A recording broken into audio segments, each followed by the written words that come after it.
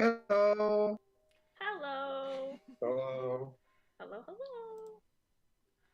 Hello, darlings and dears of the internet. Welcome to the 7th episode of DieRole. It's 7 episodes, you guys. Woo!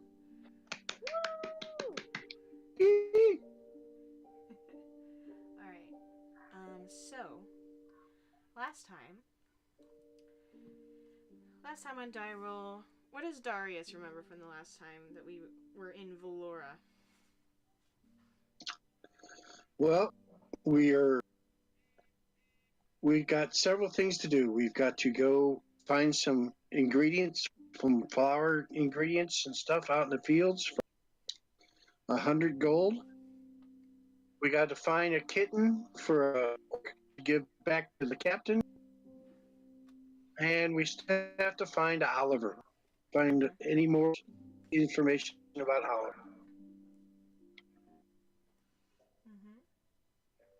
That's what I remember. Alright. Pam, do you remember anything else or different? From last time? Yes. Or just in general?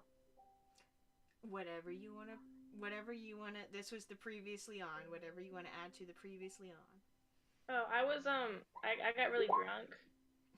And then, I tried going into the ocean to find Morgana, but nobody else wanted to go with me. Mm-hmm. So, that wasn't very nice. Hello? Max! Hello! Hello! I'm sorry. I had like 12 different things, and then they all got canceled somehow, and I was just like, okay, then that works. Hoorah! Hoorah! Hurrah! The gang's all here. What the heck do we care? Alright, so, Vincent, what do you recall from the last time on DieRole? I think, what were we doing? We had just gone to sleep after we had met Grouse and Tyvis, the evil guy from Excelsior. And before that, we were investigating the docks, I think. And we found out that... Yes. Found out that Morgana had left on a ship with a strange tattooed man, and he said that he had talked to a god and he's going to find Oliver. Very good. Now, Ashoka. You don't remember any of this. Yeah. I don't. Because you have been sitting in an inn, meditating very hard, and your mind is caught up in not quite sleep, not quite meditation, but you just feel very uncomfortable for something. You feel like you need to get somewhere or need to see something, but you're not quite sure who or what or why or how. You keep trying to override your Ashoka thoughts with your Victor thoughts, and something's just not meshing. I want you to make a wisdom saving throw for me, please. Okay. Save that wisdom. Okay.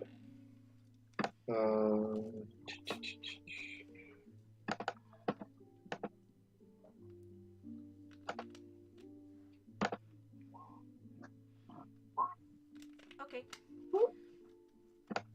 Not bad.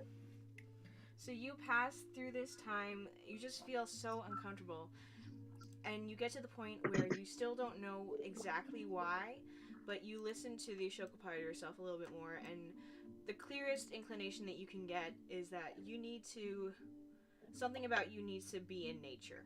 You're not sure why or how or what specifically why you need to be in nature, but you need to go sit by a tree or something, or else your head is going to explode. Okay. Something's wrong with nature, and you need to go. Yeah. Okay. So can I just exit out of my meditative state? Just kind of grab myself.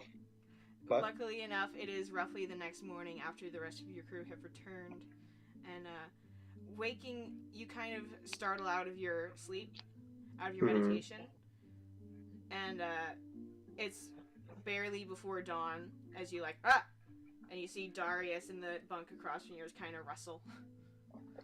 Okay. So everyone's asleep? Everyone else went to sleep. You spent you are not sure how much time has passed. Make a nature check. Glancing out the windows near your room. Okay. Check that nature. Yeah, you're not sure what's up. There's too many tall buildings in your line of sight for you to Okay. figure out how long you've been meditating or asleep. Mm-hmm. Not sure what's been happening, but Okay. So, I just quietly exit the room, and then I just kind of start wandering in the first direction that I think there might be some sort of nature. It's a complete guess, though. make a stealth check. Okay. You mean Trying to be you don't quiet. rouse your room? You don't say where you're going. Let's see. Okay, Darius, what's your passive perception? Because you're asleep. Your passive perception. Darius's passive perception is 12. So you start to leave the room, and you bang your knee on the door, and you look back for a second, thinking that you woke him up, but he just. Do you snore, Darius? Do I what? Do you snore? No, I don't snore. You see him shift slightly in his blankets and then turn back over as you make your way out of the room. Okay. Okay. Or So, do I snore? Do I snore message and say, "What are you doing?" you can try. You know what? Make a perception check. At disadvantage because you're asleep. But I'll let you do it. Wow. Okay. It'll be like when you leave the TV on as you fall asleep and then the dialogue makes its way into your dream and it takes you too long to realize, wait, this isn't a dream, this is an episode of NCIS. You wake up.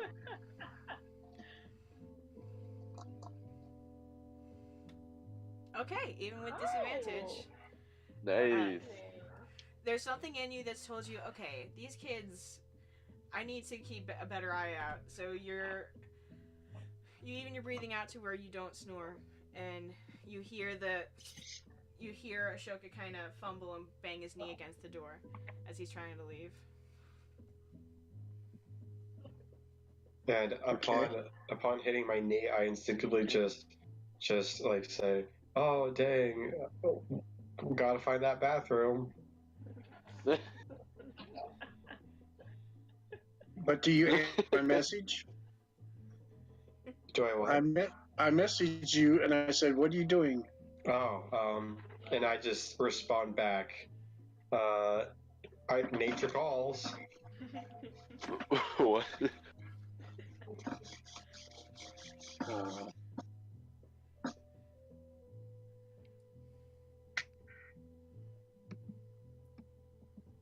Would you care to? You know what? You're not technically lying because you did the clever nature pun there. Good job. Make a persuasion check, Darius. You make an insight check. Oh, this isn't gonna be good. Well. Oh no! You could still win. Yeah. No. That's history. Definitely not. Oh, okay. Oh, You could still win. so But yeah, I mean, that roll still would have been above a 1, so. Yeah. Yep, there you go. So you hear him say nature calls, and you know he's not technically lying, but you also know that nature can mean many things with Ashoka. yeah. So I messaged again and said, "Don't leave us again." And I just respond back, "Okay, but we have to go. We have to go outside somewhere. I'm feeling cooped up."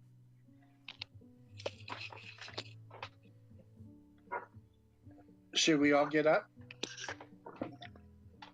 Rouse your teammates. Okay, I just yell at everyone to get up. Like, get up! Whoa. That's Make a inconsiderate. performance check to see if you're loud enough. Okay. This isn't gonna be good either. You yell as Oh. loud as you can, and you Like, hear like faintly, you hear Jacques from another room. I'm like, okay, well, I did my best, and I start to leave. Wow. You guys can Waco now if you would like to. Darius is awake. Yes. Oh. Hold on, we're gonna follow you. Just a minute. Can Wait, you have to pee that bad? I've had a long 2 days, so I'm gonna still sleep in. Okay. I'm still recovering from my hangover, so I'm gonna sleep in. Okay. So, as Shoka tries to leave, Darius catches him by the collar and drags him back to the other two rooms. You poke your head in the door and you see Vincent and Pam are both decidedly asleep.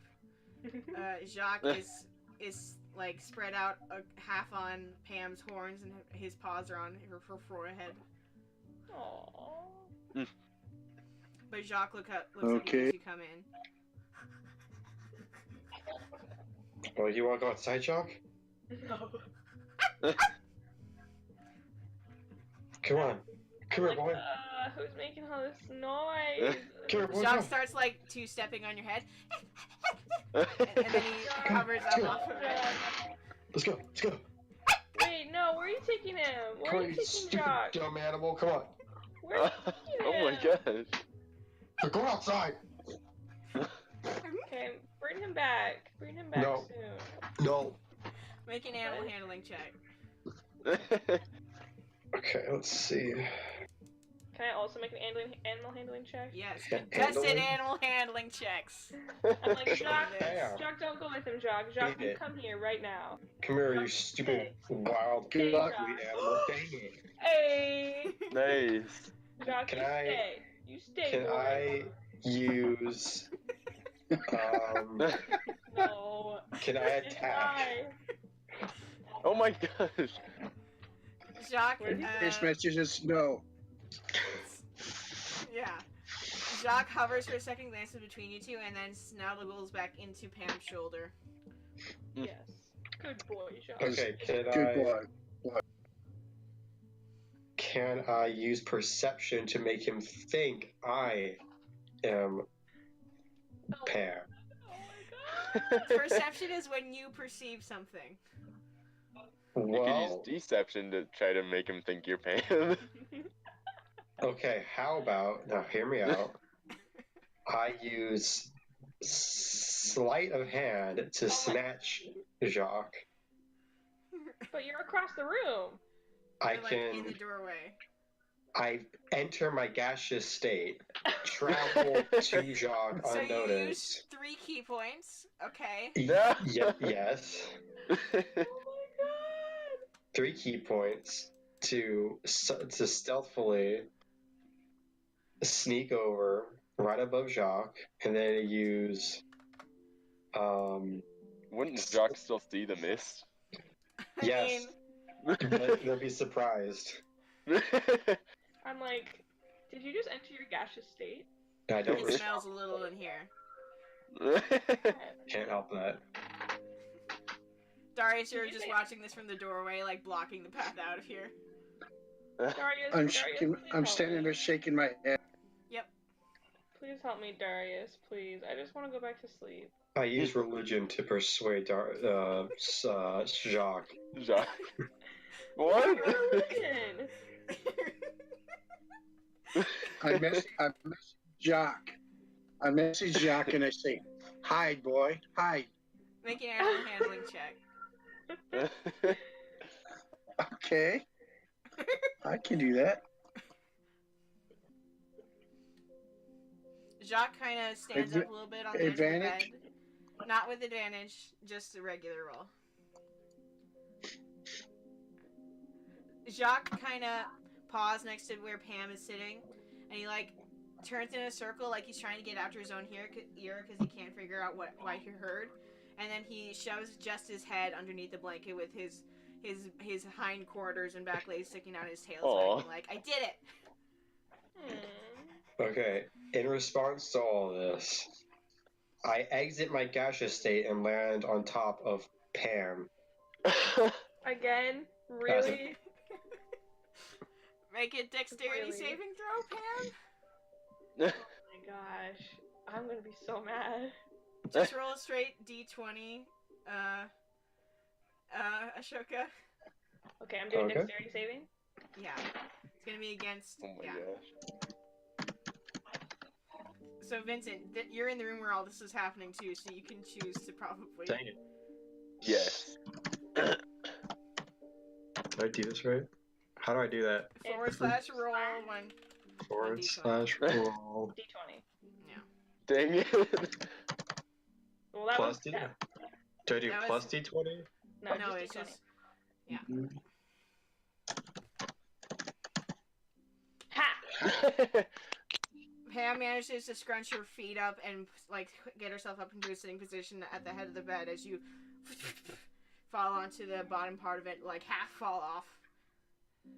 Can I That's- just like She's definitely Punch him awake really- now. can I punch him really hard in the arm?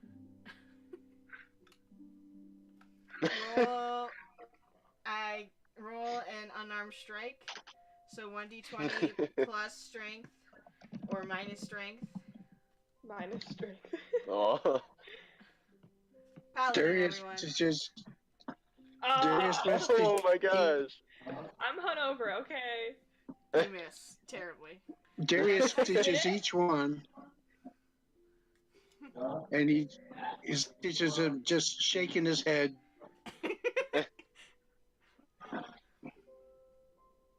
Can I use investigation to see the best possible way to get Jacques out of here? What the heck? At this time, after Pam shifted, Jacques kind of rolled out of the way. And you're not sure exactly where he went. You can roll an investigation check to try and figure out where he went. That's what I'm doing. Okay, Shabam. roll an investigation check. You have no idea where Jacques. I just outwardly scream, "Where's Jacques?" Okay, at this point I'm gonna get up and I'm gonna be like, okay, Ashoka, Pam, if I go with them and Jacques is with us, I'll watch over him. Is that alright? You get some rest. And then I just say, "Look, everybody's already awake. Let's just go." Can you all just please be quiet? I have a splitting headache and I just want to We'll be quiet in nature. Nature's quiet. Let's go to nature. Vincent, you take Jacques. Just don't let. No, we're all going. Please. I grab So Pam by her Darius says- horns and then just start dragging her. No. Oh my Darius, No.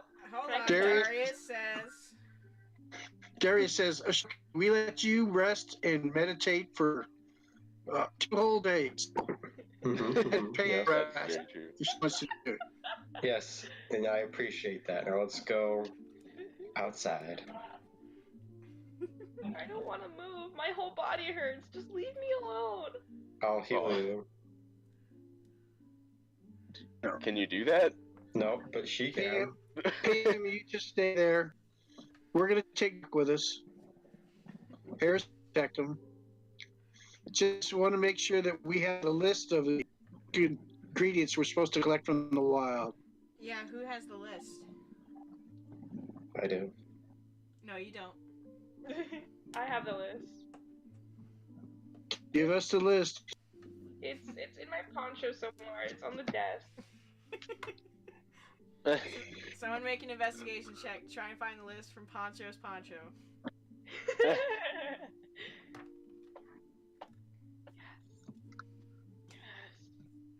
I know, that's what you wanted this whole time. Yes. Nice. Darius found it for sure. All right. So Yes. Darius goes over there and starts through. Uh-huh. He not only gets the list, but he picks up the comic book and he Wait. starts to leaf through the comic book. Okay. So what happens? Advancing the plot. You pick it up. You're kind of roll a wisdom check. Okay. Yes.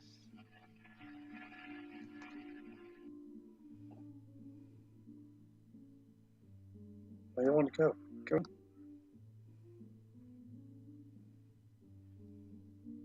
Nice. Okay. Nice. Oh. You did it twice. It's okay. So it takes a couple minutes because you're still kind of too frustrated with everything that's been going on in the room and the fact that this is the first time since you first held it that you're finally getting able to see this again. But you take a couple minutes, let yourself calm down, and then close your eyes, and then slowly you do roll your 1d6 for me.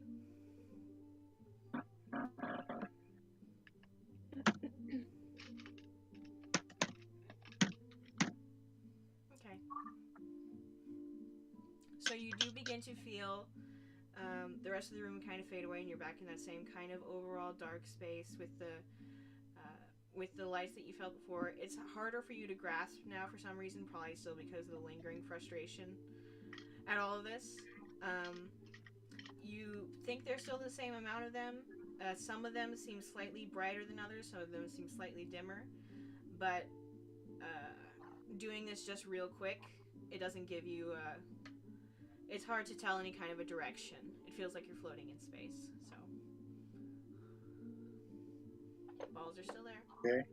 Still feel like Oliver in them, but it's distracting to try and think about Oliver when literally all of your other students are like half the time trying to kill each other in D&D. Yeah. Okay. So I grab the list Uh-huh. and I leave the comic book where it was. Okay. I say, okay, I have the list. Let's go. All right. I tell Poncho, I said, I'm going to go get, Ashoka wants to visit nature, so we're out there. We're going to get some ingredients. Okay? Okay, cool. Yeah, Let's go. Don't get more drunk. And I just like, kind of like clap really loud next to her ear. Can I like wave my arms in an attempt to hit him? Sure. And I just karate chop her arm away. Both of you try.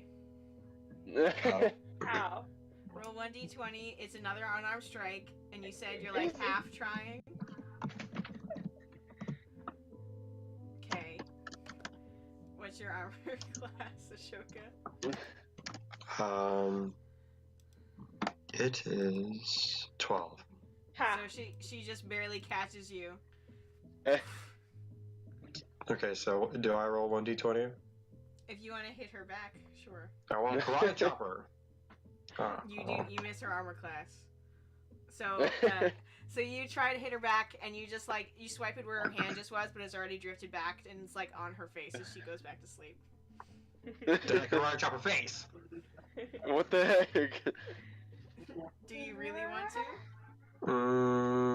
No, I just accept the fact that I probably won that fight and go outside. Okay, so you're following Darius, and Vincent, and Jacques. Someone roll an animal handling check for me to get Jacques to behave with you. Probably won't be me. Darius or Vincent. There you go. Thank you. Hey. So it takes a couple seconds, and then you coax Jacques out of. You realize that when Ashoka had plopped himself onto Pam, Jacques had kind of been thrown end over end, kind of floating in the back corner, like, oh! But it takes a couple seconds, and then in the time it takes Darius to flick through the comic book, you got him to be like, come on, boy. And he's floating with you guys now as you hastily leave past the different floors of Cotina's, from the bedrooms to down through the... Are you guys consistently using the kitchen exits or the exterior stairways? Probably the kitchen exits. Okay. So just kind of immediately timing it so that you're not in the way of any of the cooks or people that are traveling between. On the bottom level, you see that Hilga, her breakfast joint, is already in full swing as you make your way out, kind of ducking and weaving between the different patrons.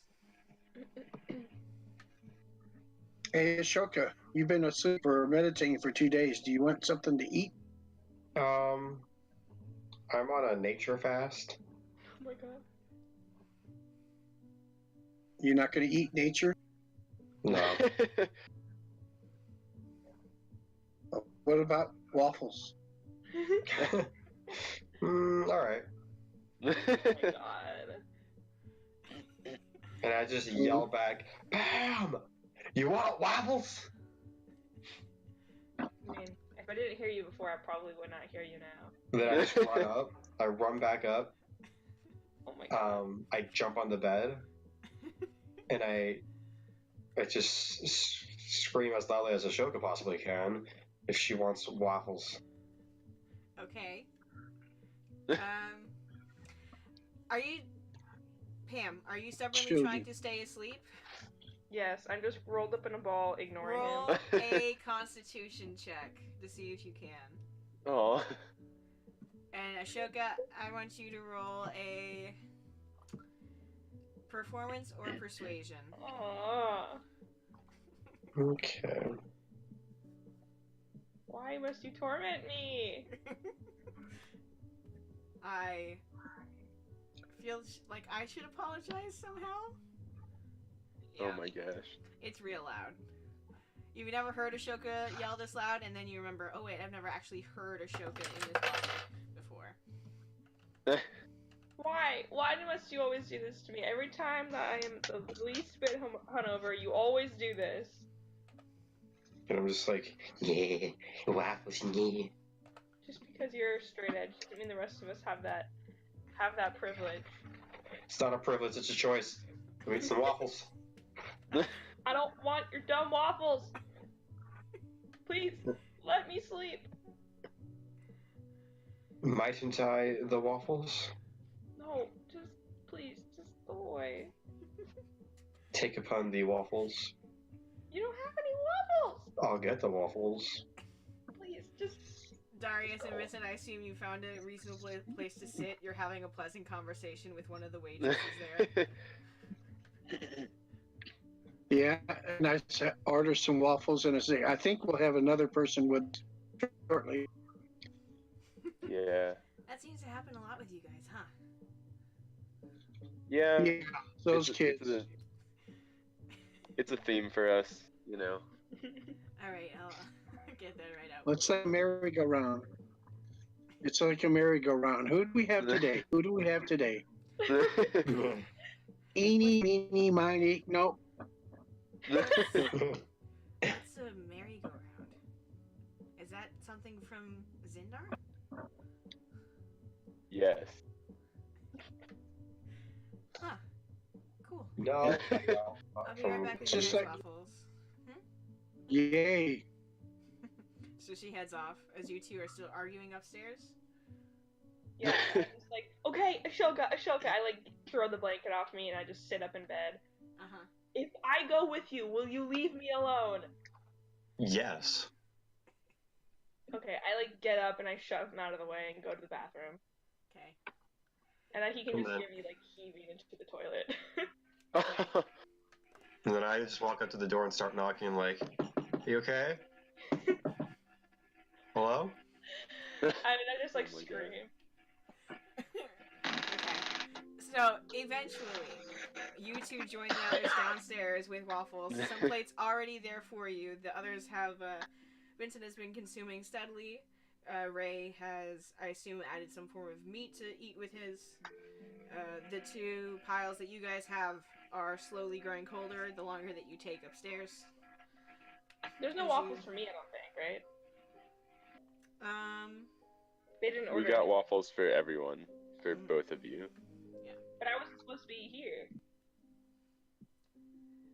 Well, when we would've- Ashoka's came, Vincent like divvied them up into two because he thought it was unfair, and he imagined that when Ashoka ran up, you would both be coming. And I probably would have brought waffles up to you either way.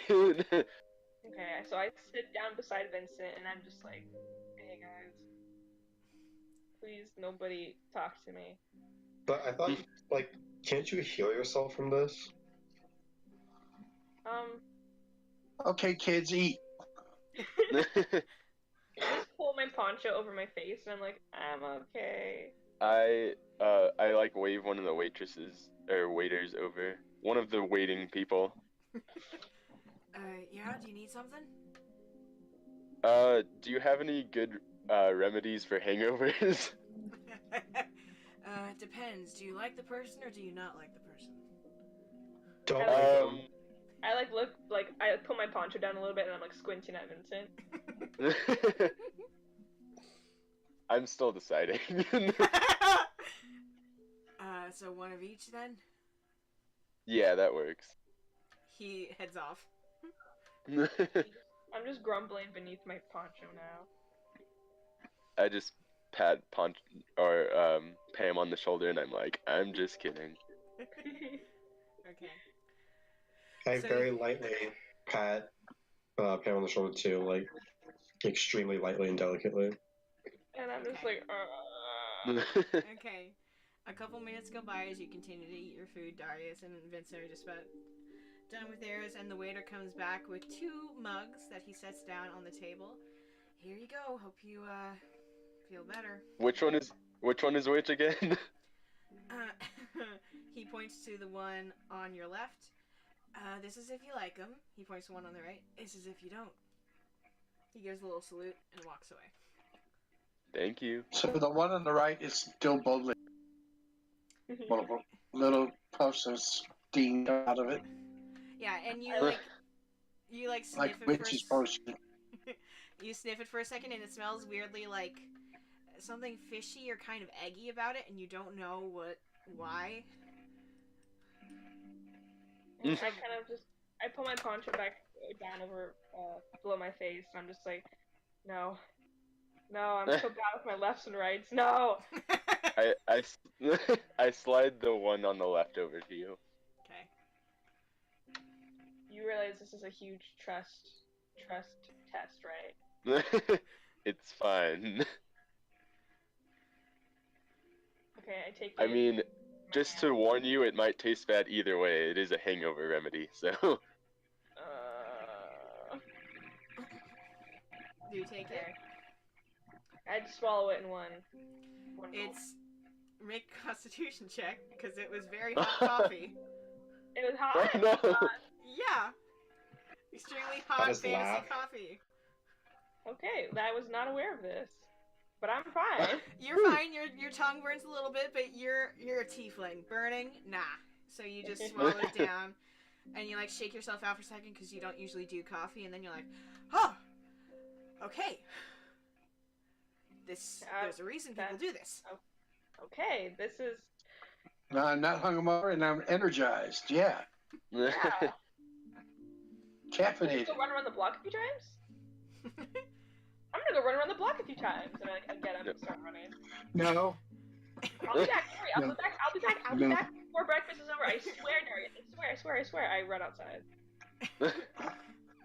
Jacques, as you leave, he is distracted by the other mug on the table. He kind of walks over and sniffs it. Sticks his Go tongue for it, in. Jacques. You want it? You see him, he sticks his tongue and he like takes a bite of it, and then you see his whole body like shiver. Oh. Like a cartoon where he's like slightly lifted up off the table, except he actually is, and then his like eyes go wide, and he starts floating, and he just keeps on floating until he bounces into the ceiling and just kind of stays up there, like Oh. Can I grab him before he flies all the way up to the ceiling? Make a dexterity check. Because it starts out, you think, oh, this is just Jacques, he floats, that's fine. Dang it. But yeah, no, he floats slowly up to the ceiling.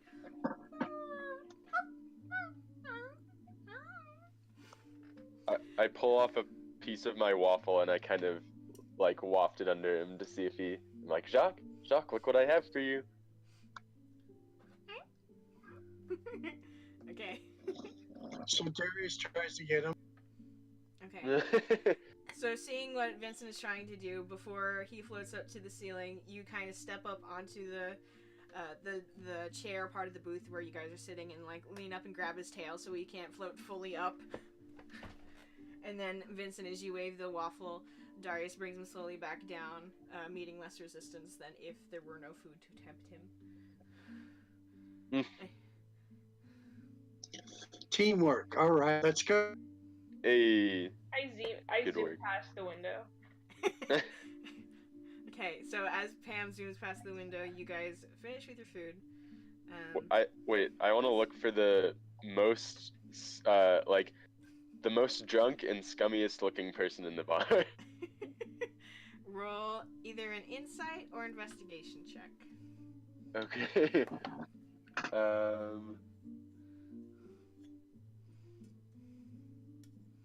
Dang it. You're not sure. These dudes are either all perfectly good dudes to have as friends, or they're all awful. You can't tell which. I just give the other remedy to Ashoka, and I'm like, here you go. Thanks, pal. And I down it. Make a Constitution check. You want to talk about the Constitution? All right. Where's my Constitution? Oh, wait. Watch this. Watch. Here we go. Watch. We the people. There we go. Wow. Oh no. That same full body shiver runs through Ashoka. Oh no. And He Ashoka, starts to you float just to the feel ceiling. like all your... It feels like someone has forcibly... you understand the power of ki. It feels like someone has forcibly, like, shoved ki through all the different veins in your body all at once until it's, like, clear. So you know it's good for you, but it's way too fast than it should have been. I'm just And you're like, that's the stuff. That's it. I choose to like it. Alright, so you guys finish with your stuff, head outside just as Pam is rushing by again. I stop, and I'm like, hey guys, and then I just keel over and just vomit again. Okay. You hear Alright. you hear someone vaguely shout from a side, recognizing that they will then have to clean this up later, but, you know, it happens. I'm sorry! Ah. This is about the only response you get. Alright, you guys are back out on the streets of Portland. They are relatively, as quiet as Portland ever gets. In the early mornings, there's still people out and about doing their usual business. The streets are still covered in leftover art, but some of it has started to kind of wash away. There aren't a ton of musicians or other performances happening right now, since it is just early in the day. You're not too sure how long that electoral event lasts for various entertainment guilds in any case, but you are outside. It's a new day. Portwind is your oyster. What would you like to do? Guys, where's nature? Head to the wilds. Okay. Then that way we shall go. We also said we'd meet Grouse to help him find a cat. I just want to point that out. Who's Grass? Yes. Grass. Grass? His name is not Grass, but he's an orc that we met yesterday while you were asleep that needs our help to find a cat. Are you replacing me? He's an ogre. No, But, he's an ogre. yes. Oh, so an ugly orc. What? Fine. Wow. Go find your stupid cat. You don't want to know what I did to the last guy who called him stupid. Stupid! Ashoka, it's okay. Jeez, we'd never replace you. It's all right. Okay. Thanks, man. Sorry, that coffee thing that you gave me as like a mean trick really got to me. What I thought you drank liked it. wasn't coffee. I did like it. Okay. Why don't you understand? Okay, gentlemen. So Ashoka has to go out and commune with nature. So while he's doing that, we're going to get some elements and flowers and stuff like that for the magic lady. And it has a benefit to us of 100 gold pieces. Oh, dang. So we will get the cat later. But we will get our kitten. Okay. Give me a second. I'm gonna go back in and tell one of the people at Codina's to give a message to Grouse if he walks in, and tell him that he's a big ogre guy, and say, if this guy comes in, tell him that we're out doing another job and we'll be back soon. We'll be back for his cat. Okay, Yeah, we'll be back with his cat. Oh, don't worry, we recognize that guy around here. Sure thing. Perfect, thank you. Mm-hmm. And then I rejoined the group. Okay. So we're gonna kill the cat, right? No. No. I That's wasn't actually here for what this. caused the problem. Listen, I wasn't here for any of this. I just assumed that when we have an animal problem, like that worm, we're automatically going to kill it. Because apparently that's what we all like to do, is just kill animals. No, I mean, we do we've not killed one kill cats. animal. Yeah. Yeah, Maybe also you guys kill did. that I cat, didn't kill it at all. didn't That's for because you sure. floated around as a cloud and did nothing. Exactly. I didn't want to kill it. That's why I wasn't attacking it. they? Darius. Yes. Question. Darius. Yes. So, Yeah. we're looking at the comic book today, right? Yes. Shouldn't we also be looking for those things, those lights? Yes, we should. I plan to be aware of anything that could be one of those lights. It wasn't as clear as the first time, but it was still spoke to. Where's the closest one? I don't know. They're all over. Let's keep an eye out for them when we're looking for nature stuff. Okay. So, is Ashoka coming with us on his nature journey? Yep. Yes. Okay, then to nature! And I just like point up into the sky. But I don't know where nature is. I pull out my map and I find the nearest nature.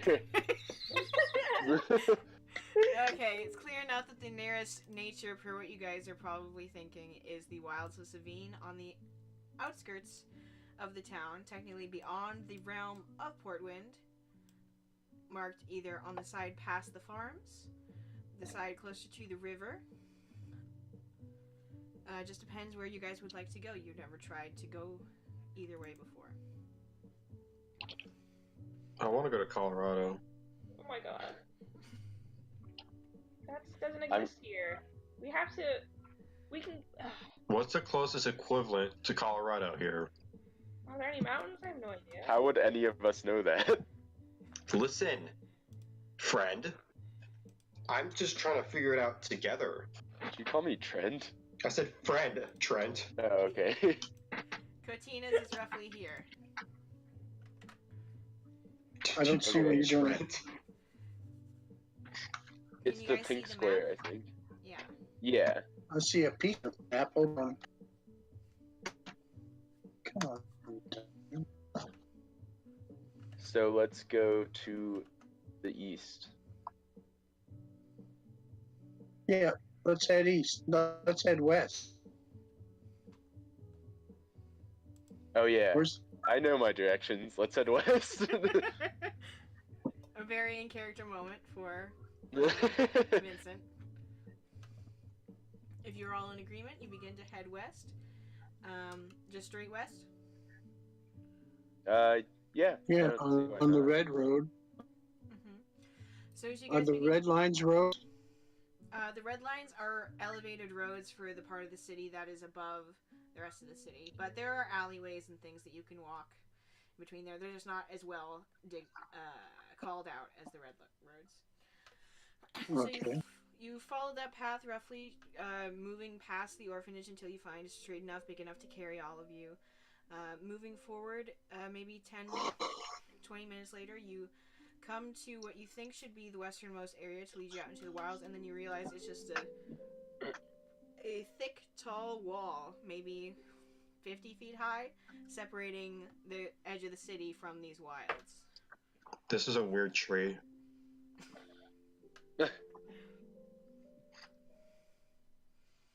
Similar to the city center So there must be a interior, gate.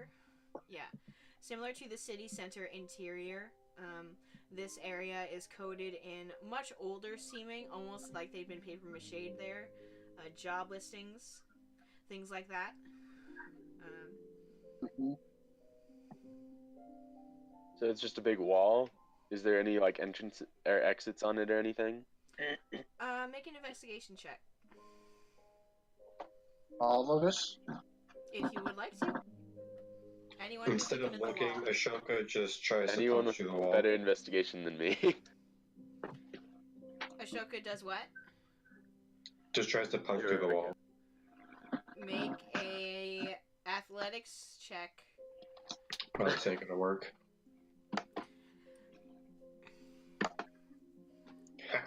Oh, Nope. So you punch the wall, and you think for a second you hear something like shift and crack, and you think for a second you've broken the thing, and then pain shoots up your hand. I'm too strong for this. Pam, after you dig around for a little while, you start to go further to. You come to two conclusions. One, the ways here aren't going to be official gates or tunnels. The people who build and fund the city of Portwind, whatever weird government there is here, want this wall to be here. The only exit that you're able to come across is a small-ish tunnel. It looks like someone maybe a halfling or gnomish size made to lead out to the wilds. Or you kind of glance down past the rest of the buildings in between you and where the split would be, and you can see that there is an establishment at the very bottom corner there that looks like it's a go-between between the edge of Portwind and the wilds. So you could try to possibly widen the hole to just, get yourselves in, or you could visit this establishment to see what its deal is, why it gets to exist on the middle line between this wall and the wilds. Well, if we go up to the red lines, which are elevated, won't we be over the In theory, yes. we'd be above the wall. We could just rope down. Mm-hmm. Darius is cutting out a lot. Yeah. See, I got investigation of 23. You didn't tell me what I found out. Oh, I'm sorry, I didn't see that. You see the same things that she does, but you also notice that some of the different job postings on this ledger,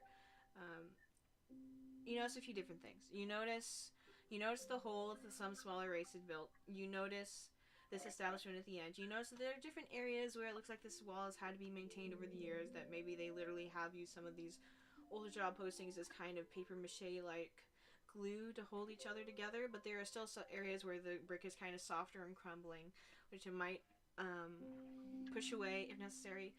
The walls at the upper part of the city do rest on top of this 50-foot high wall, so they kind of lead out and over in a hurry to build up. Whoever designed the Legends of the City didn't consider that.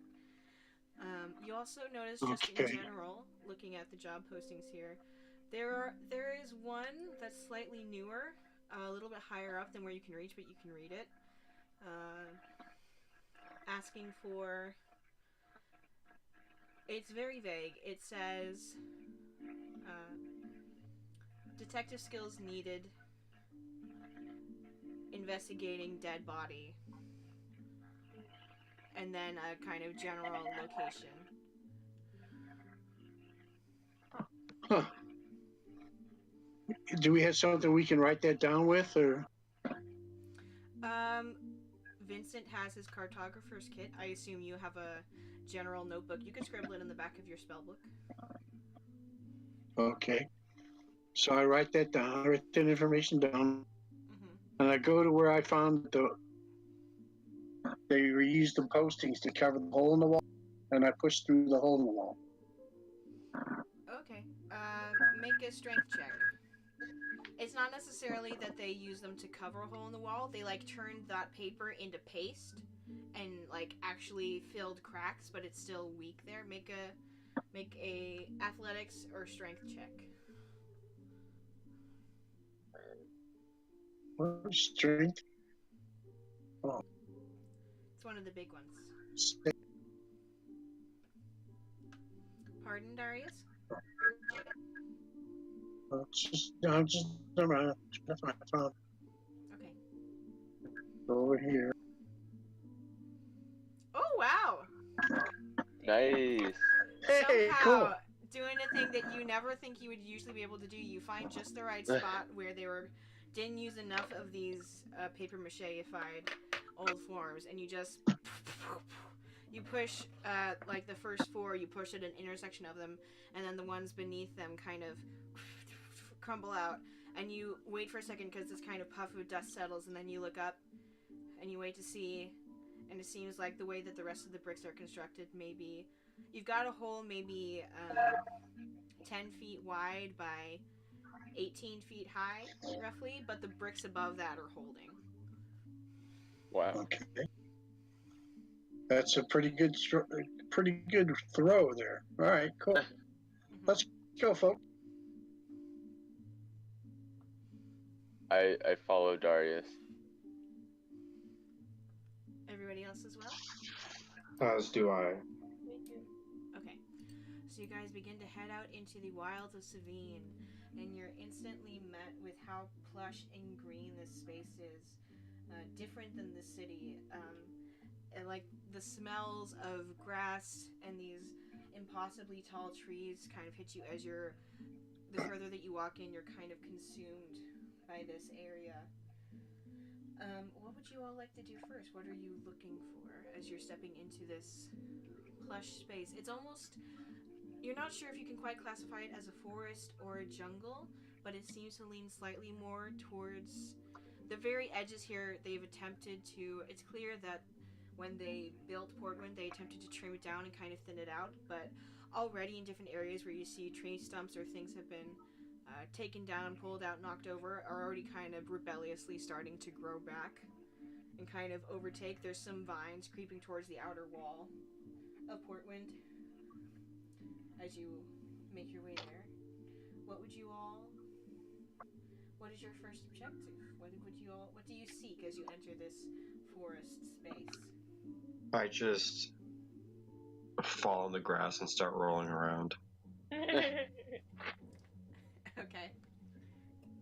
You immediately feel like part of that itch is scratched, that need to I need to be around, in, and near stuff that's green and from the earth is kind of healed. There's still something nagging at the back of your head and you're not sure what, but this helps. Okay. I'll draw it. You're gonna draw the forest, or not the forest, the kind of jungly trees that you're around. Okay, make a dexterity check. If you're taking time to do this, it'll be a lower DC than if you're trying to rush it. Okay. Okay, that's good enough. If you're taking maybe 10 to 15 minutes, just kind of, as you guys are passing through, getting acquainted, going deeper into the wilds, you get a pretty decent, what's it called, landscape sketch of this area. Looks very realistic. Cool. I also want to look, well, never mind. If I'm doing that, then probably not. Okay. Who is leading this charge? I mean, I think Darius has the page with everything that the person wrote down about the flowers we're looking for, or like the plant life we're looking for. Yes. Yeah. So I think Darius should lead, but. All right, Do Darius. we even know what any of this is? Like, do we know what any of the things are that we need to find? I think she drew a picture of one, right? Yeah, so Darius, you pull out the job listing, the notes that Ronnie gave you. You see that what you require is a bundle of wildmouth, which she has a little sketch as a kind of flower. 3 vials of goop from, she has it written down as bitey plants. Feather from a newborn crow. And a piece of bark from the oldest tree in the wilds. Wow. I Okay. listen for birds. Make a nature or perception check.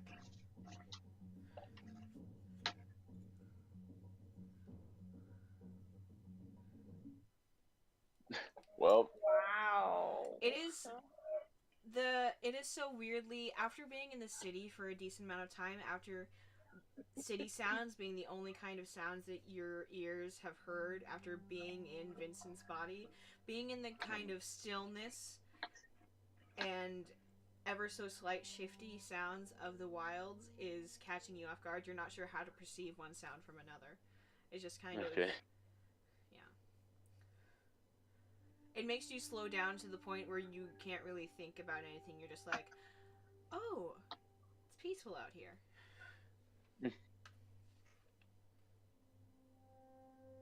So I start to scan the forest to see the oldest one out. Okay. Make a. How are you trying to figure out what the oldest one is? For the tall, widest tree trunk. Okay. Make a general either nature or investigation check.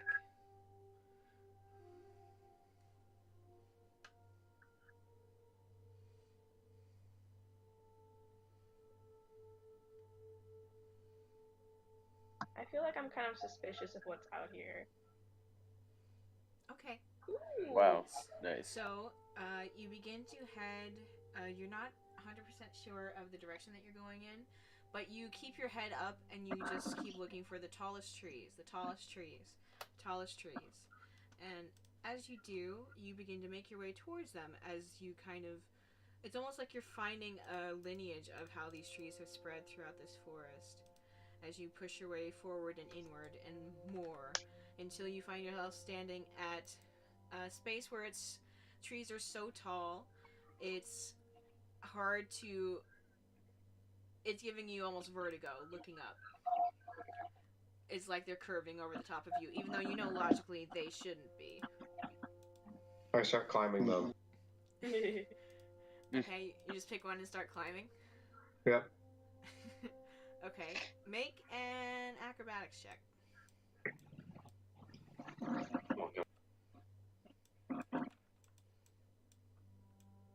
Go, Victor, go.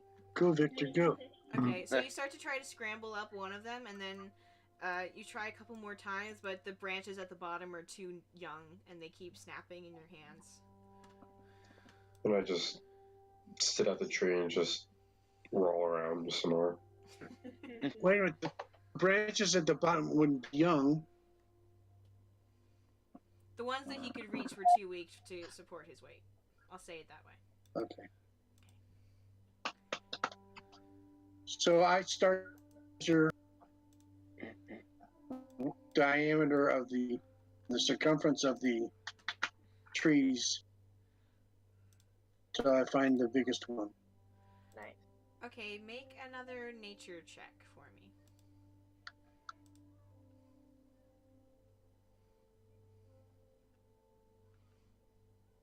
And Pam, you said that you felt suspicious of everything that was out here? Yeah, like it was too quiet. Make a perception check.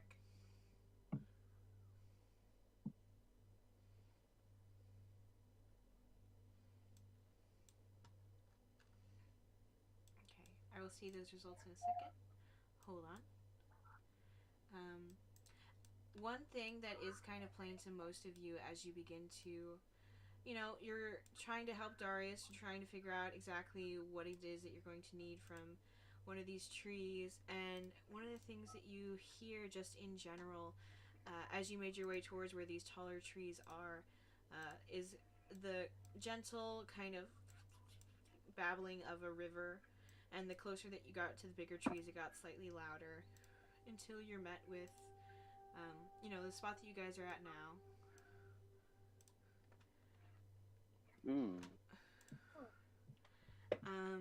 So Darius,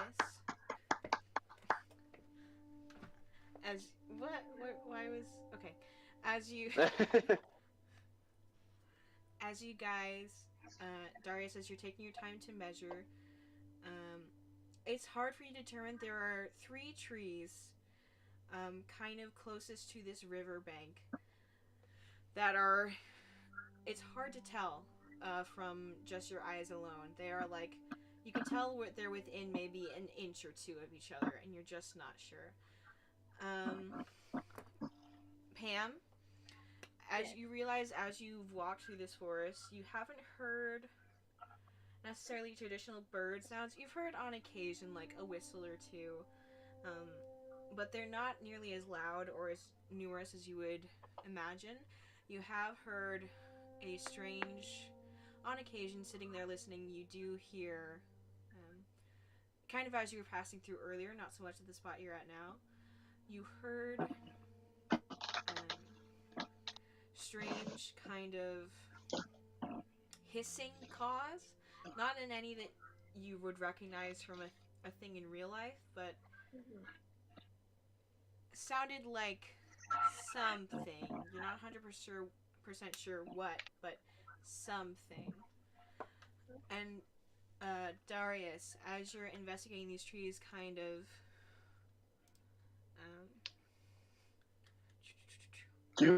do I see this map that we have here? Is that a petrified log over there on the other side? In this image, yes, that you guys are at part of the are at a portion of the river on the outside of Portwind, part where it kind of ducks and narrows in. Mm-hmm. Well, if that log is in petrification, I'm going to go get a piece of that part. Just in case? No, that'll be the oldest one there, if it's petrified. If it's almost a stone, that's the oldest log. Okay. So you head over to start to peel some of the bark from this tree. Make another nature check. Anyone else who's interested, make either another nature or perception check.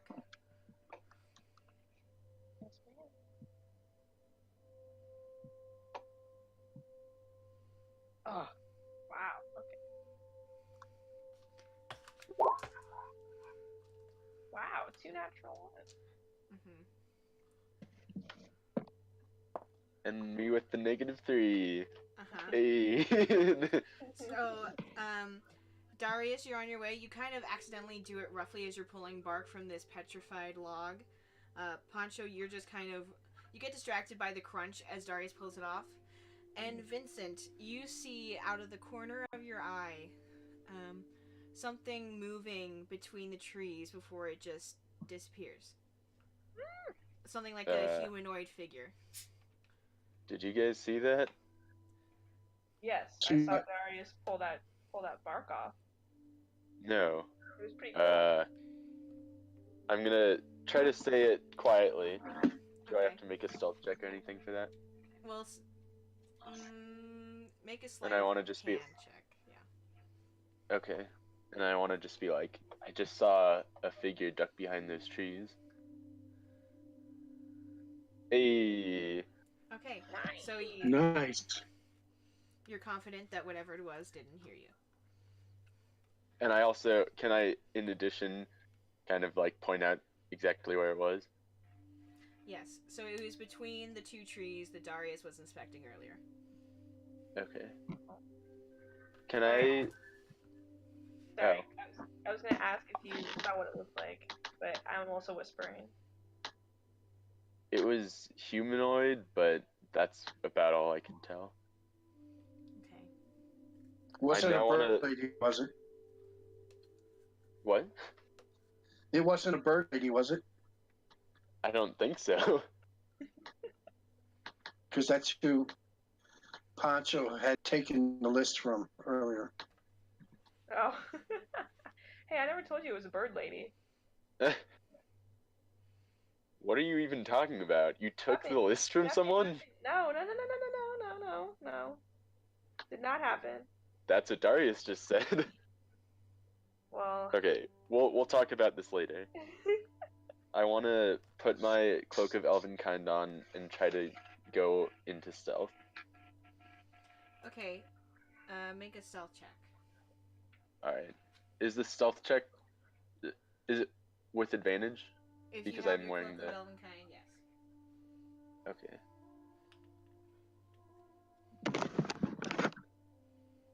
Where's Ashoka? Wow, that wasn't Yeah, that where's great. Ashoka? I'm rolling. You're still rolling? Everywhere you guys go, I go too. I'm just on the ground rolling. Okay. Okay, so Vincent, as you duck behind one of the different trees, and then slowly,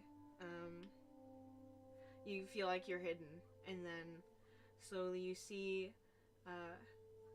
this figure step out from behind one of the trees with green skin and thick leaves as hair, and covering her body as she pokes her head out. Hello there.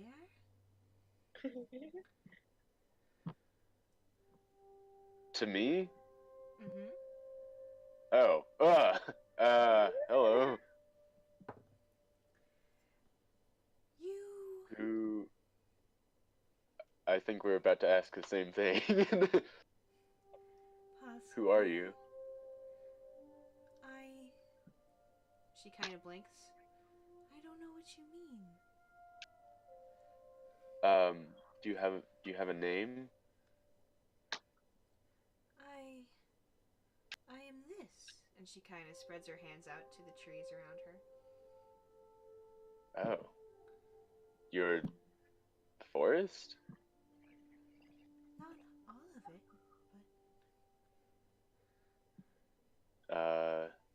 So what do you do? Do we hear this, or is it Yeah. too far away? but make perception checks. Okay. Does Ashoka want to make a perception check? I hear everything. No. Do you want to watch out for these people for me? I need you to make What? a wisdom saving throw, Vincent. Wait, what did it say? Do you want to be careful for these... Do you want to protect me from these people for me? Oh gosh. Oh no. Make a wisdom saving throw. Oh, sorry. That was with advantage. That's fine. Do you want me to? Okay. We'll just go with the first one, which is a 9. Dang it. Which does not succeed. So you are charmed. No. It's nothing too bad. You regard this dryad as a trusted friend to be heeded and protected. You take the dryad's requests or actions in the most favorable way that you can. Dang it. Wow. Okay. And So- Ashoka just says, "You done goofed up." Yeah, you guys all see this as she kind of steps out, fully realizing that she's got Vincent on her side now. And she actually kind of, can you step out, please? She asks you, Vincent. I mean, can I not do it? I guess I just do it. I assume Yeah. that I kind of have to. And she kind of steps up, kind of looks over your shoulder. She puts her hands on your back and peeks her head over. What are you doing in my forest? Loving it. She asked. What are you doing to our friend? Is the better question. He seems strong. I wanted his help in case you try to hurt my trees. I'm not hurting your trees. I'm taking the bark off this dead one. Why? We have a friend who has use for it. Granny, Yes. just so I'm preparing myself, can I flip the coin, my pendant? Mm-hmm. Okay. Just a D20, right? Sure, yeah. Also, Danny, what is the name of the temple I'm from? The Order of the Mother and Father. Okay. Okay. So, Natalie, do you remember if above or below 12, which was which? I think so, yeah. Yes, I remember. It's very disrespectful to take without asking. Oh, well, for these trees. Mind if I take some bark off this dead tree? It's so old that it's become rock. It's the resting place of a friend of mine. Oh, sorry. Please put it back. Would you mind where the? I will do so. Would you mind telling me where the oldest tree is here? Why should I? You're just gonna hurt it. I know I'm not going to hurt it. I'm just going to take some bark. Can I kick Ashoka on the ground and tell him to do something? Yes. Like, It kick doesn't do Ashoka any on- actual damage. Yeah. Like, do something. You're the nature dude. Ashoka stands up and greets the Dyrad. Hello. Sorry about oh, I'm so sorry. I'm from the Order of the Mother and Father. Are you familiar? No? Okay, well that stings just a little bit. We are from my temple. We protect and preserve and care for nature. So this is kind of my thing. And listen, so like I know you're like, oh, my friend and everything, and I get that. We're kind of looking for a friend of our own, and everything we basically do is towards that goal. So we really just need just a little piece of bark from the oldest tree in the wild, and then we'll be on our way. You can get back to growing your leaf hair thing. Wow. Make a persuasion check. I was like, that last part was kind of rude, to be honest. I whispered that. Darius messages Victor and he says, "Show her the list. Ask her to complete it for us." Oh, that's pretty good persuasion. She gently steps out from behind you, Vincent, and kind of... She gives you a look like, can I trust these people? Which you are inclined to answer. Yeah. They're the people I trust the most. Okay. I'll show you which tree is the oldest. But you can only have the one piece, and you can't come back and ask for more. Oh, don't worry, we won't. I'll probably just come back just to keep rolling around, but I won't ask for anything else. That was very funny. What? I'm like... I haven't done that since I was little. Why were you rolling around at the base of the tree? Because I don't think I'm fully mentally here. Okay. Where do you think the rest of you is? List. Oh, let's save that for another day. Okay. So you promise you won't come asking for more of my forest? I promise I'll just come back to roll around. Okay. She... What about the rest of the list? Oh wait, yeah. Can you also look at this list? Keep things as well. She kind of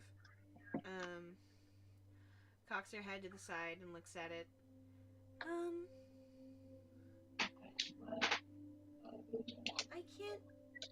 I don't know where the rest of these might be. I'm more connected to the trees.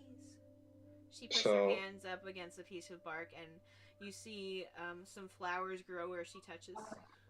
Oh my gosh, you're incredible. So Wait, can you make those flowers grow on the trees? I don't know. She kind of concentrates for a second, and it's just more of the same kind of flowers. I'd have to study these first. But hold on just 1 second.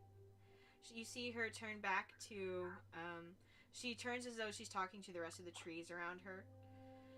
And then she speaks in a language you don't understand. Well, does anyone know Elvish or Sylvan? Ashoka likes to think he does. I know Elvish. Okay.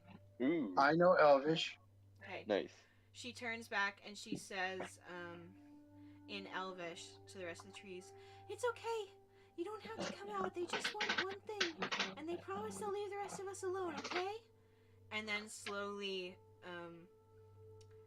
a couple of you guys start to see other forms of dryads shifting back behind trees. When you saw one, there were maybe 10 of them as they all slowly fade back away into the forest. I'm just like,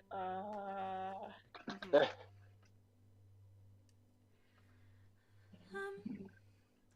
Okay, so the oldest tree is just over here. And she heads slightly beyond where you were looking. It was harder to find this one because it was kind of surrounded by other kinds of plant growth, as though the spot where this tree is provides the most nourishment in the soil. Slightly beyond where you can see the waterfall in this picture, it's actually growing. The river starts running through the base of this tree, and you look up and it's magnificent. It's maybe, you don't know how tall. Taller than all of you stacked on top of each other's shoulders could reach. It might take 3 or 4 of that. And it just spans out the rest. This tree is the heart of this forest, and she kind of touches the bark lovingly. So you just need, how big of a piece do you require? Maybe just big enough to fit in the palm of my hand. is that enough, Darius? I checked the list, and what does the list say?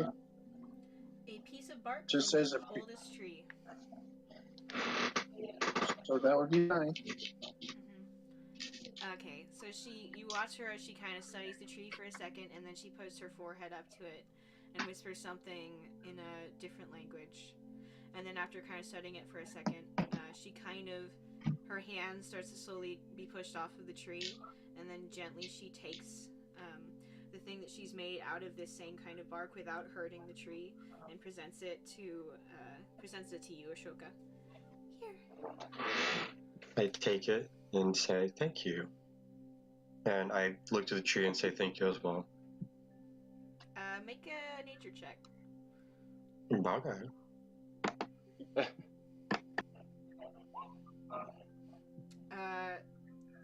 The leaves shift slightly in a way that you think is vaguely amused.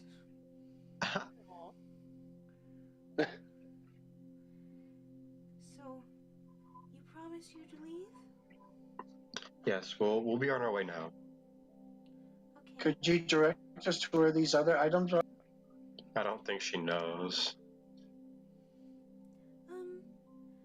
I have a hard time.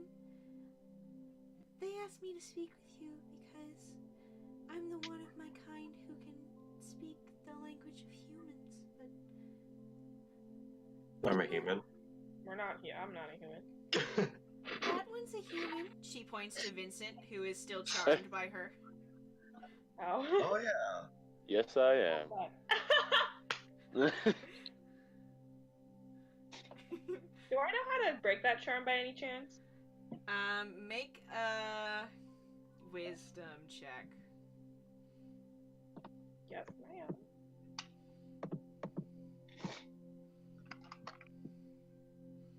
Okay. You imagine that for him to become uncharmed, she would have to hurt him in some way, so he has the chance to remind himself that, hey, this isn't like my best buddy. Or else it'll just fade away eventually. Darius messages Harrison and says, "Are you with us? Are you with us?" I'm right here. Why would I not be with you? Because of her.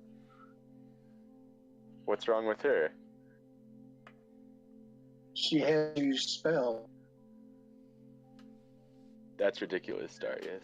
I know you're good with magic, but that's just ridiculous. Okay. Oh. Could you ask her if she could point us in the direction of these other items on the list?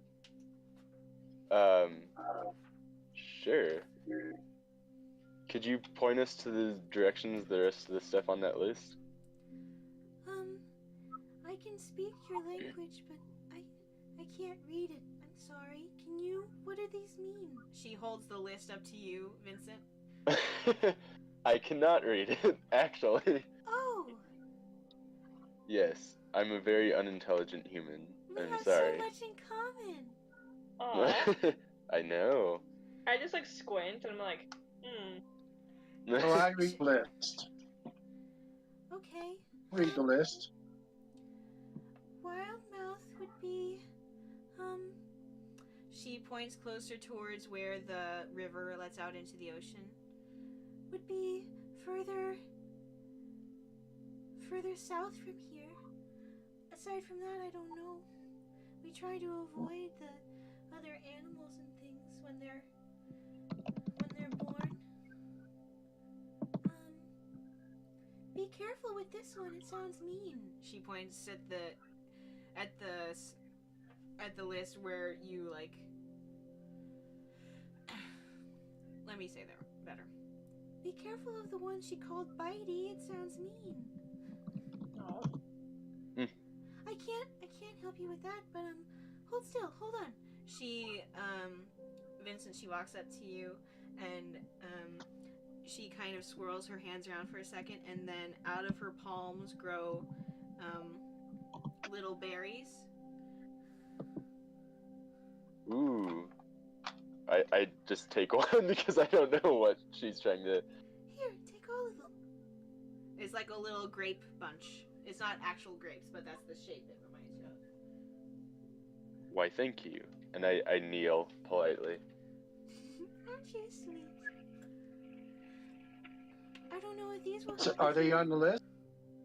No, I don't think so, but they might help you. Okay. Vincent, you can put Bonus down them. that you have 8 good berries. Oh, alright. Yes, Darius, you were saying? I said bonus items. I suppose. So let's on our way. Let's leave this gentle forest for itself. Thank you for your help. Thank you. I'm sorry. You are to ask- beautiful.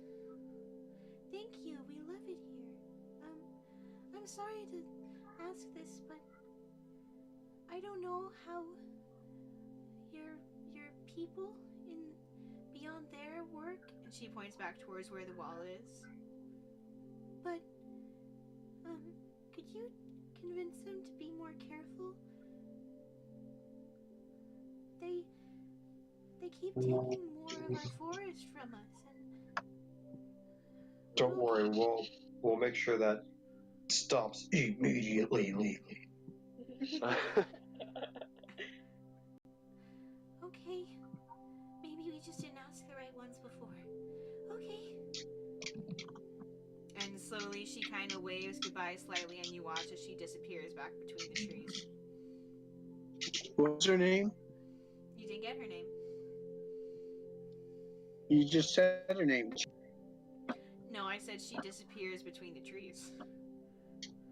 Oh. Would you care Okay, to at least call they her didn't back? disappear. Yeah. What was your name, young lady? You don't see her form again, but you hear a slight rustle in the wind, and then you hear in Elvish, because she saw you understand her earlier. Nomi.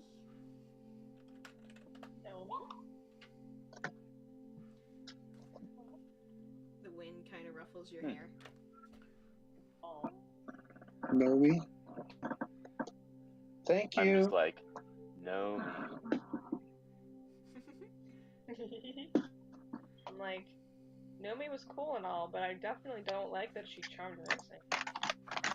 What do you mean? Nothing. Why does everyone keep saying that? I don't. What's wrong with you guys?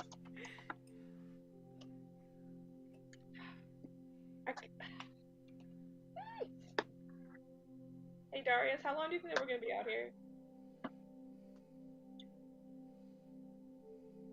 Could be today. I don't know. Okay.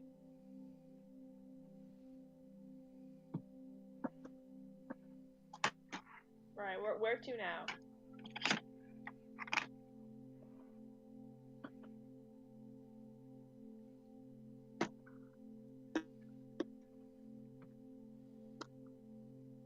Darius?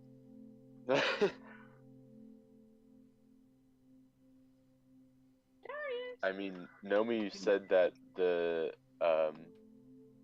next thing we need to get are in that direction. But can't we just stay here for a little bit longer? No. No. Why not? I grab him by like the scruff of his collar and was like, okay, let's go. Because Let's we go. find it that we're trespassing. Huh? We should leave it to themselves. We should do what? So Nomi and her friends think they're trespassing, so we should vacate the area. Yeah. I Let's thought they continue. were very welcoming, actually. So, well, shouldn't we go in the direction that she pointed us? Might as well.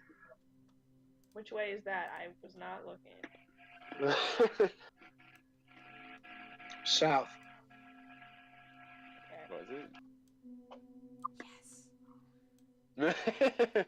Oh, okay. Thank you, Nomi. Okay. Yeah. I also super don't like that she's still listening to us, but let's go. Alright, so you guys begin to head south. Somebody make a nature check, somebody make a survival check, somebody make a perception check, somebody make an investigation check.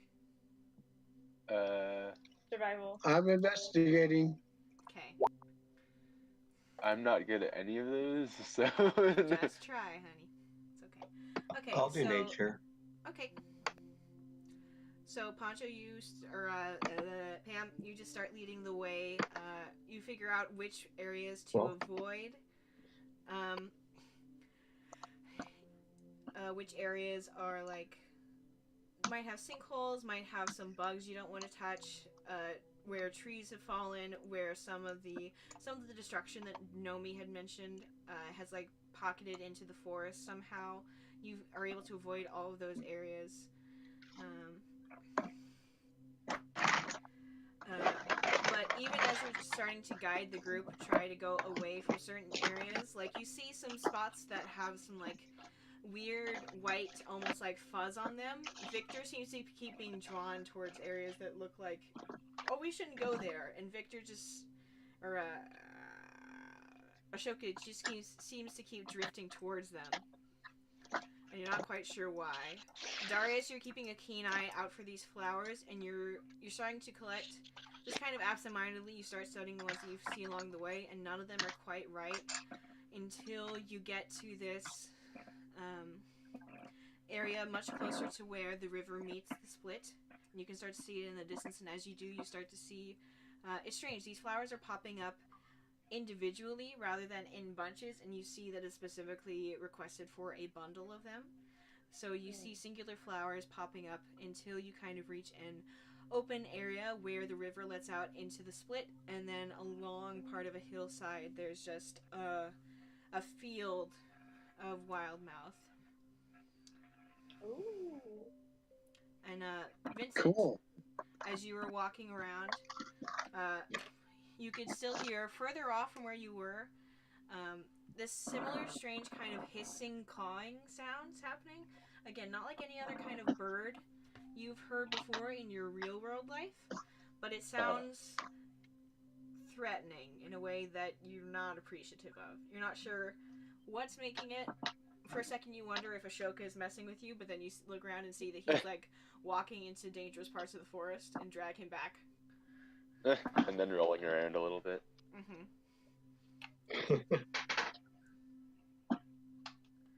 So, you are here with the wild mouth at the base of where this river lets out into the split.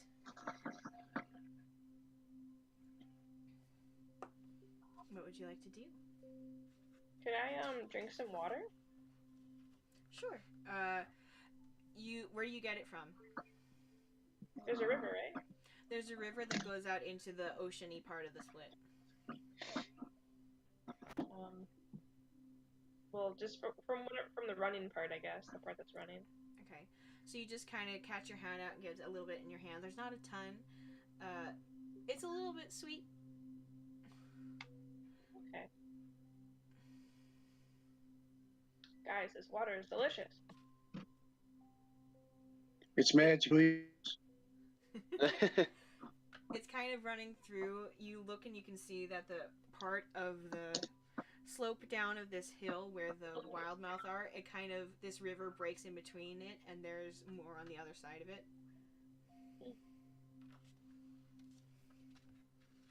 Alright, so we need flowers, right? All those flowers up there?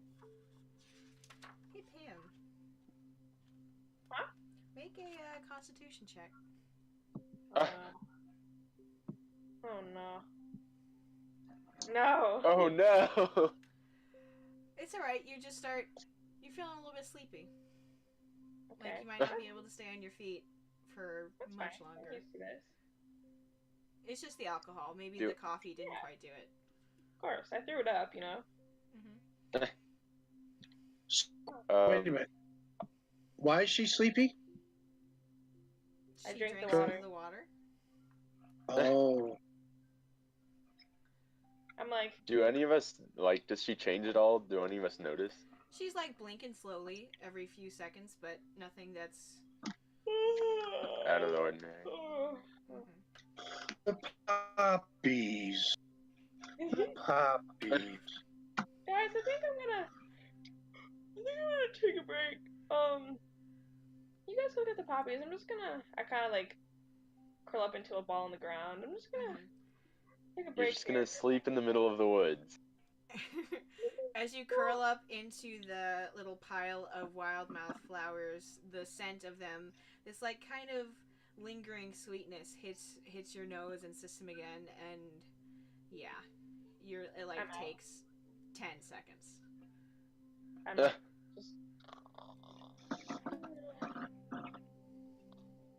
So Victor's going to be rolling around in the ground in the wildmouth also, correct? Have you been, Victor? Like I've been kind of walking around a bit more, but like I noticed that Pam fell asleep because she partook of the water. So can I use medicine to try to make a concoction that will like bring her back to sentiency? You can make a medicine check. Okay. Should I roll medicine? Yeah. Okay, so you make a general medicine check of her, and she's completely fine. She's healthy. Like, her heartbeat's good. There's nothing necessarily wrong with her. She's definitely knocked out. You are not sure what there is to counteract the innate effects that this plant seems to have, but you know nature. If there is something that does one thing, there is another thing that will stop it. You're just not sure what it is yet. You're not familiar with this forest. Okay. Then I'll just keep an eye out for things if I come across it. Okay. So Darius collects a bunch of wildmouth Okay. and puts in his... Sorry, I'm not sure about that. Shut up, Alexa. Are you holding your breath while doing so? I put it in a little pouch. I wrap it up in like leather or whatever. Okay. And stick it away somewhere so that it's not breathing. Okay.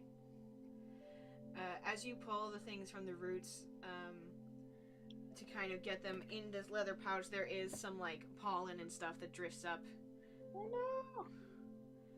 Make a dexterity saving throw to try and get away fast enough. It's not too hard. You're smart about this. But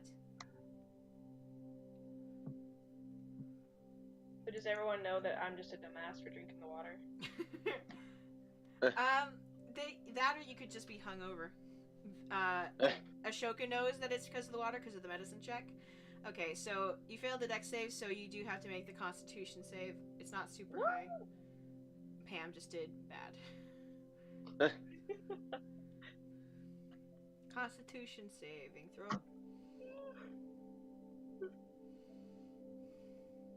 Oh, you're fine. Nice. Oh my gosh. Yeah. Listen, it's because I'm hungover. That's why I'm more susceptible. Yeah, your immune system is weakened. You like to breathe it in, and it is very sweet, and you can see how she makes you fall asleep, but you are able to just kind of push your breath back out, and you're fine. Okay. So I say, careful, folks. These flowers could be deadly. Somebody with Poncho up. Seriously. I'm gonna go try to pick Poncho up, move him away from the flowers, and like next to a tree or something. Okay. So you Jock, kind of... Jock, wake up, Poncho. Come on, Jock. Lick your face. Lick your face. Make a Lick your face. constitution check for Jacques, Poncho. Which is just 20? I don't remember what his constitution modifier is, so yes. Let me see. I'll find it. Okay.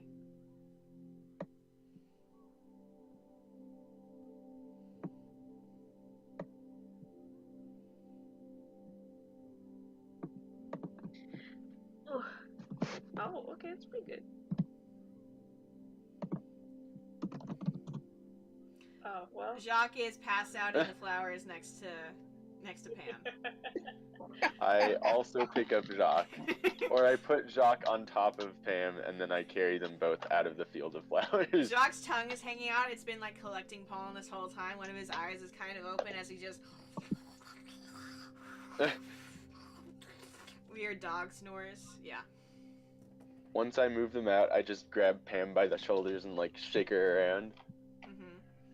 Make a strength check. Not to hurt her, but just how hard you shake her. Okay. Yeah. Jeez. You shake her very hard, and you can. Yeah, she's not waking up. Wait, what? She's still asleep. Dang it. Okay. Ashoka, would you care to do another nature investigation check and try and figure out if there is anything on hand nearby that would counteract this? Okay. Okay. So, by law of if there is a thing that exists, it must have an opposite. You start to think and wonder, okay, so if this super sweet flower is what puts people to sleep, maybe there's a super bitter flower that wakes them up? Okay. Something bitter or stinky or sour. Okay. So I got that in your mind to look for. Would the berries that Harrison was given not constitute that? We haven't tasted them, so we don't know. You can try. They're called good berries, so I'm probably gonna wait.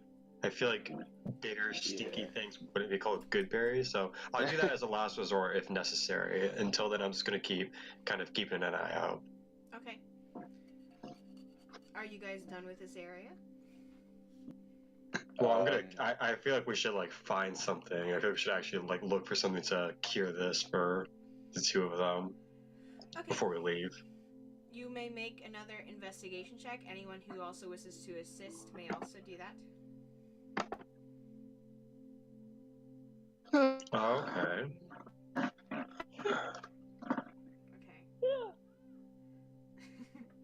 Okay, so you take a look around, and just from looking at this stuff, you're kind of hesitant to touch or taste or smell super hard because of everything that's been going on. Vincent and Ashoka have a hard time finding anything.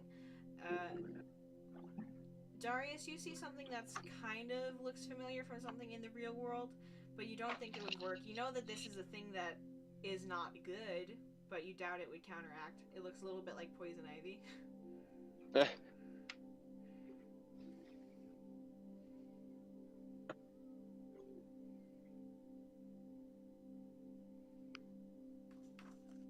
I would be afraid to use. I'd be afraid to use something that looks like poison ivy. Yeah. That's just noting that that's the most unpleasant looking thing that you can see around here. Aside from rocks, everything else is too pretty to be bad. Well, I don't see anything else. Should we So just move on?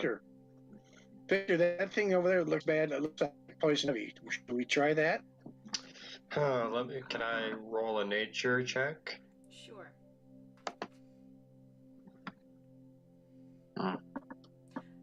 Probably bad, but you're not 100% sure. It could be a good prank.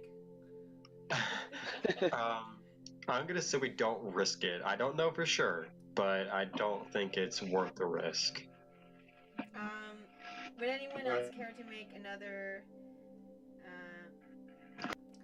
Someone can make a base intelligence check, and someone can make another medicine check on Pam, if you care to. I'm just like mumbling in my sleep. I'm just like, Valora, Oliver.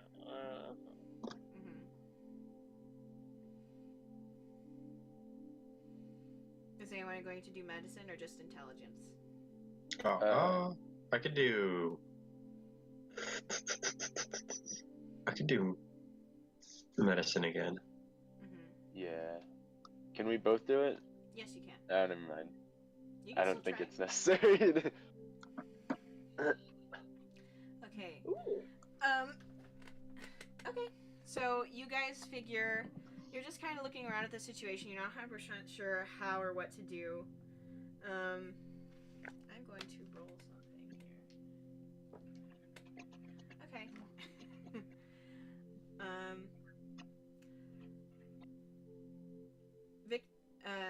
Ashoka, you start to figure that, hey, if we can't find something bitter, maybe it just takes something a different kind of shock to the senses to wake her up.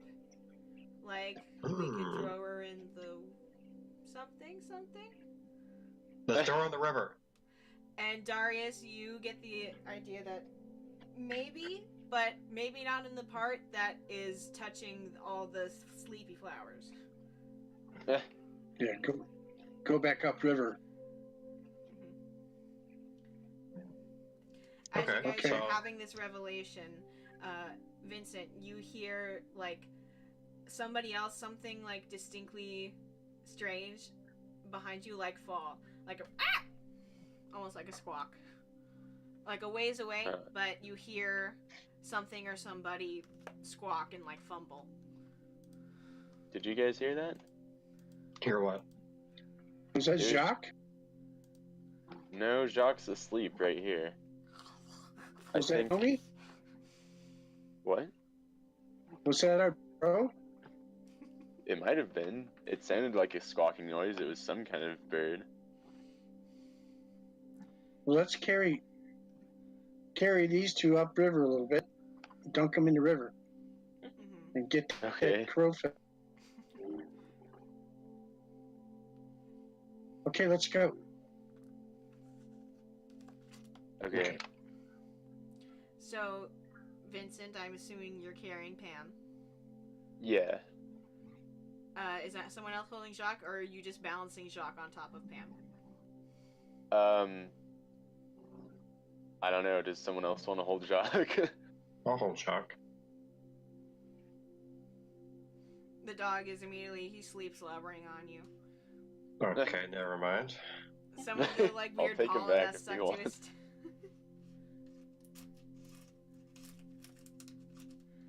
Okay, so you guys are walking. You're just walking further upriver. Yeah. Okay, so you walk further upriver far enough so that you are at an area where you're not, where the riverbanks aren't lined with wildmouth. Yes. What are you gonna do? What's the plan? What's happening? Let's just throw them in. Well, should we try splashing some on their face first? No. I'm gonna try splashing some on Pam's face first. Then they'll just slowly get accustomed to it, and then the big splash won't even do anything. You splash some slight water, trying to be gracious, and she kind of flinches in her sleep, but it's nothing really. Okay, I just throw her in the water. Make a dexterity check to try and do it gently.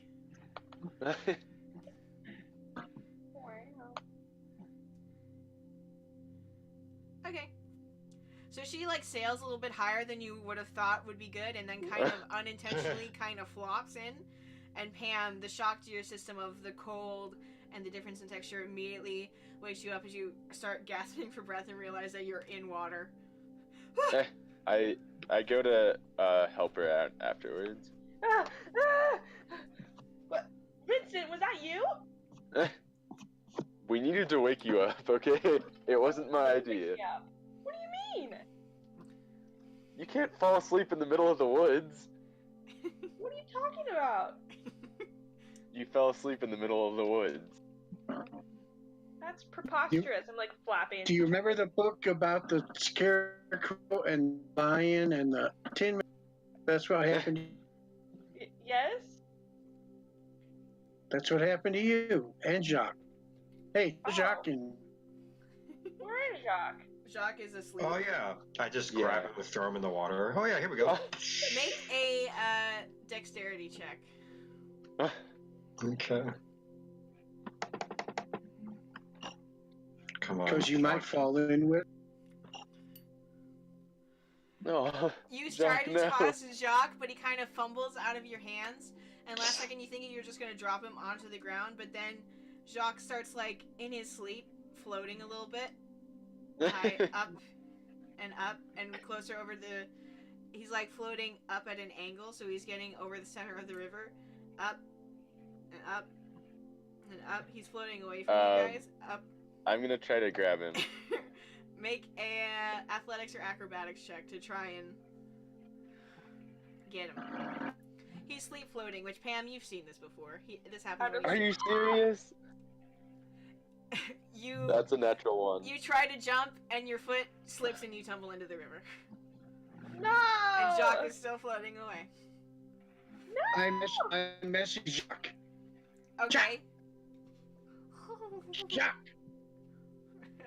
Jacques. Roll Come roll here, boy. an animal handling check with disadvantage because he's asleep. In the meantime, I am going to tie my classic rope lasso and try to lasso him instead. I assume you get out of the river first. Yeah.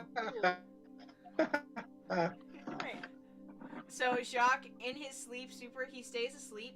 He must hear your voice as part of whatever doggy dream he's having. He stops getting further away, but he is just hovering like a decent height above you guys over the middle of the river. Come here, Jacques. Come on, boy. Come on. Animal pickers, come on.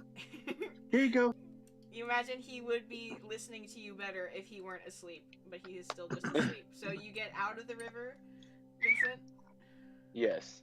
I'm still trying to flop and get out of the river myself. Okay. And then I'm just I kind of thought I helped running you to go help Jacques, and like I just kind of like step on her hand as she's trying to get out, and it's like oops, and then I just keep going.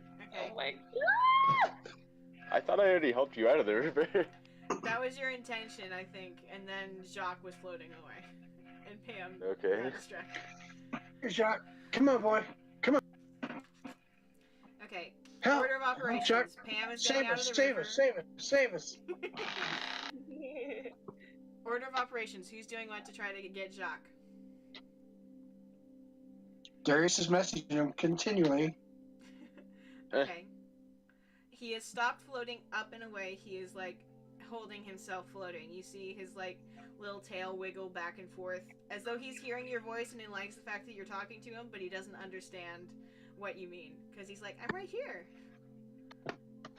Well, Can I pull out the meat bits and float wave them around in the air? Just be like, come here, boy, come on, you want some food? Okay, make an animal handling check with disadvantage.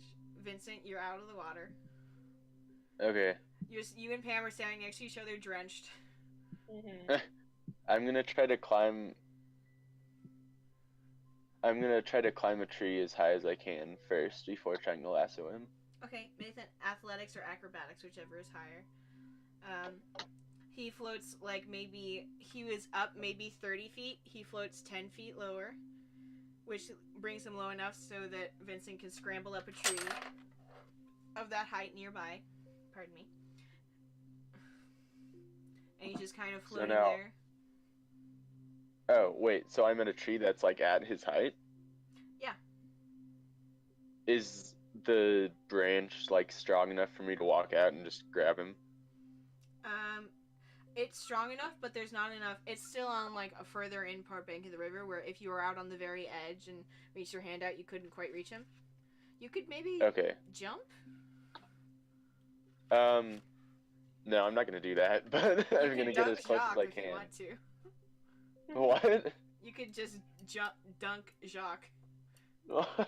No, well, maybe. I mean, that would wake him up. But I'm just gonna try to get him with the lasso first. Okay, make a general dexterity check. Alright. Okay, you get it around his belly, and you can start to drag him in. Yes. So I remove the lasso, or I pull him in, and I remove the lasso from him, and I carefully climb down. Okay. And then I get as close to the river as possible, and I just, I kind of like have him in my hands as you would a puppy, and I just like shove him straight into the river. Immediately, he starts. And then I pull him out. You're still holding him, but he tries to do the dog shake. Sorry, boy. We just had to get you awake. And I give him a little pat on the head. He whines at you. I hold the feet out again. He floats up towards you, takes like a bite from your hands, and then like pushes himself into your chest. Oh. I take my poncho. I'm kind of drying him off. Well, your poncho is all wet. Oh. Yeah. I would have done that too, but I'm also soaked. I take Ashoka's robes and I'm drying him off. Mm-hmm. You just deal out this, Ashoka? Ashoka, you did this. This was your fault. You Does anyone have a...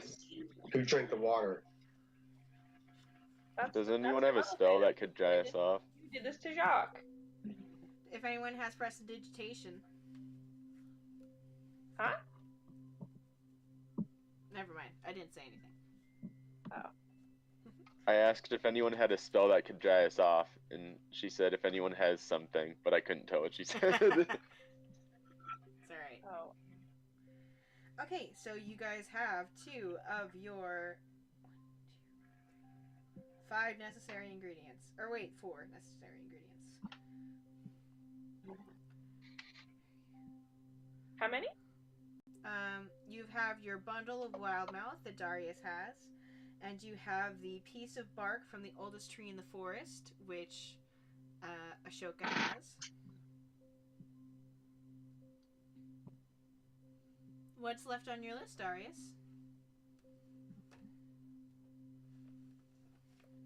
Darius? I know we need the feather of a newborn crow, and then the bitey flowers. Yeah. The bitey plants. And we should be careful with.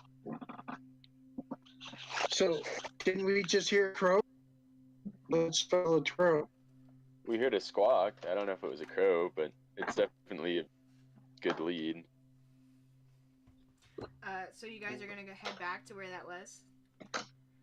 Yes. Yeah, I still kind of want to find a way to dry off, but... Let's just sit in the sun for a second. You certainly can. You guys can take however long you want to with this. Ashoka, you still have that kind of nag in the back of your head about something that you should be looking for, but you're not sure what it is. And, you know, you guys can just sit in... You can sit wherever you please. I can make a fire close to the water so it can be easily put out. What are you gonna burn wood from the forest? Not so good. I think I have stuff in my Dungeoneer's pack. Do you? I mean, not really. I could. I have a tinderbox, which we can use to light the fire, but I don't necessarily have anything we can burn.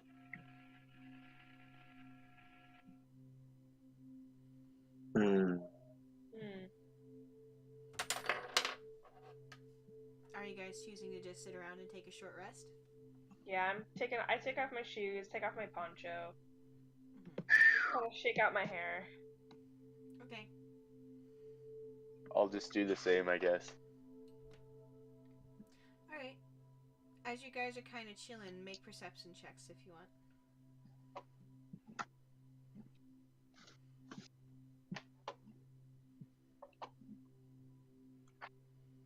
Nice. Okay. Oh, nice. Nice. Darius, are you going to make one as well? Okay. Yes, I made a very good one. Okay. So. Oh. Wait a minute, I'm not at a disadvantage. So it would have been the first one, which was the 6. But you can do it again if you want, just by itself. So as you guys are chilling out and kind of sitting there, still at this spot on the river, you begin to realize that the sounds of nature that are around you, there's not a ton of bird sounds, which is strange, but the kind of sounds of the stranger creatures that you haven't run into yet, haven't seen, are growing kind of dim. But as you sit there and kind of become still for a little while, as you're just kind of tending to your own business, going over the list, thinking, maybe talking with each other, after a little while, you see this kind of strange movement coming through the sky, not of a singular creature, but of a bunch of little ones, and you kind of just stay still and keep an eye, like, what is that? And you watch as this, I don't know what the word is called when it's not fish, but this massive kind of school of butterflies migrating as it rushes down, kind of taking up a lot of the space above the river in these beautiful blues and green tones with blue and green tones kind of flying by. You can kind of hear them as they move, like a gentle whooshing as they pass by over you in this moment of like, oh wow, this place is very alive. If you kind of come close to your face and one lands on Jacques' nose. Ashoka, as you're sitting around just kind of having a moment more to yourself to sit and think, yes, a kaleidoscope, thank you, Ashoka. Alright, I'm so hard, my brain is dying. Thank you, Pam. A kaleidoscope of butterflies just kind of floats around you and flies. You see, it's strange, some of them dip into the water and then come back up and seem to shake themselves off. One lands on Jacques' nose. Vincent, in the... wow, my brain is literally dying. Ashoka.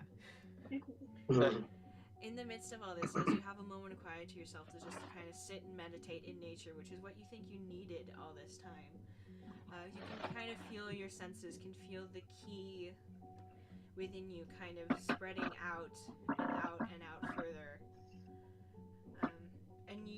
It almost feels as though you're connecting yourself to the nature and to the land here, and it goes out beyond this part of the forest. You feel it kind of surging beneath the city Portwind all the way to the other side, to the other half of the wilds of Sabine. And then it kind of leaves you in a puff, and it doesn't feel like you have key. And then as you open your eyes with your legs crossed and your hands folded on your legs the way that they do when you meditate, you look down and you feel as though you've connected with the land and given part of yourself to it. And as you do, maybe healed something that wasn't right. And as you look down at your hands, open it back up again, it's like the skin there is thinner and wrinkled. Oh no. And as you blink your eyes open again, you realize that you've lost a lot of your ki, but you know that part of the land, you're not even sure where, is healed because of it, and you're not sure beyond that really what's going on. Okay. It's almost like there's a film over your eyes, and the sounds, the butterflies around you are beautiful, but it's very strange. You're not sure how you got here. And Yes. I just kind of look around, slightly confused, realize my back hurts. Yep. I try to stand up, and in my head I'm just thinking, man, what's happening? and then I just like look to Pam to be like, to just like, you know, try to convey I don't feel right. Uh-huh. And Pam, as you look over, you see that Ashoka, the young, aggressive, strange at times, half-orc monk, the new body and form that your friend Victor has taken in this new world, he's like super old. He was fine 5 seconds ago, and now you turned around after he like sat and thought about some stuff for a second, and he's old. Like, he didn't have hair before. He has white stringy hair coming down from like the crown, not even the crown of his head where his hairline would be, and nothing above it. He has age spots.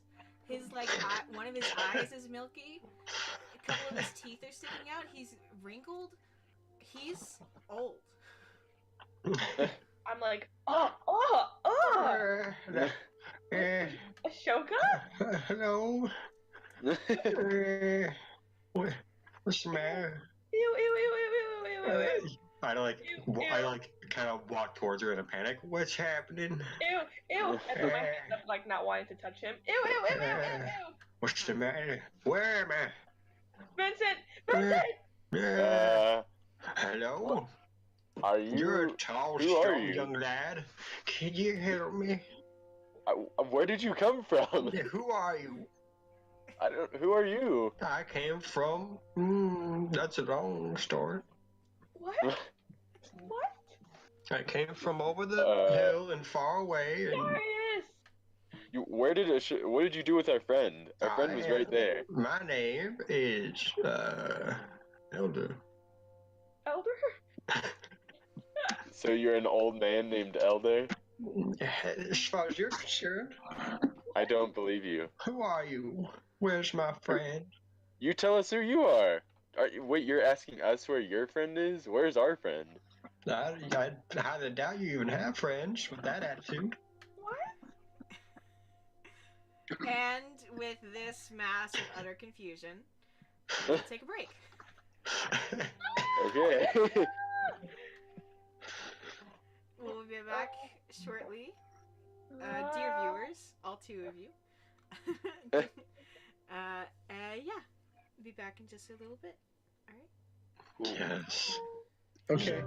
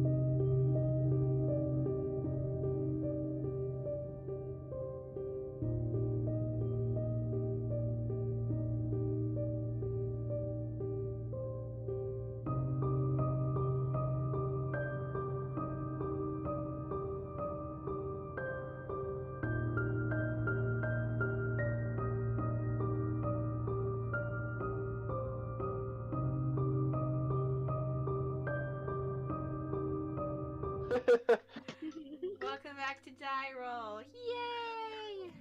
Hey. Hello. Hello. Hello, hello, hello. All right. Hello.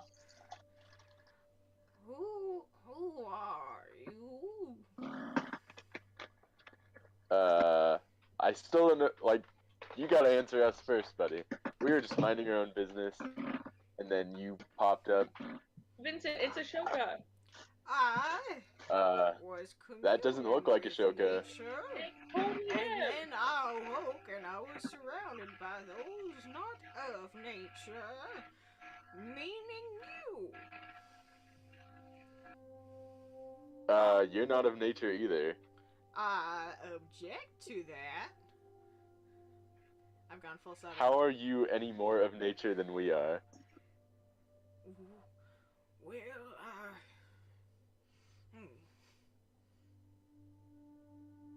You So are of you the claim this old man as order of the Ashoka? father and the mother.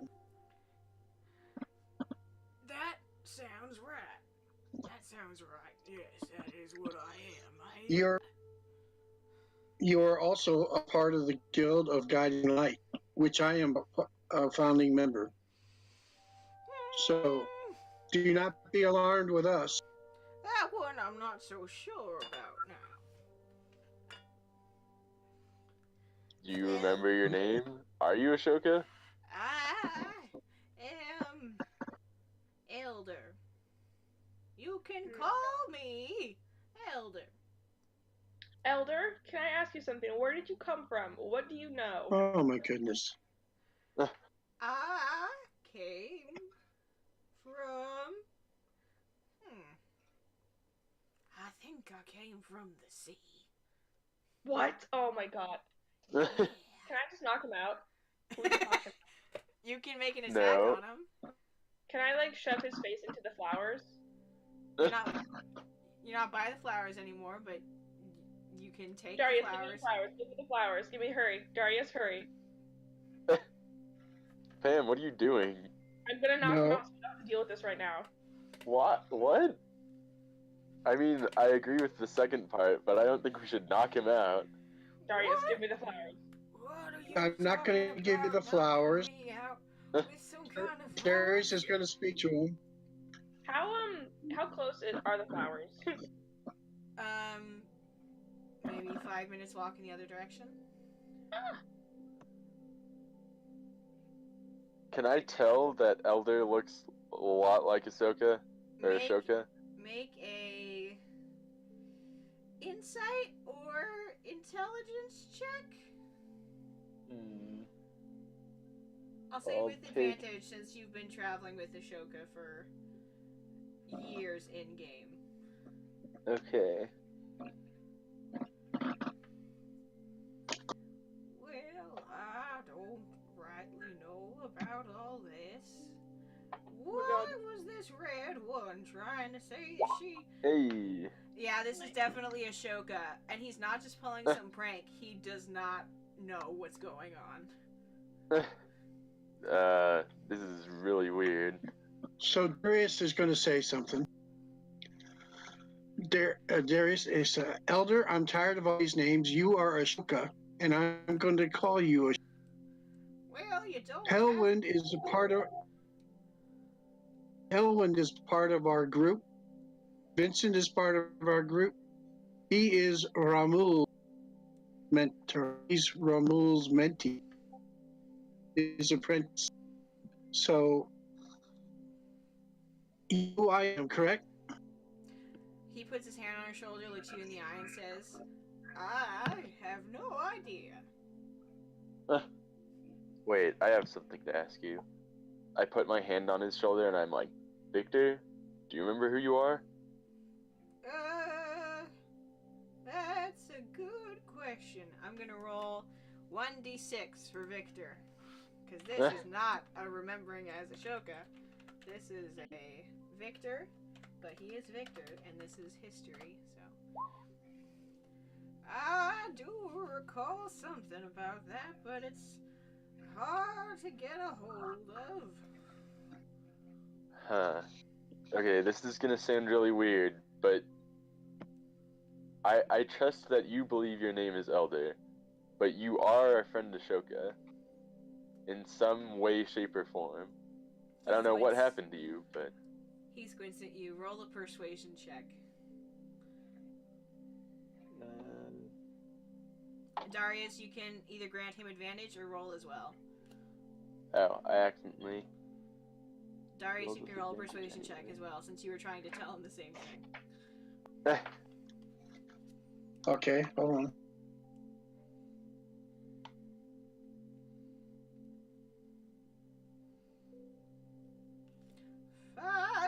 Fine, I'll be Ashoka. Whatever that means. Oh, no. Well, then, if you remember Oliver. He's why we're here. You cut out a lot, Darius. Can you say that again?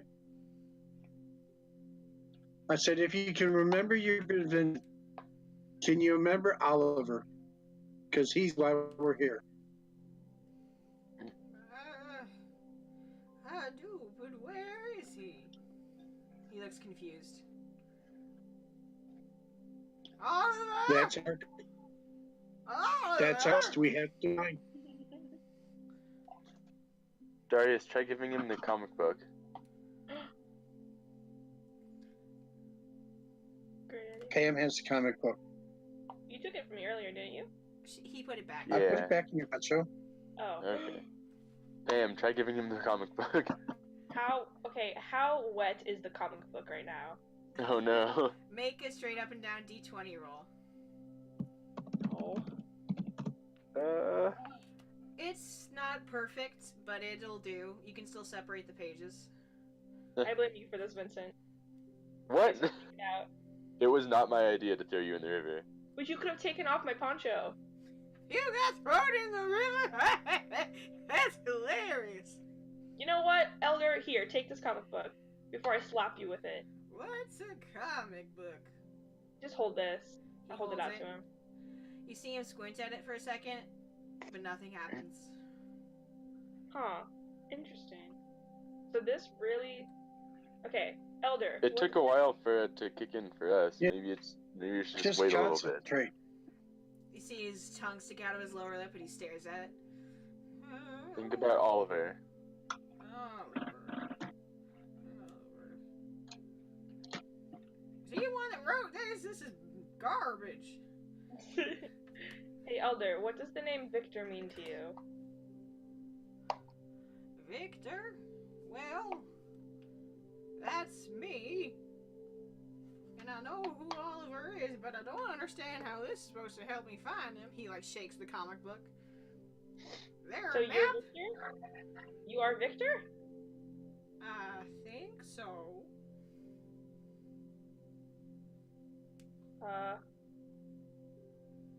What about the name, I don't know, Samantha? What does the name Samantha mean to you? He looks very confused at you. Who's Samantha? Okay, so he recognizes the name Victor then, at least. Who is Veronica to you? Veronica? Oh, I miss her. Where'd she go? Okay. Well, we need to find her. I stayed And- on. I waited for so long for her, and then she up and left. It's not Wait, fair. what do you mean? No, it's not. What are you talking about? You can see him getting confused with what he's saying on his own, and then he kind of crosses his arms and kind of mumbles incoherently. He's definitely more... You waited for her? Where were you waiting? I don't know what I'm talking about. Never mind. No. What is this thing supposed to do for me? He shakes the comic book again. I take it back from him. It's okay. I'll take it for now. Do you remember what we're doing in the woods at least? I healed some part of nature. That is why I came, I would assume. You healed a part of nature? That I did. Yes, in fact. What if you unhealed a part of nature? Why would I unheal a part of nature?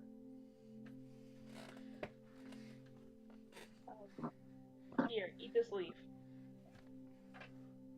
He takes it and sniffs it. He's gonna roll a nature check.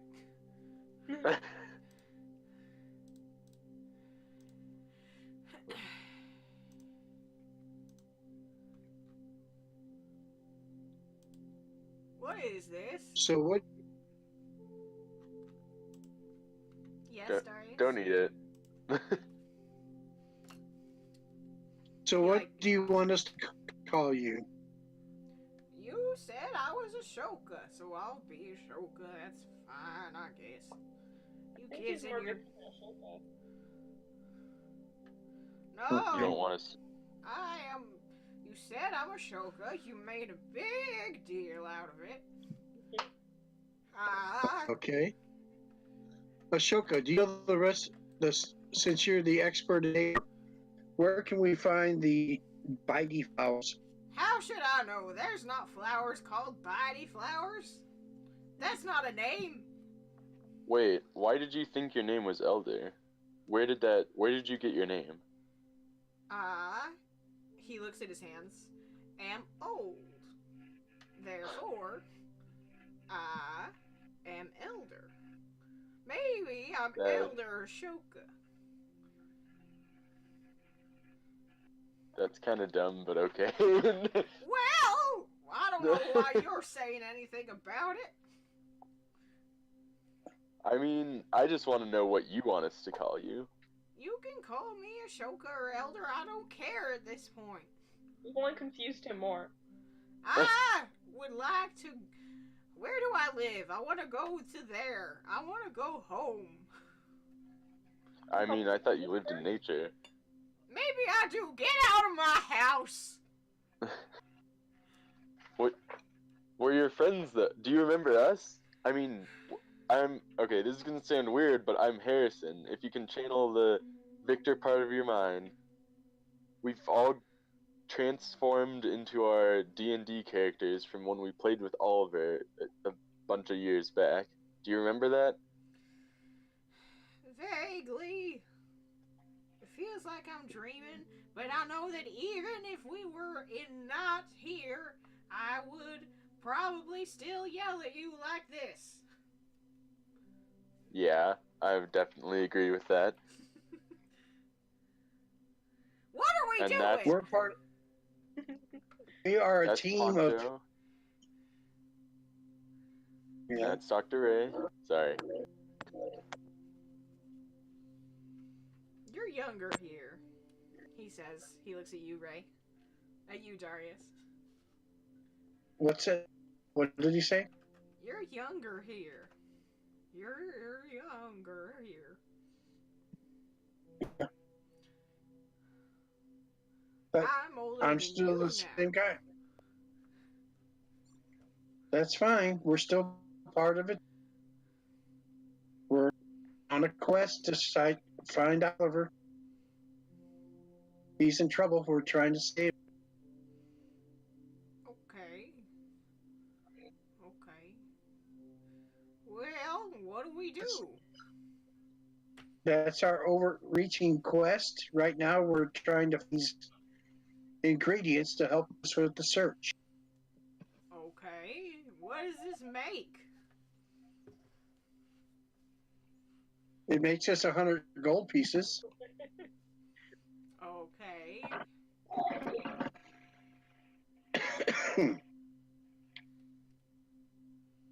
Well, which way are we going?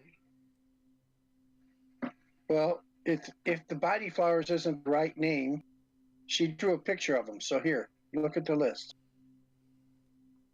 Okay, he's gonna make another nature check. Come on, old man. Come on.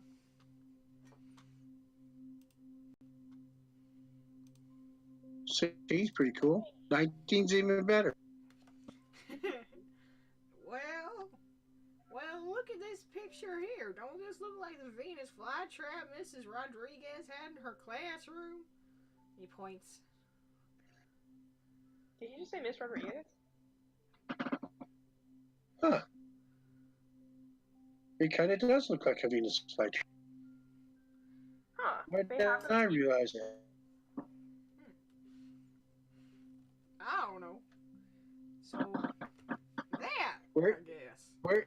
Where do you think it would be around here? How would I know? Don't you commune with nature? Don't you know where everything is? I knew All the where good something stuff? was bad, and then I fixed it. Okay, what's bad and what did you fix? I don't know, and it was over there. He, like, points back towards the city. Well, so we're looking for this. He, like, takes the paper from you. Well, if you don't know where and you want me to find it, by gosh, I'll find it. And he just starts marching off in a random direction. Follow him? I'll follow him too. I like quickly grab Carry all my oh, no. quarterstaff. Mm-hmm. I quickly grab all of my stuff up off the ground. Okay. He starts marching off in a random direction, and then as you guys all follow him, he takes maybe 20 minutes leading you through different kinds of brush and things. Make a general perception check, everybody. Everyone? Yeah. Except for Ashoka.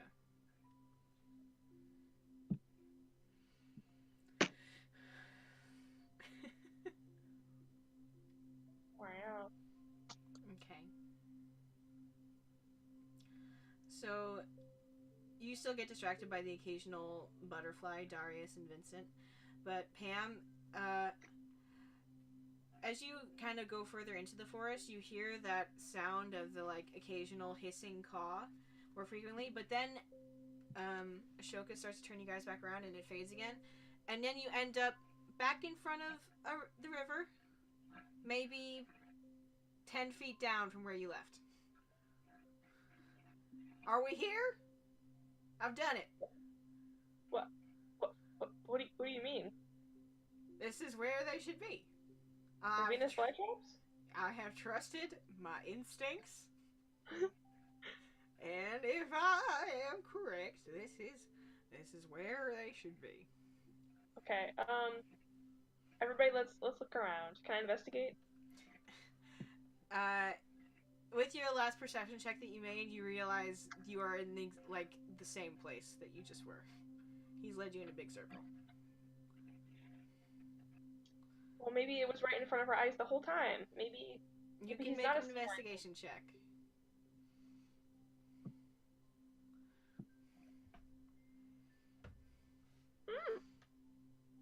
Okay. Anybody else wants to investigate? Sure.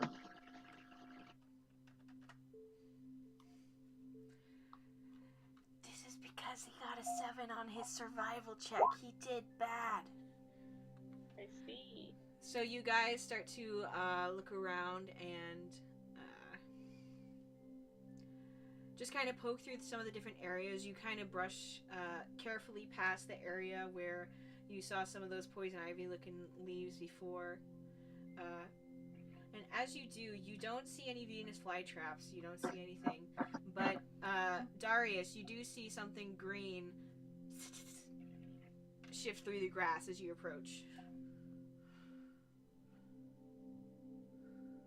Like a snake? Make a nature check. Make a nature check.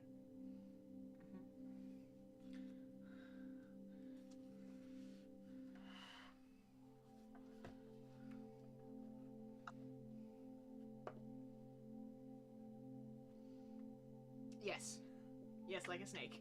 Like a very big snake.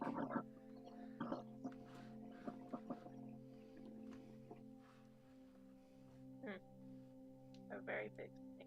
Do you communicate this to him? Now, I don't know why you're saying that. Ashoka kind of stomps up next to you, starts to head forward. I don't know why you're saying. And then out of the grass, a giant poisonous snake. Oh, okay. That's a natural 20. leaps out of the grass, fangs out, and it latches onto Ashoka's arm.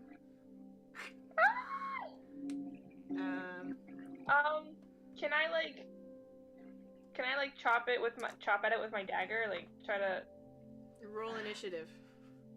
Let's all roll initiative. How about? He got the surprise on Ashoka because he's being senile. Everybody else gets to roll regular initiative.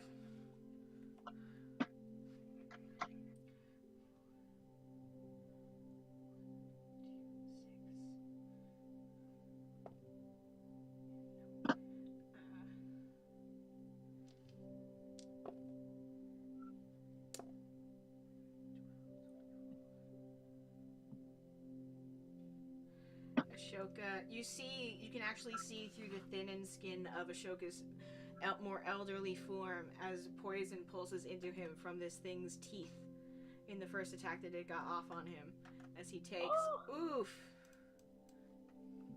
30 points of damage. What? And with that, we are in proper initiative order. It is, I believe, who has a higher dexterity, Darius or Pam?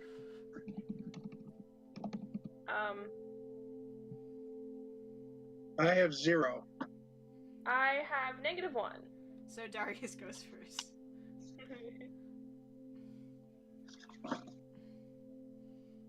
So the snake is currently latched onto Ashoka's arm as he starts to about. Okay. So Darius, what do you do? Okay, I'm going to.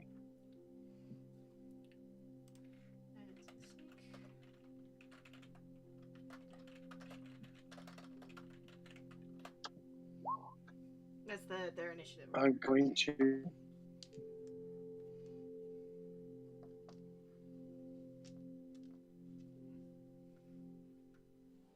I'm going to. Hold on.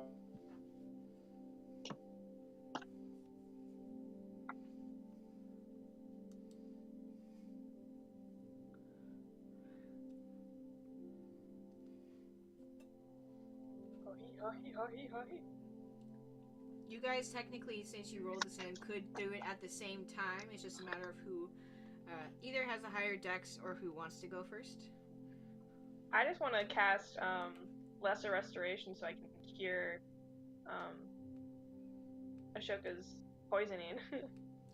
Make a quick medicine check.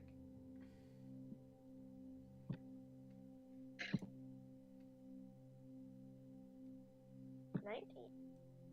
Okay. So even though poison entered his systems, you can see that Ashoka isn't technically poisoned. He just got hurt like a one and done. Okay, so he's not poisoned? Yeah, he just took poison damage. What's the difference? So poisoned is an actual condition that would affect his attacks and such. Taking poison damage is just a type of damage that he took. It's like being on fire versus having been burned. Okay. Then can I cure his wounds then? You can cast a healing spell, you absolutely may. Okay. Then I'll cast Cure Wounds. Okay. So that is 1d plus my spellcasting ability modifier. Yeah. Look at you knowing your spells. So can I cast Ray of Frost at the snake? Yes, you absolutely may. Is that does it have to make a Well, saving throw? Or do you roll with your attack? No, it's make a ranged spell attack on hit, 2d8 damage. Okay, roll And its speed is 1d20. reduced by. Oh, okay, cool. Roll your 1d20 plus your spell attack modifier. 7 hit points restored. Cool. So you see a little bit of what color light would it be today, dear? What were the two colors? It's like silver and blue or red and purple. Silver and blue. Okay, what's your spell attack modifier, Darius?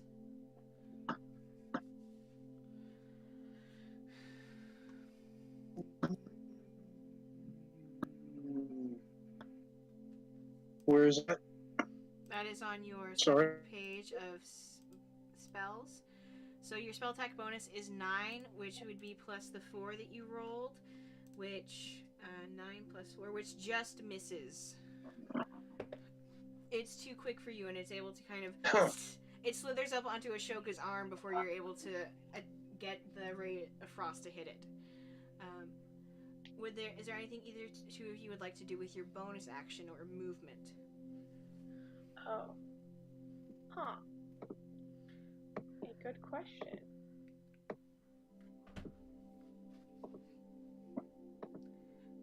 Vincent, you're on deck. Can I Yes, can I grab it? You can try. Well, okay. Make It by its head. make a athletics or acrobatics check.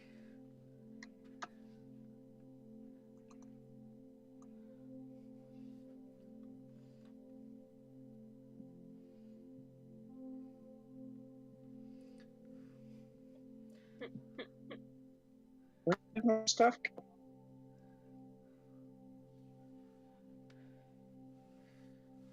I don't know. The bio and info is the first sheet, and it's not there now. If you can't get it, let me see if I can help. Go to core. Hold on. Is there something you'd like to do with your bonus action, Pam?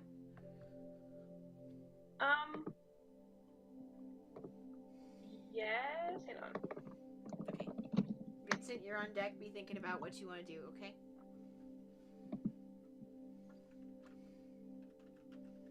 Where the heck is it? Do you need me to roll it for you? Sure. Okay. So athletics or acrobatics? I don't think you have either. Let's do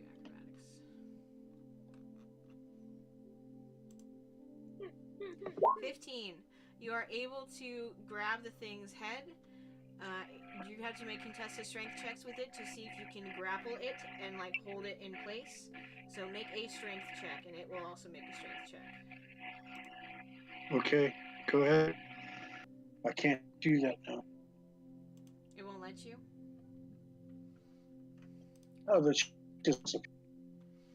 I moved the second page, and I went back to the first page. It's all white. Alright. So that's for Darius. Let me roll for the snake. Roll for snake. Not a strong creature. Just 1d20. Yes, dear. With my bonus, can I just move Ashoka and me out of the way? Out of the way? Yeah, can I just like move him away a little bit? Sure. So with Or like guide him. With Darius grabbing it, you pull it off of Ashoka. You pull Ashoka back maybe 10 feet from where you were. But Darius, you're not able to keep a grapple of it. After you pull it off of Ashoka, it drops from your hands and slithers back onto the ground. Vincent, it's your turn. What would you like to do? So I said sucker in two. Yes, please. Vincent? Max? Vincent, Harrison, Max, Hellwind. You guys, can you hear me? Now Yeah. we can. Lost control. That was weird. I don't know. I was talking the whole time, but I don't know. I wasn't doing anything. You couldn't But hear anyway, me. I'm just gonna try to attack it with Okay. my longsword. Roll to attack.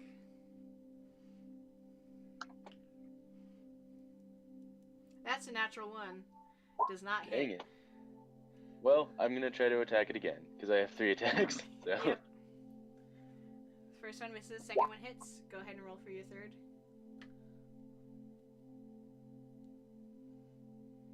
Excellent. Second two hit, go ahead and roll your damage. Do I roll it all at once or do I roll them separately? Whichever you'd rather. Whatever's easier. I'll just do one at a time. Okay.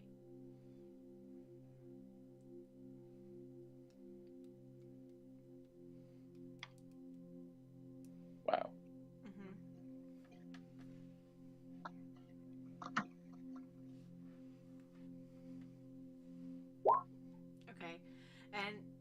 fact, he does. As you say, slice him in half. Vincent just comes down with his sword and whoosh, as the snake is like readying himself to try and bite someone else again, his head sticks up and then Vincent just down the back. You can see the snake's spine exposed on the ground between you guys. As blood and guts starts to seep out of it into the ground. is dead. Oops. Is dead. Okay. Jeez. I would like to put on the record that wasn't my fault. Are you okay, Elder? Comparatively. I wonder if you could use some snake venom. Huh? I wonder if the magic lady that we're looking for could use some snake venom. Would you like to try and harvest some? Why not? Make a medicine check to try and get some venom from this snake.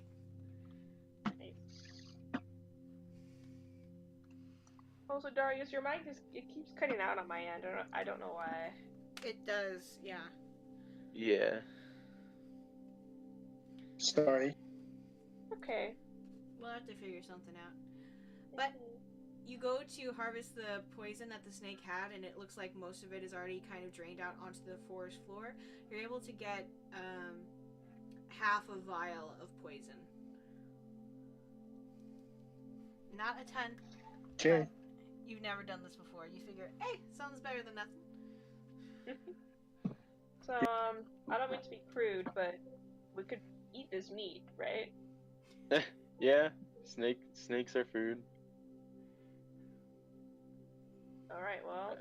I take out my dagger and I start, like... do I have any knowledge of how to skin or prepare this meat? I don't know. You can make a medicine check, same as Darius. Medicine checks are what you use to, like, harvest stuff from it. Yeah. Oh, okay. So you can try. You can try to skin it, take its meat, its bones. Yeah, you're able to take... It's technically a giant poisonous snake, but it's still not a ton of meat because it's a very lithe creature. You get maybe half a pound of snake meat, and then the skin and spine is still just waiting there. You, like, took its eyes out, and they're rolling into the river. Ew. When you say giant, how giant was it? It's considered a medium beast, so maybe 5.5 to 6 feet long. I'm going to, I'm gonna put this away for safekeeping. Why don't you guys go try to find the next item on the list? Find some Venus flytrap. Oh, they should be right there. We should be, right? That's But, what I told you. I think I may be a bit turned around, if I'm honest.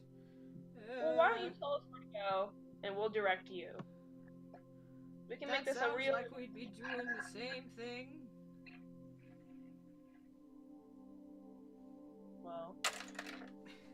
You said Is there 2 anybody else? different ways of saying the same thing. You said that I would say where to go, and then you said that you would tell me where to go. Okay, well, anyway, why don't we just try to ask somebody else then? I mean, I don't know who else is around here, but... Why don't we just go down to where we heard the squawking? I don't think Oliver's here, Elder. Oh. That's sad. Yeah. Yes, it is. Wait, here. I give, Vincent the comic book. Or I motion for him to grab it. Okay, I take the comic book. For all we know. Okay.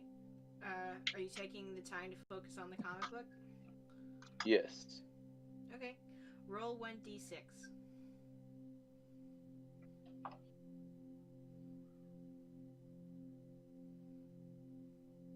Okay. After a couple of seconds, a few minutes, the world around you goes dark. The like low bubbling of the river nearby, and the slight sounds of breeze and things fade. And again, there is that kind of struggle because before whatever it is in this world that is keeping you guys here, there's something about this world, something dark that tries to like drag your consciousness back before it like lets you pass. And then you're left in silence, and then again, slowly. It's not like they're turning on this time. It's as though they were already on and kind of waiting for you to be here. But it's hard to, you can't really count them. If brightness means closeness or importance or what, you don't know. You don't know how to judge distance with these things. Which direction is the brightest one? Or like, yeah. With the roll of 4, it's kind of hard to tell. But Okay.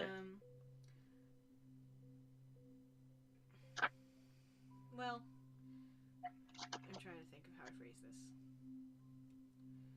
The brightest doesn't necessarily have the most pull, and it's not necessarily the closest to you. Right. Yeah. It's also a little bit disconcerting because you can tell that the comic book itself was one of the first of these points of light that you guys had to find, and it wasn't as though it made itself obvious to you before you did it. So you're not sure how to get whatever these items or things or people or whatever it is. You're not even sure what they're supposed to be. You're not sure how to get them to connect to each other in a way that makes sense. And you're just left kind of frustrated and standing there almost like, why isn't Oliver, wherever he is, making this easier on us, as it kind of fades back into existence? They're all still there, but you're not sure. Still nothing. Does the story in the comic book say anything about like where we are right now? Are we in the wilds in the comic book? It's all about Hellwind, as far as I can tell. It's just like a little superhero comic about Hellwind. Yeah. That's a superhero. Victor, you know what a superhero is. Who said, do you know my life? You'd be surprised, man. Well, where are we going? Oh yeah, okay, so I'm kind of washing my hands off in the river. Let's head towards where we heard the like cawing noises. Okay. Do you think that that'll help us find the Venus flytrap? No, but No. I don't know how we're gonna try to find those. Yeah. But what if that just distracts us from finding the Venus flytrap? What if we encounter some weird bird creature? I mean, we need the feather too, you know? Oh, true. Okay. Wait, what else do we need? We need the Venus flytrap, the feather, and what else?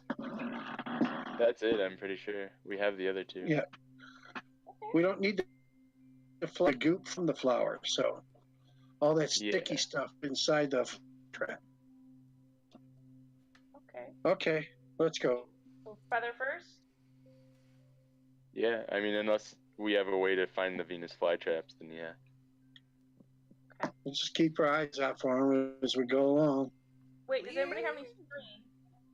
Does anybody have any string? I have rope. I think we all have, or a lot of us have rope. Maybe, maybe not. I gotta package this meat so it's preserved at least a little bit.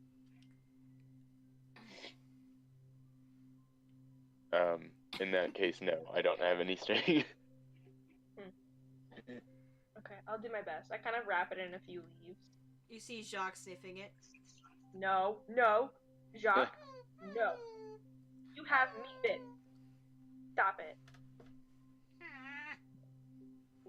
No, don't give me that look. Jacques, no. I want to take the skeleton of the snake. Make a medicine check. What? It is laying out there, but I want him to do it so that he can do it without it, like, breaking in his hands. I see. Well... You get it in chunks. Dang it. That's fine. You got. I kind of just wanted the skull anyway. Okay. Well, the skull is still intact. It was easy enough to grab. It's got some juices in it still. Oh. That's pretty gross. Yeah. Well, you didn't take the time to clean it. Oh. I'm gonna clean it. Yeah. It's it in the river? Yeah, I'll just kind of wash it off in the river a little bit. As you do, you look down, you realize that, hey, this river is like, there's no fish. There's like nothing in here. It's weird. Yeah. So, what's the plan of action? You guys are going after the cawing noise? Yes. Okay. Yep. Vincent, you were the one who heard that. I Yes. would say make a survival check to try and retrace your steps back to there, and somebody else can give him advantage if they're trying to help. Because neither of you two heard it, but you were there when he, said he heard it. So. I heard it originally. I can't. Had you? Was it you or Vincent who heard it? It was me originally. Okay, then you make the survival check, and Vincent can give you advantage. I mean, I heard it when we were in the field of flowers, but was there a time before that you heard it? Okay. Yeah, I heard it like right when we got here. Pause. There were different sounds. There was a caw and someone falling while you guys were looking at the wild mouth. That's and what then Vincent there's heard. been, and then there's been hissing, like hissing cries. That's what I've heard. Yeah. Yeah. Which one are you So following? I was talking about the cawing and falling noise. So it's different kind? Yes. It's cawing and falling, and then hissing and Kind. yeah. Well, one was like, and like someone falling over, and the other sounds like.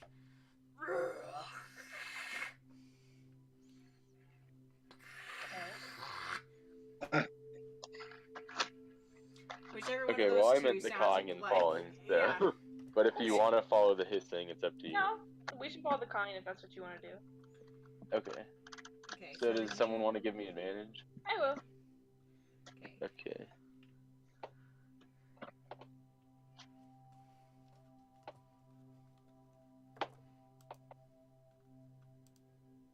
Nice. That's too bad. Not too bad. I'm glad I had advantage, but Yeah. Okay, so that's +2, and that's +6. Okay. All right. So you start to make your way back towards where you guys got the wild mouth from.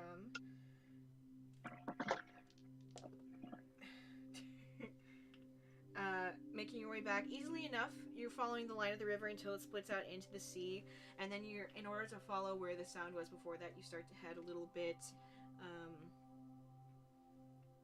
left if you're facing the split, right if you're facing the forest.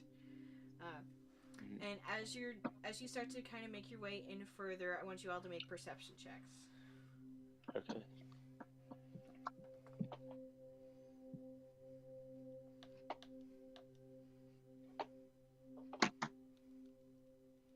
Wow. Well, Mm-hmm.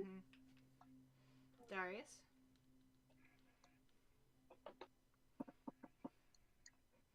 Are you still not able to do checks? no, you just did it. I'm Okay. just slow. Okay. So, Pam and Darius, as you make your way there, you distinctly hear and see a humanoid figure, a strangely shaped humanoid figure, again, and fall. And then Vincent, you see the same thing, but it takes a second for you to register because you were thinking so hard about the sound you were trying to find that you thought you just made it into reality for a second. But no, that happened again over there.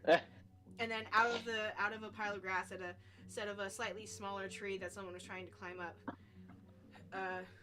this figure scrambles up and adjusts some glasses back onto his beak, and you see a kind of lanky Aarakocra with brown feathers, thicker feathers near the top, and some brass wireframe glasses on his beak. Hello, friends. Howdy. There. Hey. What brings you out here? The usual research and such. Nothing untoward. He crosses his wings in front of him and kind of rocks back and forth on his feet so... Are you researching something specific? Well, I mean... I research everything. Well, some things. I research, things that are special and important to me and sometimes people say it's silly, but I don't think so, and that's what I was definitely out here doing. Researching something. Can I make an insight check? Yes. I don't know how well I'll do on the insight check, but I'm gonna make it anyway. Okay, not too bad. Nice. Considering he got his second natural one in a row. Yeah. Whew.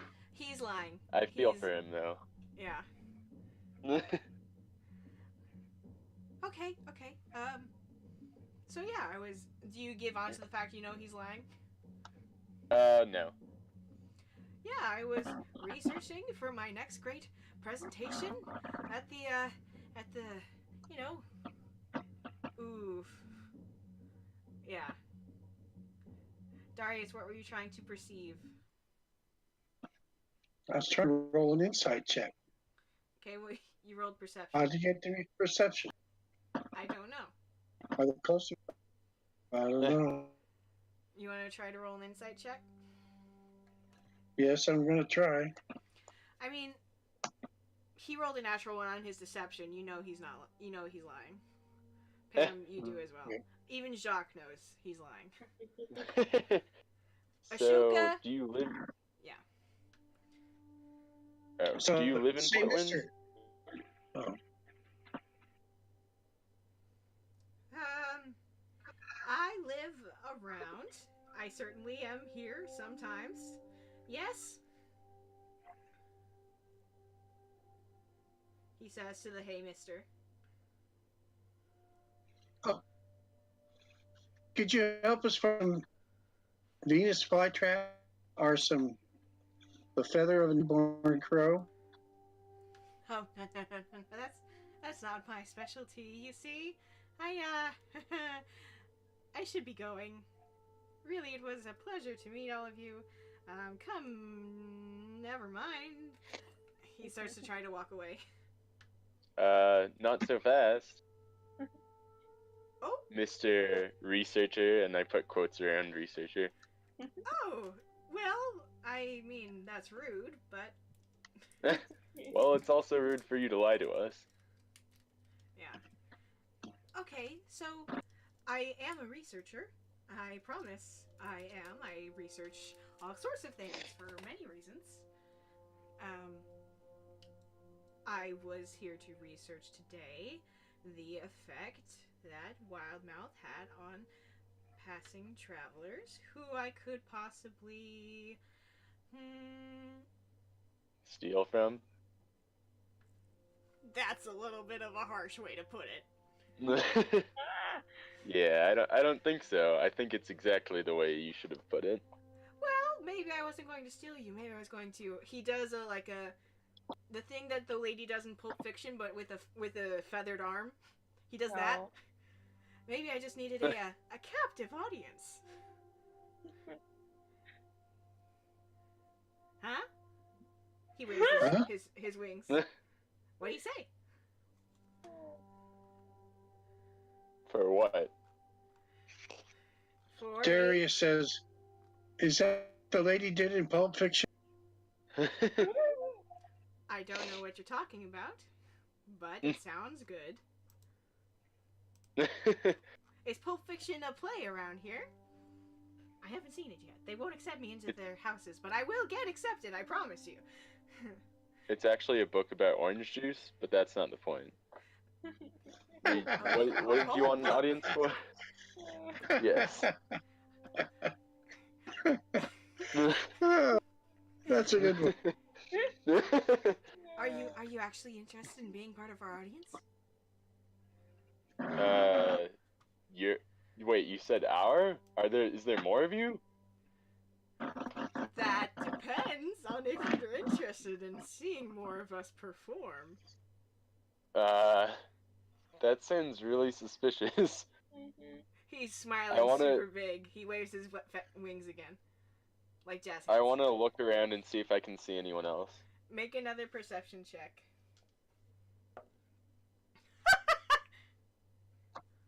These dice are weighted. That's the same stealth roll. You don't see anyone. Dang it. This virtual dice is weighted. No, I'm just kidding. Yeah. What could you tell us what kind of performance it is? Wow.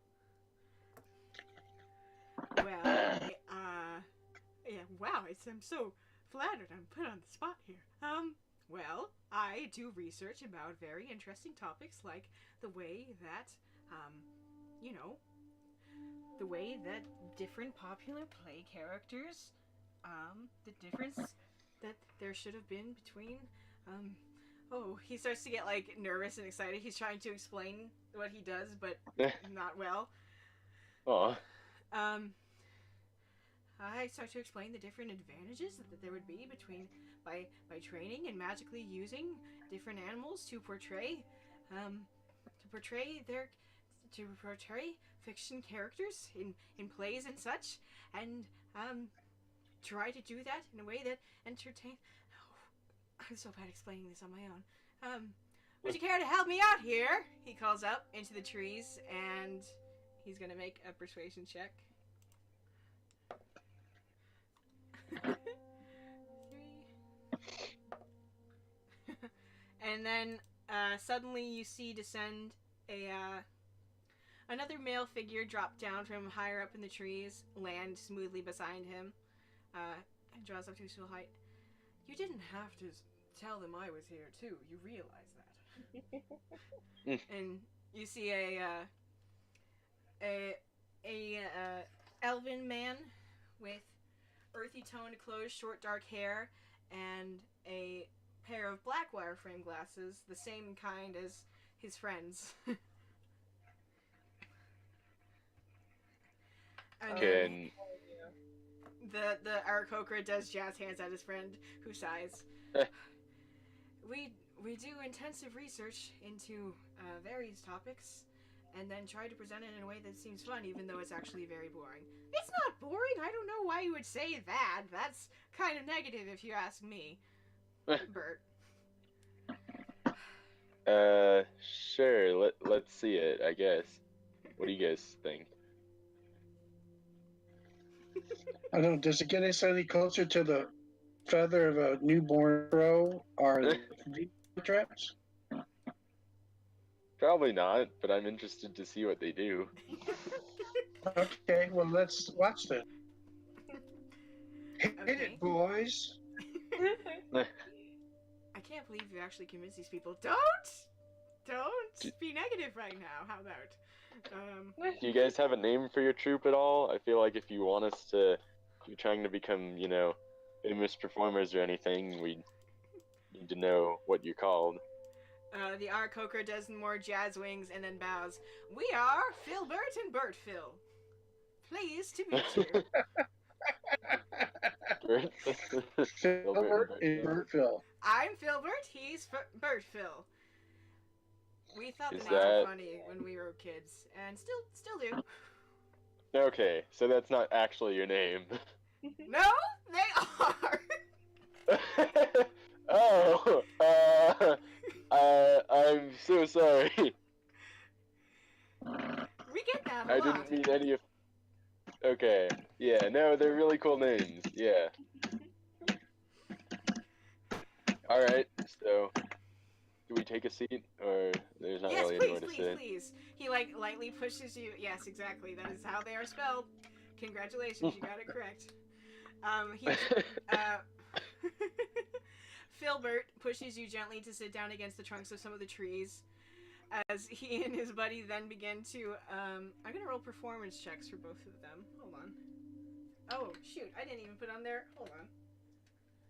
I'm kind of like just watching with like an air of arrogance, just because I'm like, really? Are they performers? Do they know anything about performing and entertainment?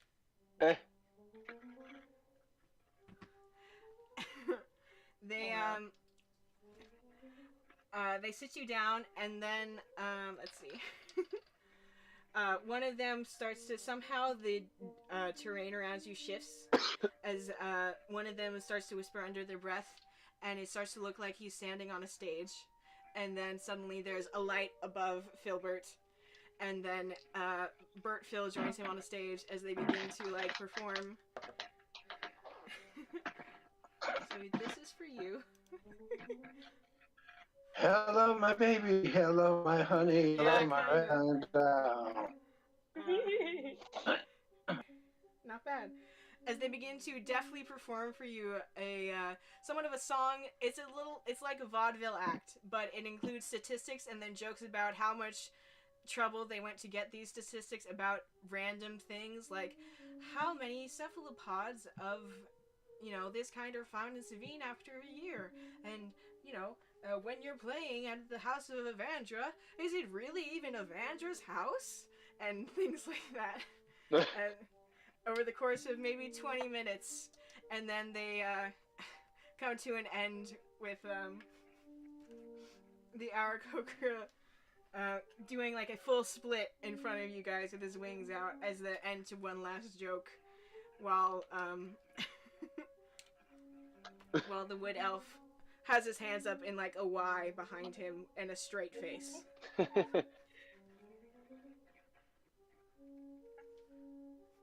That was pretty cool. Thank you. I also think so.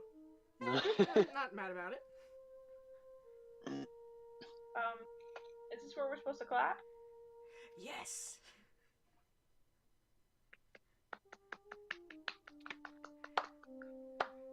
I don't know if I don't understand what's going on here, but that was bad.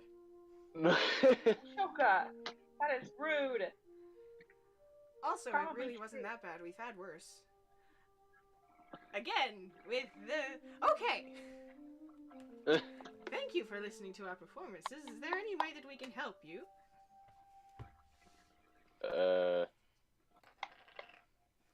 So is it really just the two of you that perform?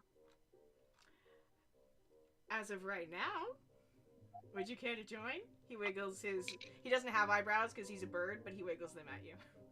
Huh? And I'm just like, my eyebrows kind of raise. Yes. Maybe. We've been a two-person company for as long as we can remember, but... Strength in numbers? More laughter with more of an audience. It's true. Okay. Wouldn't it be more fruitful to perform in, say, not the middle of the woods? We've tried. What are you... So, are you just out here all the time? Not all the time. We do odd jobs around town, but, times are tough. Entertainment guilds get full quick. Doesn't matter that we've been doing this our whole lives, but, Well, Have you started your own guild? I'm familiar with street performances of... Are you? A little bit. Tell I me usually more. run with a bigger crew, though. Oh, what's it like? We don't talk about that. You see the Aarakocra's feather, like, kind of flare for a second, and then he gets closer to you, and when he does, his eyes are bigger because he's cast minor illusion. Please? I kind of, like, scuffle away a little bit. I kind of giggle. I'm like... His... It's chaotic, but it's entertaining, and the money's good. Really? Yeah. Where did you work before?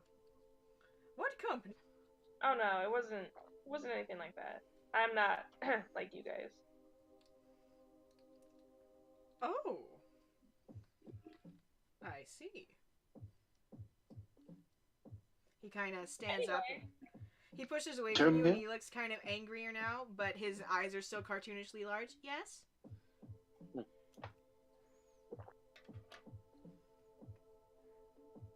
Yes, Darius?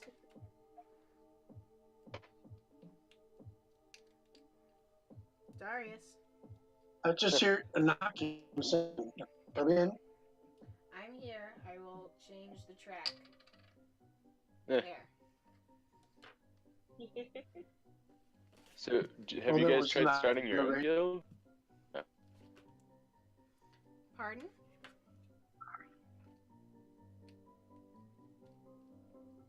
He airs and ask Philbert if they tried starting their own guild. Well, we tried that once, but then, didn't go so well. We tried to perform for the council, and they weren't exactly fans. We had this great bit about how he lost his shoes. And then you see the wood elf kind of tense. It's not really a bit. Someone stole my boots. I know, but we did a very good bit about it. They were the coolest boots. I'm going to, someday, Filbert, someday I'm going to get those boots back. I know, and I will be there with you when you do. And then we can once again perform our wonderful bid for the council.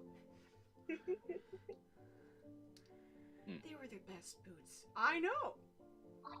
Why else would we write a whole bit? You should really start wearing other shoes, though. And you look down and the wood elf is barefoot. It's a matter of principle. Those must have been some pretty important boots. They were! They were so cool. He looks genuinely upset. Well, Sometimes you just gotta let go, man. Never! I will never let go. Huh. Would you like to join a guild with us? Maybe if there's more people in our troop, it'll be easier. That's kind of an imposition to put on these folks. it's Yeah, not I'm kind of exactly. interested. We're just trying to find feathers. Oh, well, if it's feathers you need, our cook plucks one from his arm and hands it to you. Here you go. Darius? I don't know. We could try it, I guess. I'd just rather find the real thing. Yeah, I don't think that's gonna work. We need specific feathers. Thank you for your offer, though. Crows? Oh, of course. Do you know any crows that have? Do you know any crows that have recently had children? The wood elf kind of scratches the back of his head. You did watch us perform. Weird thing. Most of the wild animals here that can be taken as pets have already kind of been taken and gone. So there might be a leftover nest or two, but to find a baby crow, you gotta find an adult crow. To find an adult crow, they're already... It's hard to find wild things when they're near a place where they could be sold for money. But I have terrifyingly found out that there are some other things that are not nice and not good to be made into pets that may have adopted a nest or two, kind of towards the edge of the wilds. If you want to try, I don't know what kind of nest they're watching over, but a crow could be among them. They're as common as any other bird here. Can you point us in the right direction? If you want to try. He basically gestures for you to go to the edge of the wilds on the other end. So right now you're at the southeast end. He points for you to go to the southwest. Okay. Also, do you know anything about bitey flowers? I've seen the bitey flowers. They are awful. They ate my notes once. Well, I'm sure you dedicated them all to memory. No. You might want to do that next time. Well, there's only so much memory a person can have. Well, do you know where did they take your notes? We can find them for you. Probably. Oh, they didn't. That's not... No, that's not how...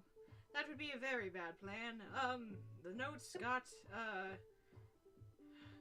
eaten. Guess they were pretty tasty. He does Where more was jazz that? wings. Jazz wing. Yeah. You see him kind of tug at something on his collar, and you realize that there's some kind of a not very well made, kind of handcrafted bow tie that he's put there. He kind of tugs at it for a second and says, "Oh, those would be past the river towards the center of of here. Towards the center of the woods. The Towards the jungle. center. Yes. Okay. All right. How will we know when we're at the center? There will be very big plants with teeth. Okay. Okay then. All right. Well, Filbert and Birchville. Filbert Bongill and Bertville Gilbon at your service. Okay. So you guys just happen to have like reverse names? That's insane. Does anyone else think that's insane? That is insane. Yeah. Thank you. We chose them ourselves. Yeah. So that's not your names. No, they are legally What are your real names? Filbert and Bertville. What were your? Okay, never mind. Where do you guys come from? Portwind. You've lived here your whole lives? Absolutely. Maybe you guys should try different place. Maybe you'll find more success in different parts of Valora. And how might we get to other places of Valora from Portwind? You could walk. Or, I don't You got wings. Boo! know. Did Darius just say boo? I said boo. Who are you booing? The walking part. I agree. I mean- I'm not fond of walking. If we're going to leave Portwind, we need a ship. Why would we leave Portwind? It's the center of industry. That's true, but it's very competitive. Indeed. It doesn't hurt to work your way up. We've tried. Thank you for... So you've tried other places, or you've tried to work your way up from Portwind? Because those are different very different things. The two of them share a look, and then, Filbert kind of shrugs and Bertville sighs. We've tried to work our way up in the entertainment guilds around here, and can get kind of cutthroat. We even tried using disguises to re-sign up, and they did not fall for it. No, they didn't. You're kind of hard to miss. Well, I'm distinctive. He adjusts his bow tie. So you can only, like, audition once? I wouldn't say that. Isn't that unreasonable? We should be given a second chance. Did something happen the first time?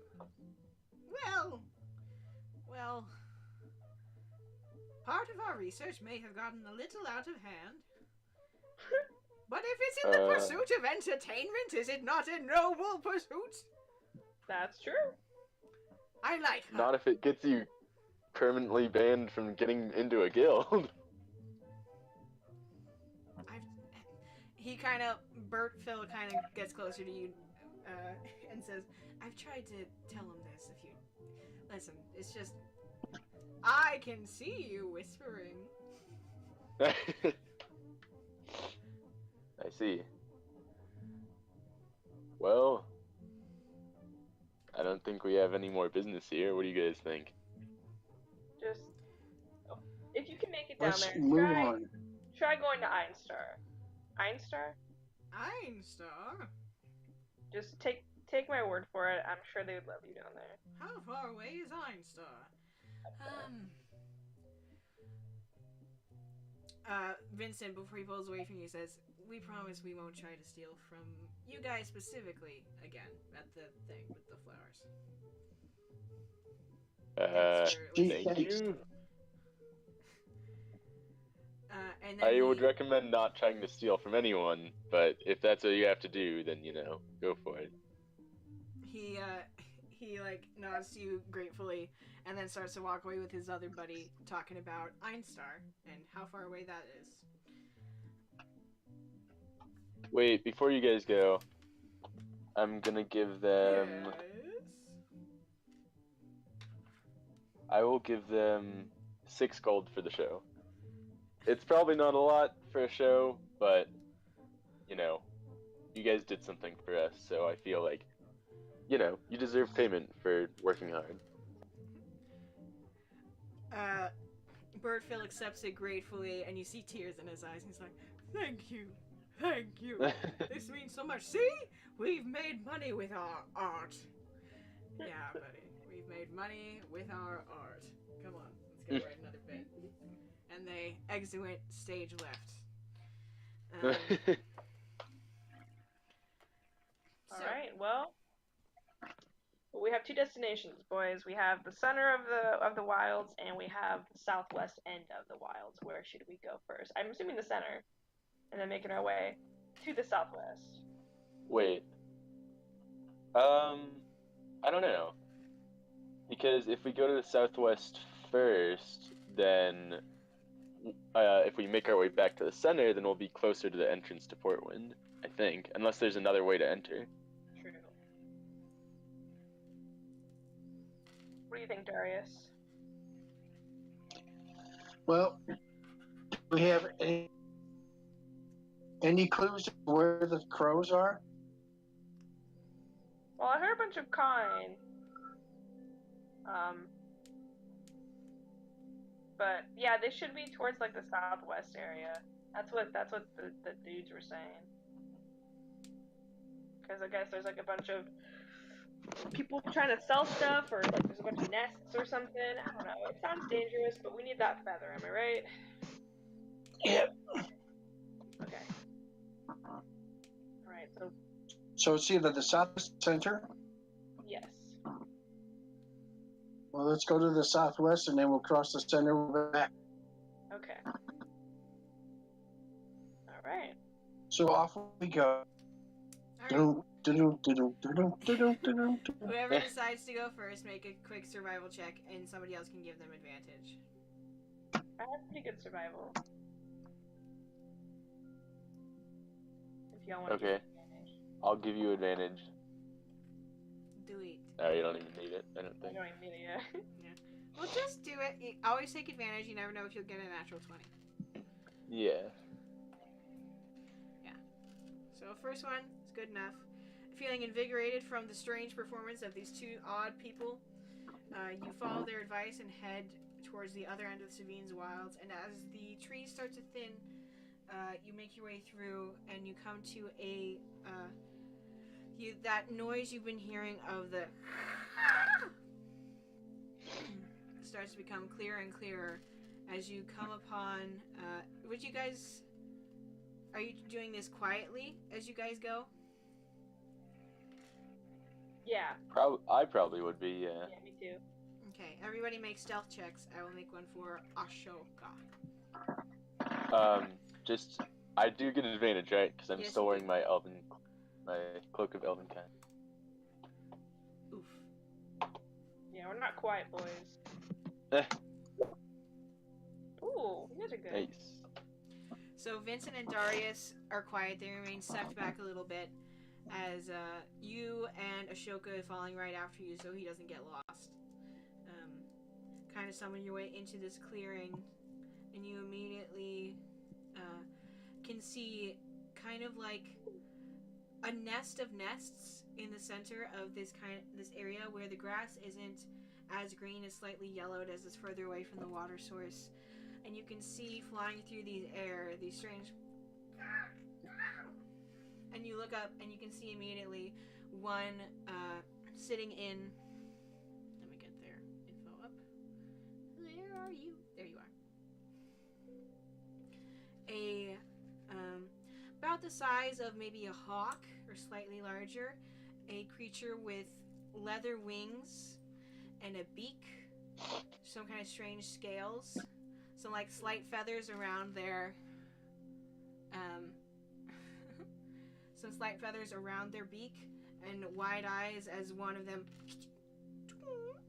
latches onto Pam and Ashoka almost instantly. Oh. As it makes a hissing noise. And then looking around the rest of this clearing, you can see more of them and more of them, all having taken over, flown these nests out from the wings of birds who had been taken, or birds who got in their way had all been collected into a larger pile of nests in the center of this clearing, surrounded by dozens of these. Make a nature check, folks. See if you can figure out what these are. Yeah. Darius and yeah. Come on. Oh, Ashoka gets to make one as well. Darius and Vincent are still hanging back, so you just see them in the clearing. You don't see the one. You're not seen by the one in the trees. Oh wow. Ashoka don't know what's going on. Darius, you care to make Come one on, as Darius. well? Come on. Darius. Trying. Please, Darius.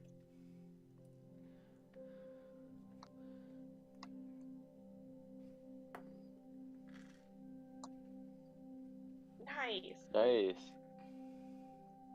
And it strikes your head because you recognize these as a thing that Oliver had come up with before. These are pteranodons. These are fantasy dinosaurs. So they're like pterodactyls. Yeah. And as the one sees the two of them coming into this clearing, it gets out of... And that catches the attention of maybe 5 or 6 more that hear it, and then it's going to, and then roll initiative. You've just entered this nest. Oh gosh. Yeah, so I'm going to... So do we I know want to put on my mask too before. Okay. Do we know if these are the crows? All the nests of the forest have been collected into this one place. So if there are going to be baby crows, this is where they would be.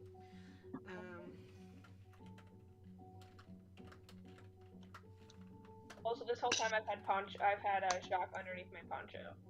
Okay.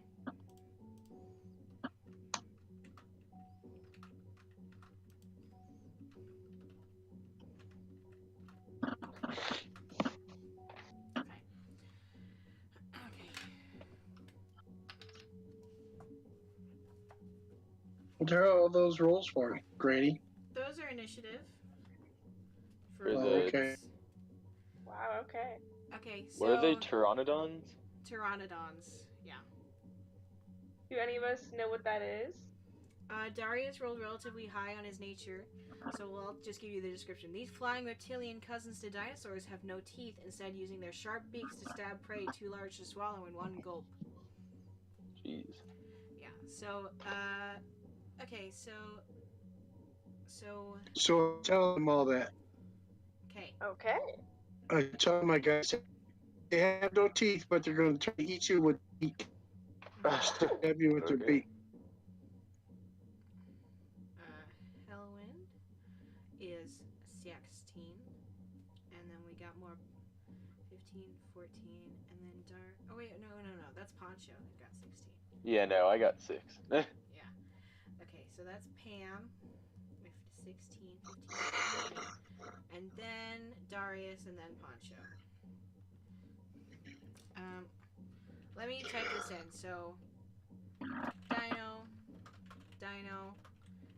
Pam, Dino. There's This is so so many I can... dinos! Oh, dang it, I did that wrong. Hold on.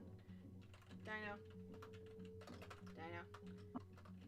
Pam, Dino. And these are groups of dinosaurs. Darius.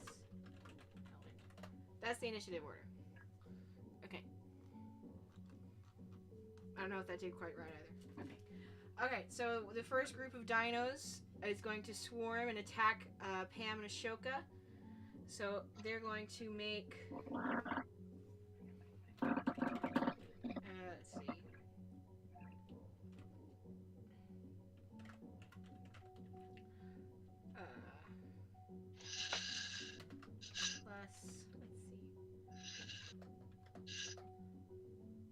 So they're just going to straight out attack. Yeah. You broke into their nest. Yeah. we did. Well, all we did was walk into the.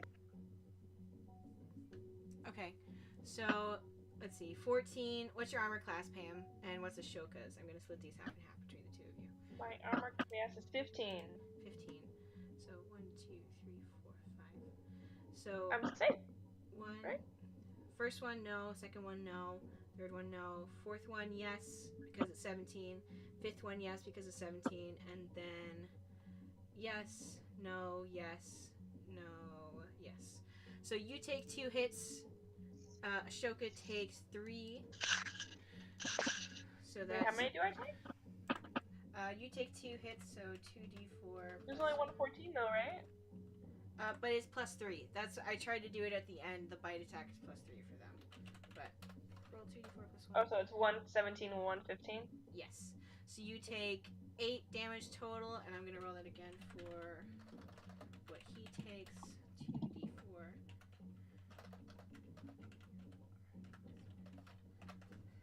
2d4. And he takes 8 times 3. How much did you heal him earlier? 7. Okay, 8 times 3 is 24. Yes. Shoka is unconscious. No! Not our senile old man. Well, and he keels over at the baseline of the trees. So that was the first group of dinos. Second group of dinos is going to go. They're going to fly further out. Actually, they're going to hold their attacks until they see more people, because their first group of buddies is already attacking Pam and Ashoka already fell over, so they're just going to chill until somebody else shows up. And then it's Pam's turn.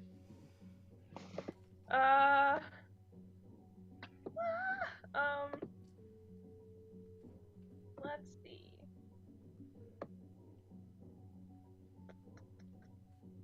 How did they get so far ahead of me? And Pardon? how did Pam and Ashoka get so far ahead of me and Victor that they don't even? Because you guys did better on your stealth checks. I mean, I think we're as close as they are. We're just like hidden more. Yeah, so the birds don't see you guys. Or not the birds, the dinos. The pterodons. So I probably definitely would not be able to cast Hellish Rebuke right now, huh? Hellish Rebuke is a reaction you can do after you take damage. So you could have done it as a reaction. Oh. Yeah. Okay. Hellish Rebuke is an, ow, you hit me! But I'm saying just like, I don't know if that would fit with today. You know what I mean? You can do Hellish Rebuke anytime because you're a tiefling. I see, okay.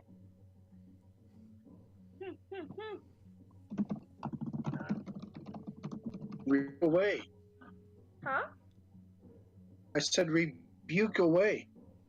It's too late now, right? No, you can do it. I'll let you have done it. Okay. Mm-hmm. Okay, then I cast Hellish Rebuke. Okay. Let me do that.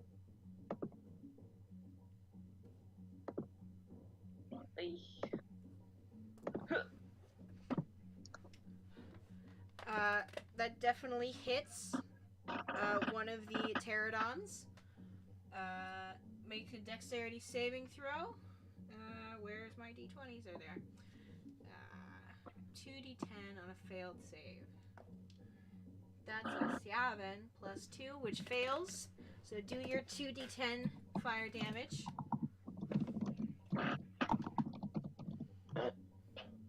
8. As you Hellish Rebuke at one of these things, its wing kind of starts to melt off of it, and it drops from the sky. Oh. Is your turn now? This was your reaction. Go ahead and take your actual turn. Okay.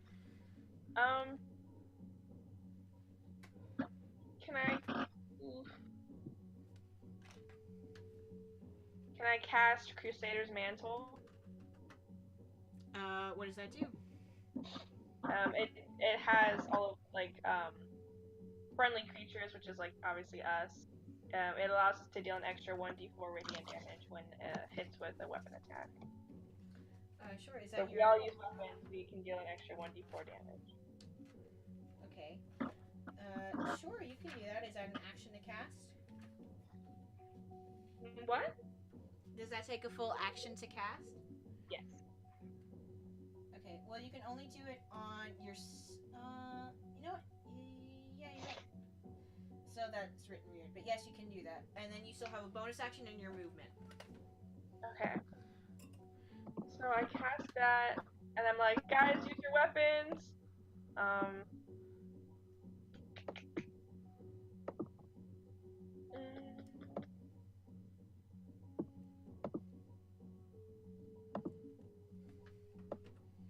Can I cast, does Misty Step allow me to take someone else with me?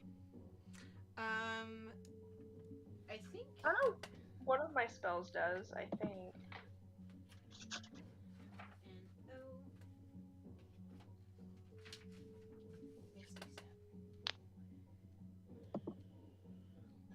Misty Step doesn't. It's just yourself. Which one allows me? Okay, wait, no. Thunder Step? No. Dimension Door. Yes. Is he smaller than me? At least as an old man? He's the same size as you, so it would work. Okay. But Dimension Door is an action. Damn it, okay, you're right. Yeah. Alright, so I hold off on that. What else is it? Okay, I'm just gonna take out my whip, I guess. Okay. Alright, if that's the end of your turn, then it's going to be the next set. Yes? Did someone say What? I did not. Okay. Then it's going to be the next set of Dino's turns, seeing that you didn't... Are you going to move at all on your turn? Me? Yes. I'm gonna just cover Ashoka with my body. Okay, I will consider him as having half cover. Oh, I did roll. That's fine. Okay. So, with that is the next set of Dino's turn. They're going to... The next set of dinos is actually just going to post up on top of the actual nest. So 10 of them fly and kind of form circles facing outwards towards you. 5 at the lower elevation and 5 up top. Just kind of hissing and waiting for you to get closer to the nests. And then the last set of dinos is going to... it's going to fly out and they're going to make perception checks. So I'm going to... Yep! With a natural 20, they're able to see you, and so they call out to their brothers and sisters, and they're going to attack Darius and Vincent.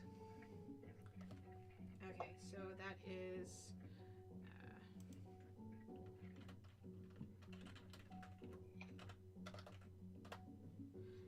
okay, I'll do the first 5 towards Vincent, second 5 towards Darius.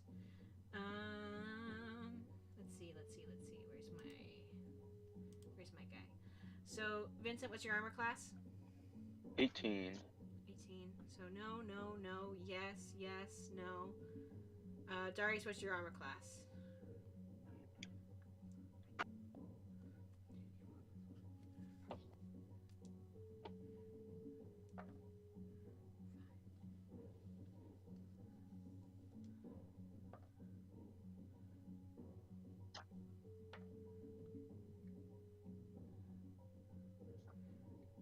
Vincent, in total you take 19 piercing damage from the different beaks that come at you. One of them gets you like right in where your shoulder meets your neck and kind of digs in before releasing you and sending back.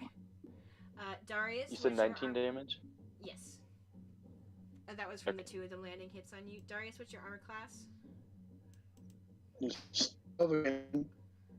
Sorry, what? It's 12. Okay. So that's 12. So 2 of them hit you as well. So that's 2d4 plus 1. 3. And... So you take 9 piercing damage total, Darius. And then... I want to...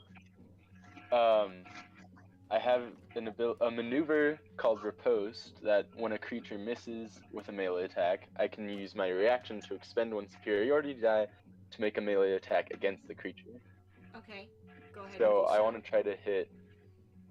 I don't want to try to just hit one. I want to try to use my rope to like grapple one and harness it. Can I do that? I will let you try. Go Okay. ahead and roll for an attack with your dex, and then roll 1d20, add your dexterity modifier, and then roll your superiority die and add that to the roll. Oh. Okay. I think it's okay.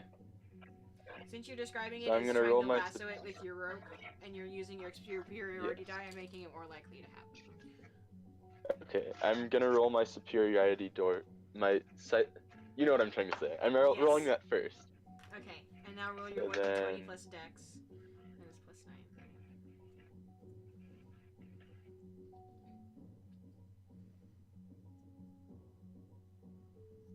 Okay. You have your lasso sufficiently around the neck of one of the ones that failed to attack you. You got it on the natural one guy who like swooped so low and kind of slammed his foot into your face, but didn't actually hurt you in any way.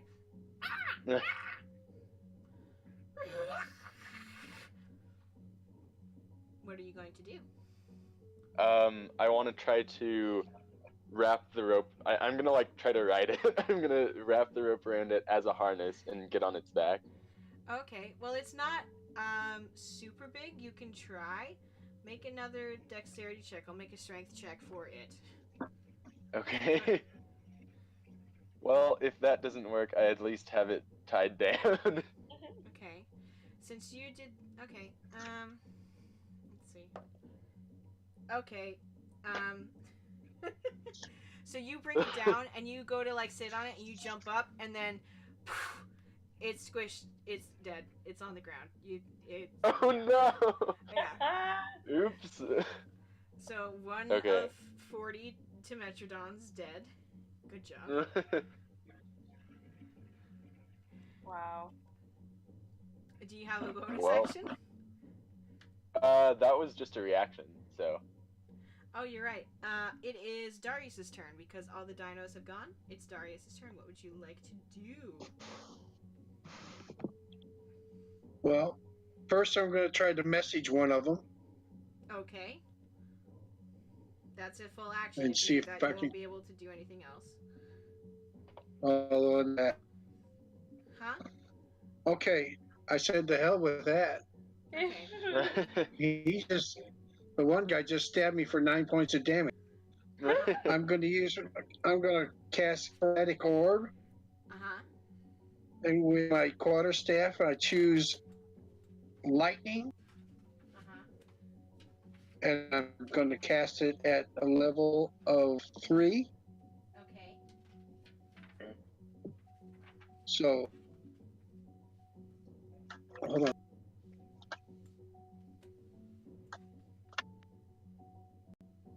And I'm going to aim it at the nest where all of them are all lined up. Okay. Make a spell attack.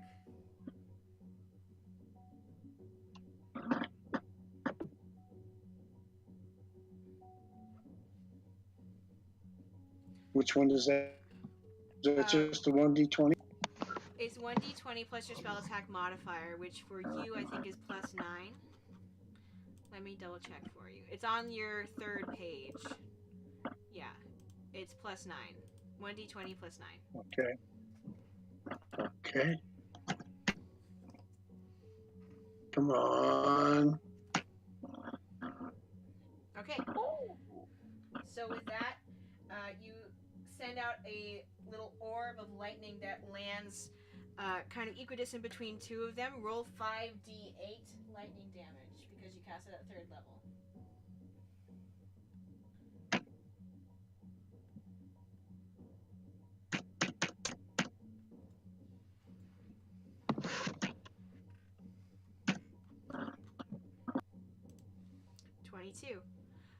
With that, the two that it landed right between, the orb actually kind of shatters as it lands above their heads, and then breaks out into them, and the two of them at the center of the nest fall dead, lying there now, Nice. still twitching slightly as the lightning goes through their bodies.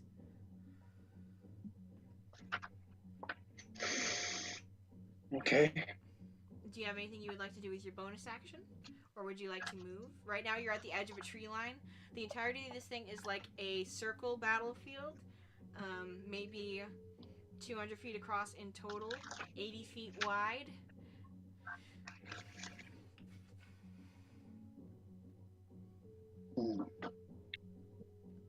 Guess a cloud attack is too small to do that. I also think that's a full action.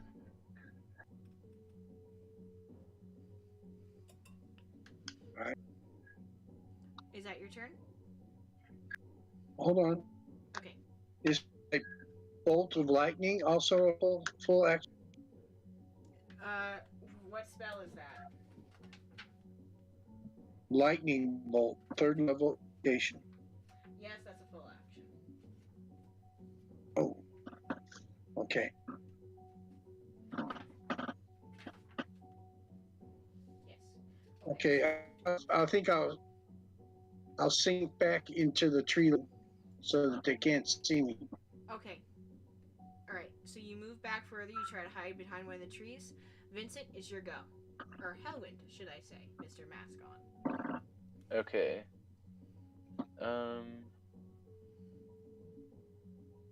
Okay. I'm just going to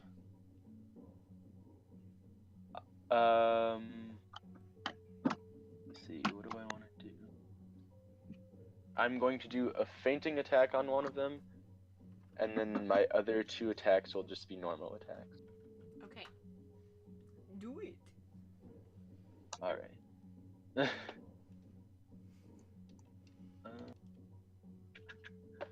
So fainting attack gives me... It just gives me advantage on my attack roll, right? Yeah. So one that came in close to you guys when they figured out what your hiding spot was, you strike towards it, try to push towards one side so that it ducks to the other way, which brings it right into the side of your blade. Roll to attack. Okay.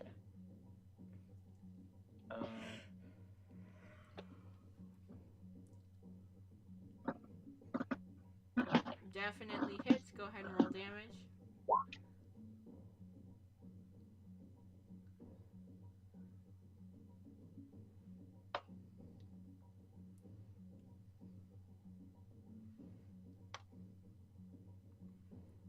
Okay. So you swing up at it and kind of drag your sword along its underside, and it's almost fallen, but it's still hanging on, just kind of floating, stuttering in its flight. Okay. Doesn't his attack get from Pam's attack? Pardon, Darius? What? Doesn't his attack get help from Pam's charm or whatever she did? Yeah, Oh, the you one get an Used extra your d4. Roll 1d4. Oh, okay. You do an extra d4 of radiant damage. Yeah. Hey! And with that, it falls at your feet. You think it's just about done. You think you'll have to attack it again, but then the end of your sword flares with a bright light that you don't quite understand, but that seems familiar, and then you kind of glance over towards where you know Pam is and shoot her a thumbs up as the thing falls to your feet. Yeah. Nice. Okay. I will attack another one. This one I am not going to do a fainting attack, so... Okay.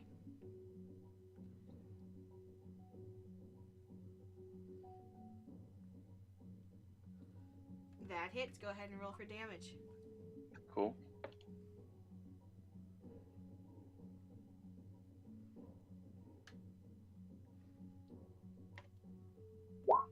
Same.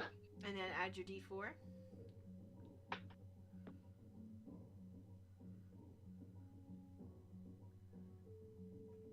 Again. This Yeah. one you just cut through its wing, and then it's at a diagonal as it crashes into a tree behind you and slides down. Sweet. Let's see. there any tricks I have up my sleeve? No. I'm just gonna attack another one. Okay. Is that what I want to do? Yeah, that's what I'll do.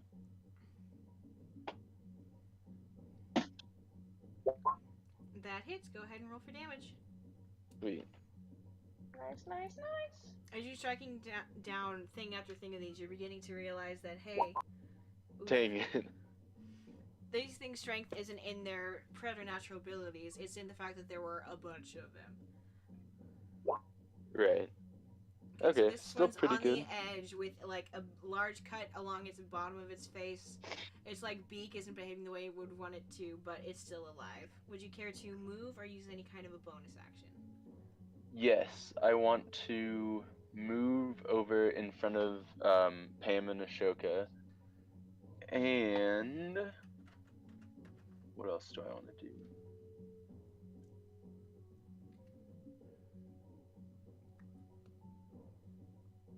Okay, this is what I'm going to do.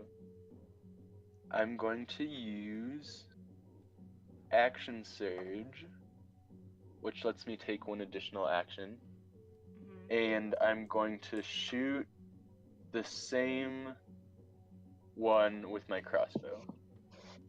Alright, as you move out of range of it, it takes an attack of opportunity on you, the one that you would just damage, and it catches your neck in its swipe, and you take 11 damage as you pass by, and then you're gonna go ahead and roll for your... Yeah. Go ahead and roll for your crossbow bolt attack. Alright.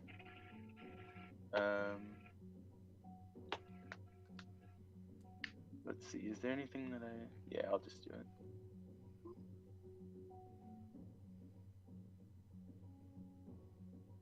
Definitely hits. Go ahead and roll for damage.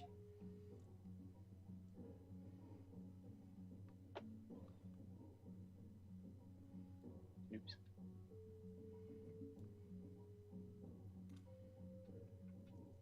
Yes. I think that... After you got bit by its beak, you turn around, shoot with the crossbow, and go into its mouth as it falls from the sky. Another one down. Nice. Another one bites the dust.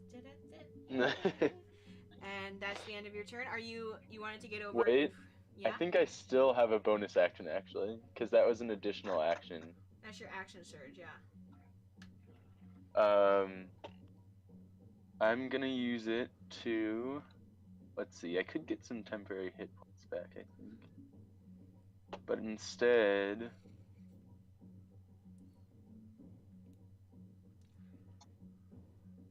I'm going to... No, I'm gonna do that. I'm gonna use Second Wind. Okay. Which lets me... No, not Second... Yeah, Second Wind. Which lets me gain hit points equal to 1d10 plus your fighter level. Okay. Or plus my fighter level. Which is... So 1d10 plus 13? Is that right? Yep. Okay. Are you serious? Okay. Still a lot of health back though. Yeah. So you gain back 14 hit points. It is... Is that the end of your turn? Yes, I believe that's all. And I did move next to Pam, just in case, just to remind. Yes, Yeah. gotcha. So, back at the top of the turn, it is back to the first 10 birds. Let's see, we've lost 6 in total now. So that'll be 2 from the first group, 2 from the second, and 1 from both of the... So now, instead of 10, it's 8. It's 8 dinos. So I'm going to roll 8 and split it 2 ways between Vincent and Pam, since you two had the most activity just a second ago. So roll 8d20, and then it's plus 3 to each of these. So first 5 to Pam, second 5 to Vincent. 1. What's your armor class, Pam? Oh wait, because of my protection fighter style, they all have disadvantage on attack rolls. I'm pretty sure, right? Oh yeah. In that case, they will just direct all of the attacks towards you. What? Okay. So what's your armor class? 18? Yeah. So 1, 2. I think it's actually. Okay, never mind. Yeah. It says I can use my reaction to impose disadvantage on the attack roll. But if they're all just gonna attack me anyway, then it doesn't matter. Okay. Well, that makes sense because you were the person that just moved in front of everything as well. So 1, Yeah. 2 hits you. 4.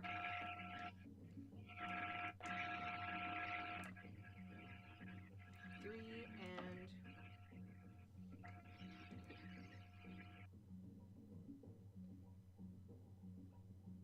for 12 points of piercing damage. Okay. And then the next set of 8 are going to be split between Pam and Darius because they can't really see where Shoka is with both you two blocking him. 20. First half for Darius, second half for Pam. Well, let me do these separately because then those will be at disadvantage. Roll 4d20 for Darius. And then roll 4d20. How do I do it as disadvantage if I'm just typing? I don't know. I'll do it twice and then go with the lower between the two sets.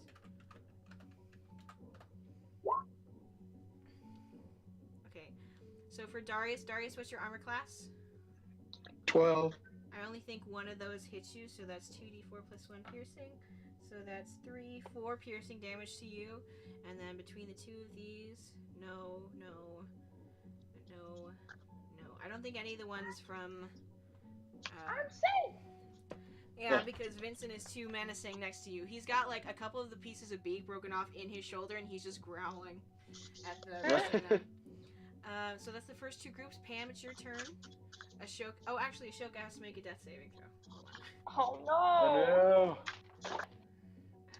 Where's his sheet? There it is. Okay. Sorry.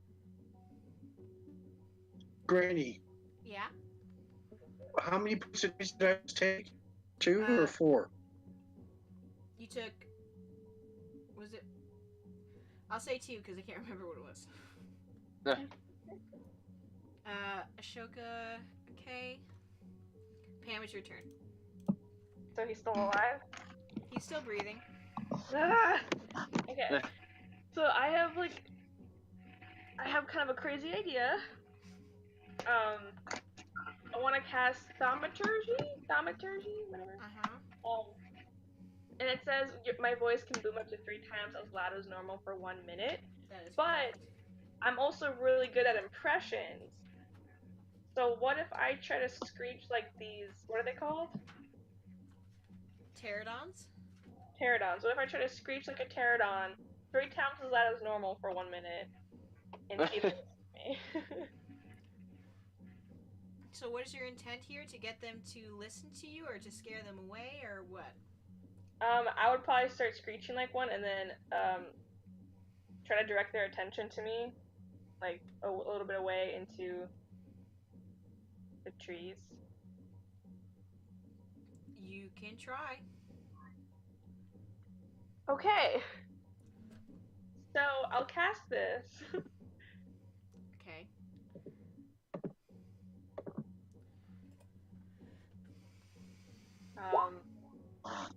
That's my action. Yep. So I start screeching like them. Okay, roll a performance check, and then depending on how that goes, we'll see what happens. Okay. See how effectively you can imitate one of these creatures. Okay. You still get to try. If you had done really well on it, it was just going to give you advantage on the next roll. Roll a persuasion check.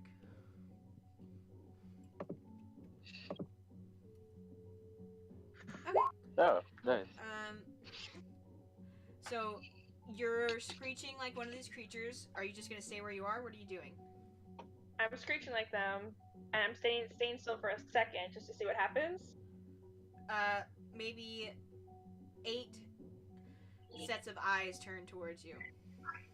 It's literally 3 times as loud as normal. Yeah. Okay. So they're looking at me? Some of them. A chunk of them. Okay, so A couple of the ones that are on the nest, a couple of the ones that are in the trees above Darius, and a couple that are just floating around you guys. Okay, I'm gonna start walking away into the trees. Okay. So, Vincent, you watch as Pam kind of jogs away, and 8 of these things kind of follow her, leaving 8 for her to deal with, and 32 minus 8. 24 are left attacking you and Darius. Alright. Pam, is that the end of your turn? Let me see. Didn't consider that. Okay.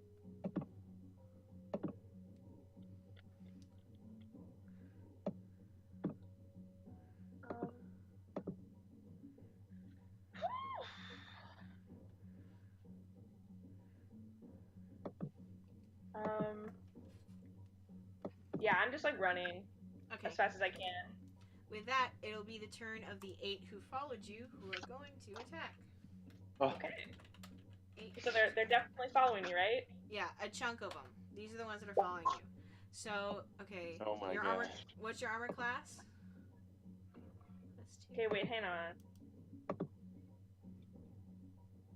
Actually, can I use a bonus action after all, or no? Is it too late? What were you going to do? I was gonna cast Misty Step and teleport back.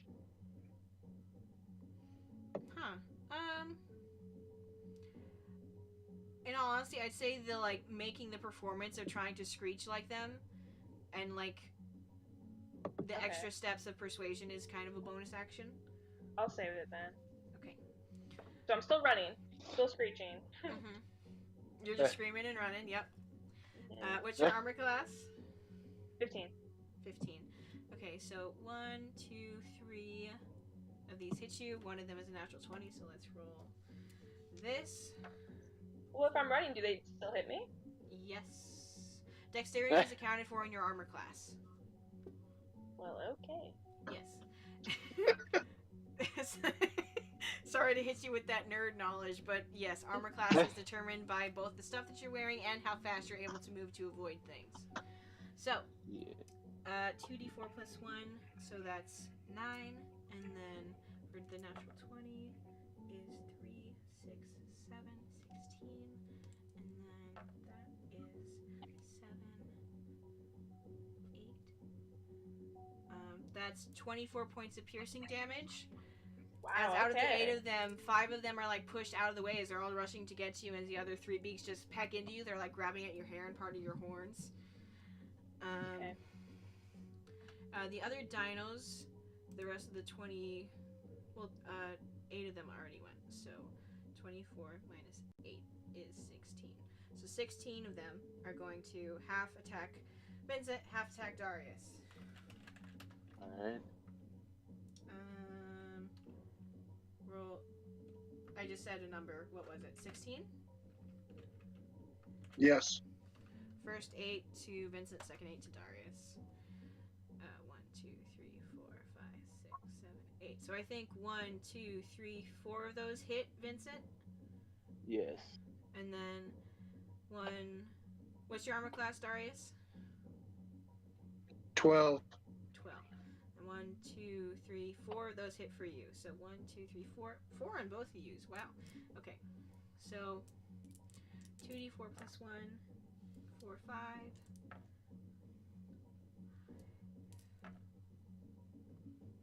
So 5, 10, 17, 25 points of piercing damage to you, Vincent. And then, Jeez. Okay. yeah, 2d4 plus 1, 6, 7.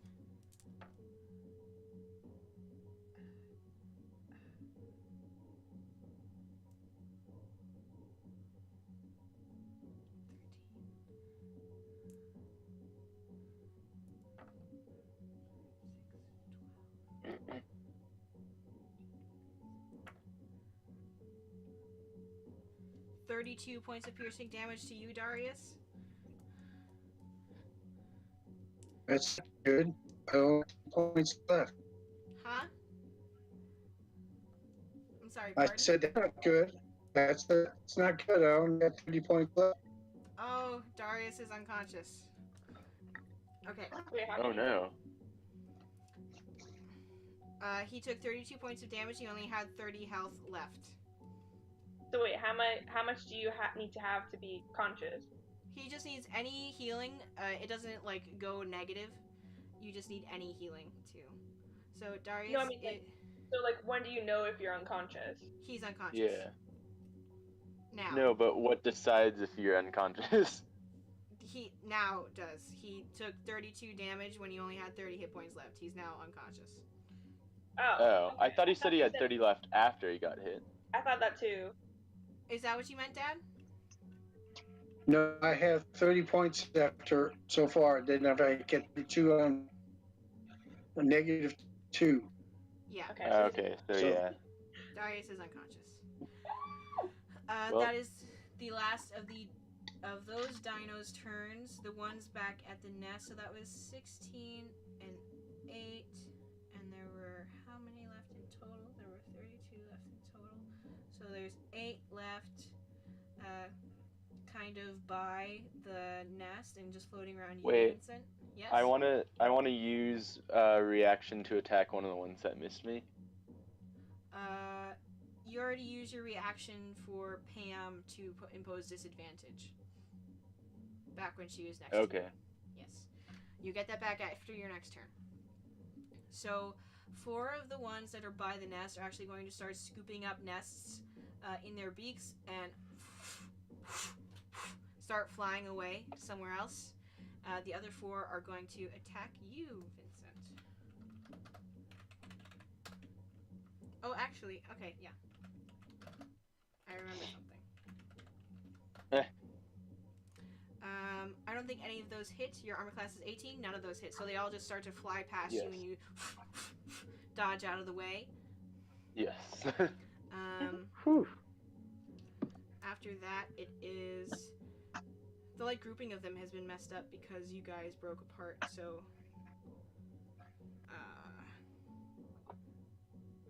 So that chunk of them has been dissolved. Pam, it's your turn. Okay.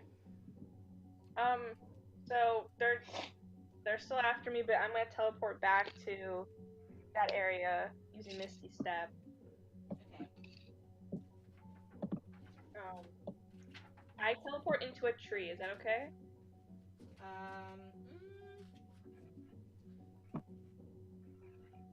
To an unoccupied space that you can see. You can't see inside of a tree. No, I mean like onto a tree. You can do it onto a tree, sure. Or, like onto a branch. Yeah. Okay. So I do that. That is technically a bonus action, right? Yes, it is. Okay, so can I investigate to see if I can see any crows? Crow's nest? Make a general nature or investigation check, whichever you'd rather.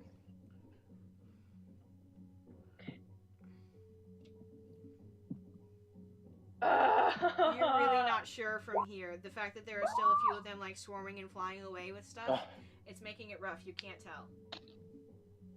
Okay. I'll say that was So quick enough. You can still have your action. What would you...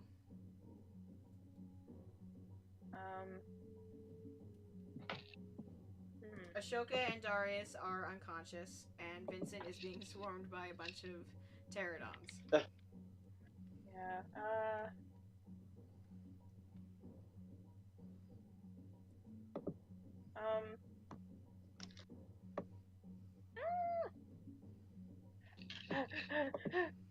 Okay, can I use my whip?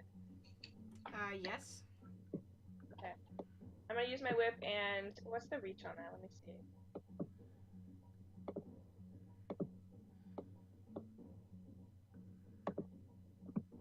The range is 15 feet. Am I close enough to hit the ones that are attacking Vincent? Let's see. Misty Step is 30 feet away. Yeah, you could have gone there.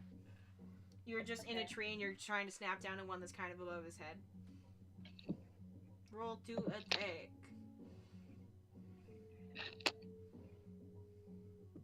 This doesn't count as melee, right? If... No. Okay. But I think you still get your plus 1d4, right? Oh yeah.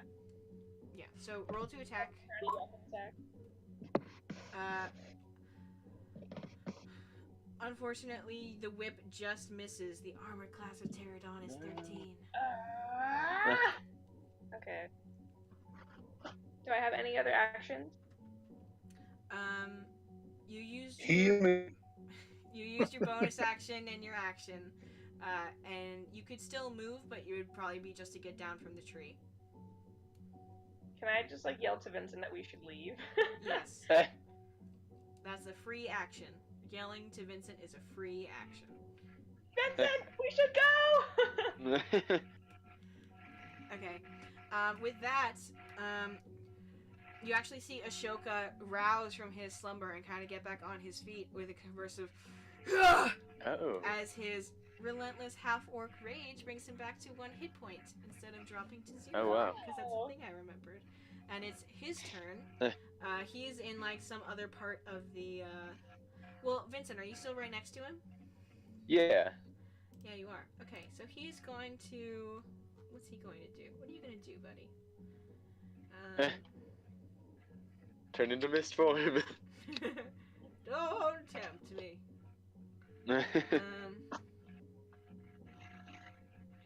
He's going to spend 2 key points and cast Thunder Wave. So, up at the ones who are still free, you guys. Thunder Wave. What's Constitution saving throw? So, I'll just make one in general for all of them.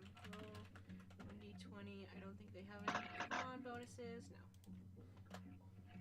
No. Nope. So they all fail, the ones that are near you, which is, it was 16 of them that were near you, right, Vincent? And the other... I think so. Yeah, and then 8 were by Darius, and then 8 were by Pam. Yes, yes, yes. Oh, yeah. So that's going to be 2d8. And some of the nests that you guys are near get pushed further in. So 2d8. So 5 damage to a bunch of them. So they're already super low HP has been dropped. And the ones that hit that were right within melee range of you just get pushed 10 feet back out into the air. And they start cawing and confusing. Wait, so did any of them actually die? No, not yet. He's going to use... Okay. But what else does he have? Relentless endurance.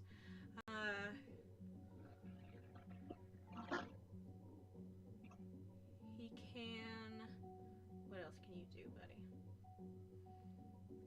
Oh!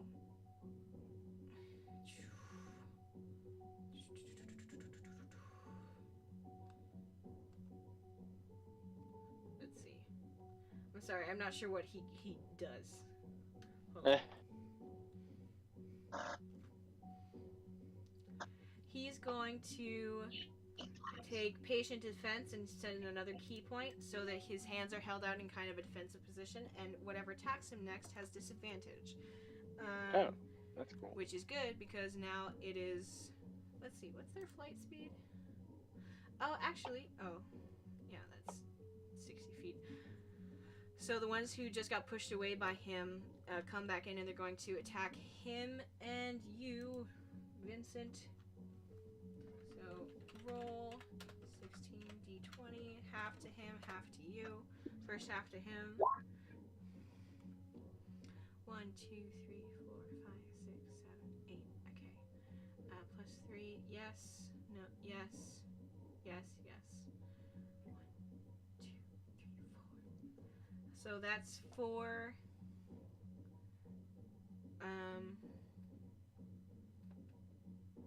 That it hit him. Wait, don't they have disadvantage? Oh, you're right. Because he just used that. Yeah. You're right. Let me do that again. Roll 8 d20. No, that's not what I wanted. 20.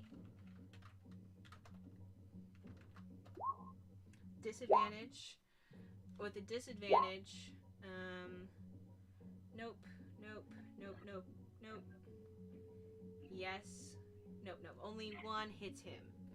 So that's 2d4 plus 1, which puts him unconscious again because he only had 1 hit point. Dang it. Bye! He collapses on the ground next to you. And then the other ones are going to hit you, so that's...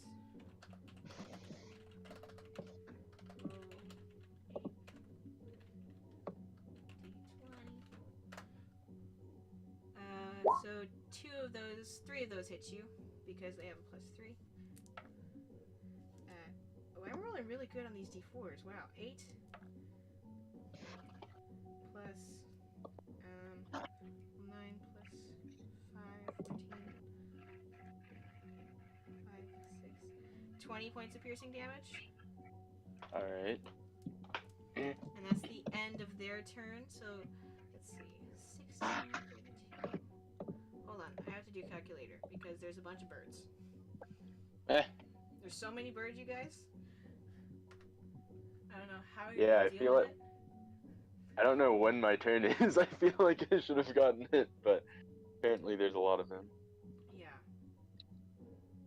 Well, it's because it's Pam, and then there's a group that has a turn after Pam, and then Darius and you go. Where's my calculator? And I'm asleep. I can't help you. He got unconscious. I know. Yeah, so 32 minus... Unless somebody heals me. I'm on my way.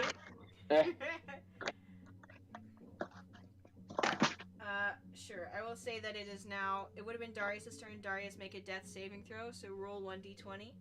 And then, Vincent, it's your go. So there's the 16 that just attacked you guys.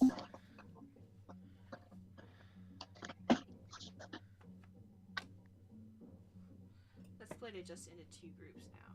16 and 12.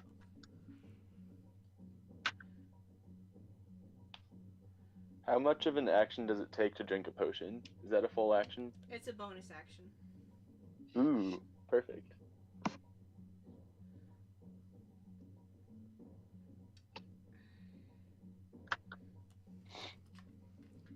Did you make your death saving throw, Darius? You just roll 1d20. Just type roll 1d20 in there. Me? Yes, you.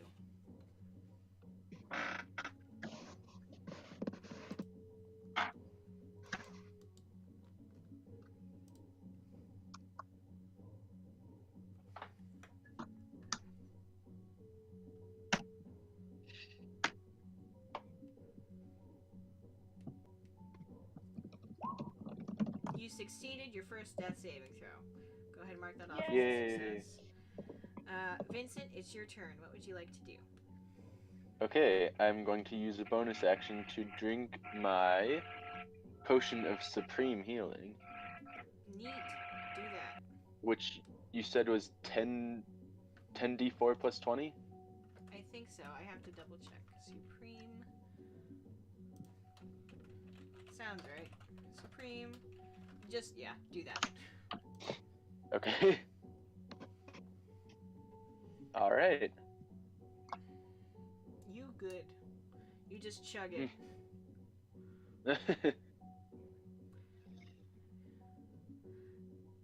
And now, in total, there are still this, 16 of these guys that are around you and Ashoka.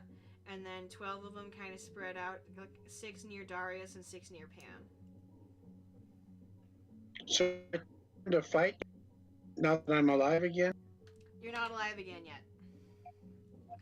You have to succeed 3 What? death saving throws in order to be alive. Vincent just Or get a drank the natural healing 1, potion. right? Or a natural 20. Yes. Okay, I am going to just attack 3 of them. Okay. Do that. I am going to use a fainting tack on one of them. Mm-hmm. So I'll actually, no, I'm going to use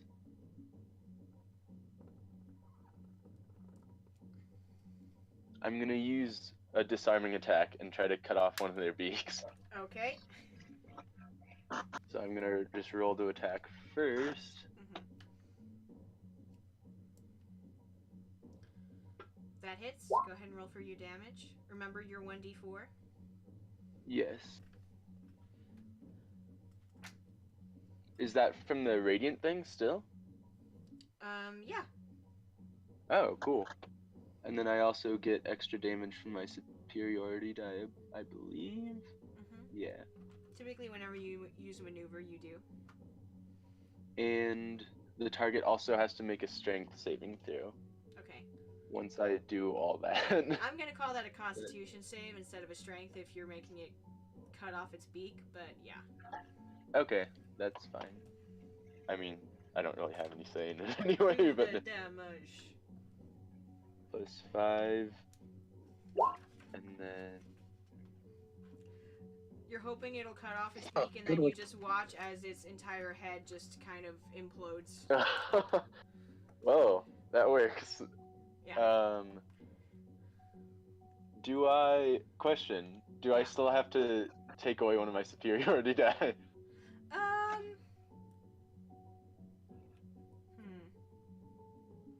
It didn't affect when you rolled to hit, so I'll say no. Yes. Okay. Thank you. Yeah. I am going to. I'm gonna attack another one. Uh-huh. So.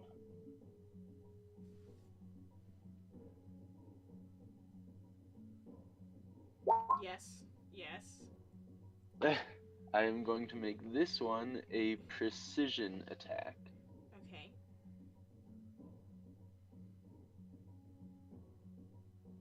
So that basically just adds a superiority die to the damage, I think. Okay.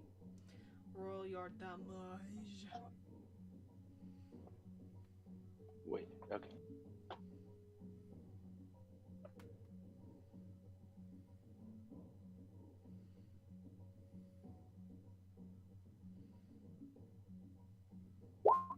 Another one Oh. down. Dang! Wow. Yeah. Okay. I'm just gonna attack the third one again. Okay. Actually, no, yeah, I'll just attack it normally. Mm-hmm. Or attempt to attack it. Actually, no, I'm gonna run over to Ashoka, and I want to try to stabilize him with one of my potions of greater healing. It's a bonus action to give yourself a potion. It's a full action to give someone else a potion. Yes. So, does my 3 attacks only work as attacks? Yes. Okay. Never mind then. I'll just attack another one Okay. then.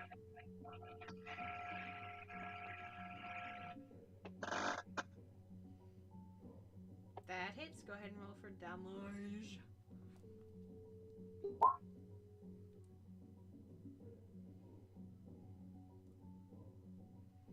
This one is still barely hanging on.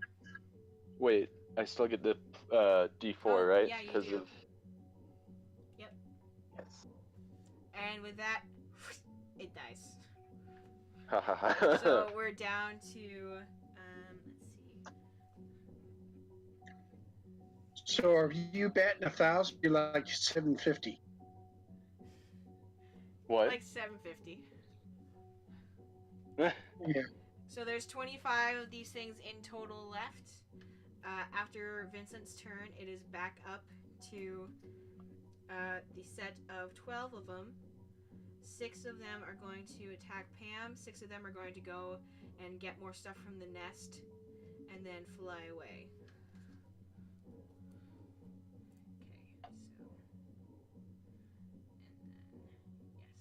So they're going to attack Pamela.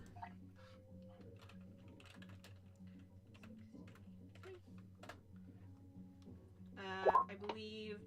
What's your armor class, hon? 15. I believe, yeah, 3 of those hit.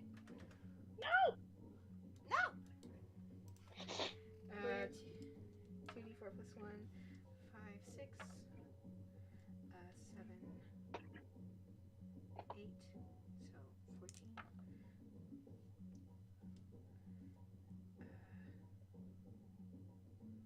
20 points of piercing damage. And I'm now so is conscious. now is when you would use Hellish Rebuke again. Wait, I thought I could only do that once a day. Oh, I think you're right. You can. Okay, never mind. Wait, no, I take that back. No, you're correct. As a tiefling, you can only do it once a day unless No. you spend an actual spell I take slot it back. to do it. No. Hold on, let me check for you. Well, do you have it prepared as a spell? Or no? Yeah. Like, what you have today? I compared it as a spell.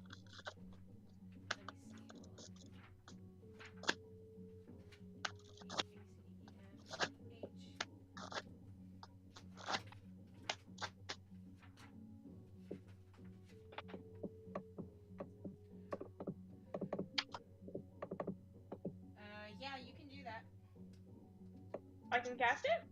Yeah, you can do it as a reaction if you have it prepared as a spell. You can also cast it at a higher level. It's up to you what you want to do.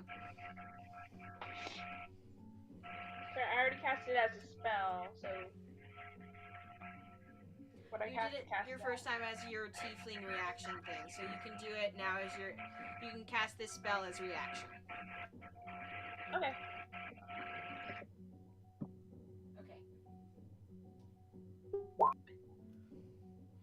Okay. It's going to make dexterity saving throw for all of the ones that just hit you, which was 3, which they fail.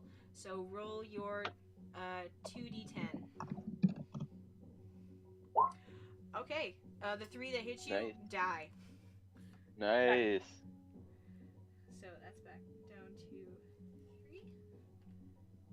Nice. And then it's your turn because the other ones have fled. Okay. Can I move? How many are left? There's 3 left in the group near you and 13 left in total scattered around near Vincent and Darius. Okay. Can I move towards Darius? Yeah, you can use your movement to get down from the tree. Okay. So I get down from the tree and I move towards Darius. And well, can I move past? Well, okay. I'm gonna cast Lay on Hands. Or just that's- perform it, I guess. I just Yeah. perform Lay on Hands. That's actually, that's another bonus action. So you already did Oh, it's a bonus? Yeah, that's a bonus action. It says one action though. Does it? On my sheet it does. I'm pretty sure for Paladin that's supposed to be one action. Let me double check for you, but I think it's a bonus. I've seen it used as a bonus before. Okay. Other player who is a Paladin in the other game that we play. Paladin is 82.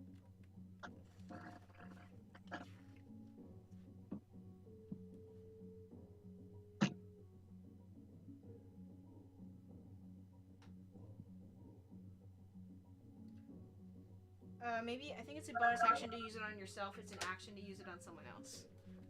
Okay. So then I perform it on Darius. Okay. And I give him 30 hit points. Darius Nice. comes back with the level up sound. You're awake, Darius. Yay! Thank you very much. And Now stand aside. so that was your action. You have your bonus action left. Okay, what other bonus actions do I have? Can I use some on myself then? Sure. I'll say yeah. Okay. Then I'm going to give myself 15. So I'm back at 26 and I have 20 left Okay. to give. Okay. After Pam's go, it is the set of 13. They're going to attack everybody. It's going to be a group of 4 and 4 and 5. 5 on Vincent, 4 on each of you two. So roll 4d20 for Pam. Roll 4d20 for Darius. roll 5d20 for Vincent. So it was Pam. Was it Darius, Pam, Vincent? It was Pam, Darius, Vincent, I think. Okay. So one of those hits you, Darius, for 8 piercing damage. Only one of those are 15 is your armor class, Pam? Yeah. Only one of those hits Pam, but it is a natural 20, so I'm sorry, yes. I was drinking water. it's okay. 5, 10, 11. So you take 11 piercing damage, and then 2 of those hit you, Vincent, for 6, 7. Wait, how much do I take? 11? 11 piercing. Oh, good, then I healed myself. Yeah.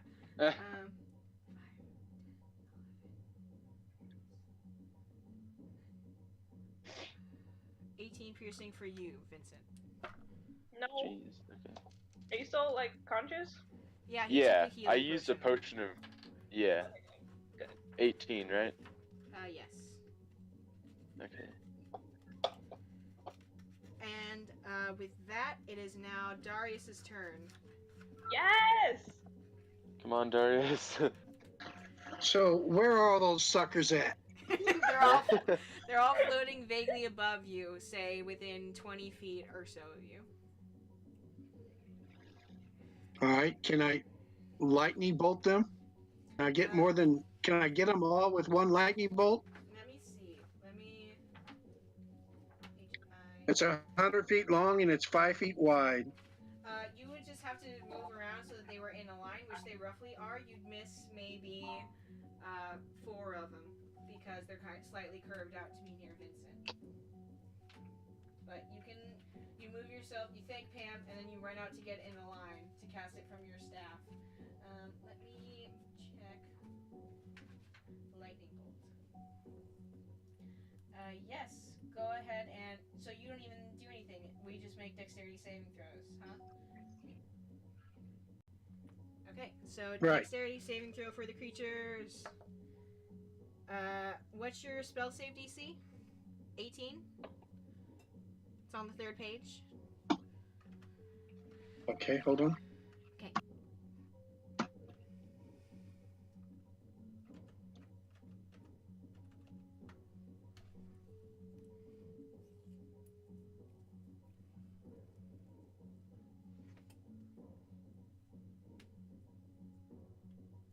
What the hell is Here, I think I will check for you. spell save DC 17? Yeah. So they all fail. Go ahead and roll your 8d6.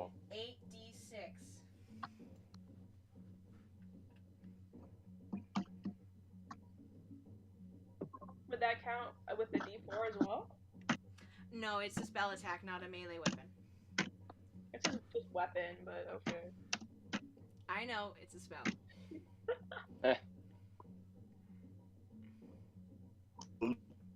Well, question. What if you cast a spell that's an elemental weapon? No. 8d6. So they all take... All those that are in line fall to the ground, cooked. It starts to stink in this field as the lightning bolt just shoots through each of them, chaining to the next, and then you watch as they all flutter for a second and then drop to the ground. The only ones left, the 4 that were near Vincent. And now, Vincent, it's your turn. Unless you had a bonus action, Darius. Man. I don't have a different attack. Pardon? Do I have some extra I can do for him? I don't know if you have any bonus action spells. So, if you don't have anything else you can do, Vincent, you have 4 dinos in front of you. Alright. I'm trying to think of how I can kill all 4 of them.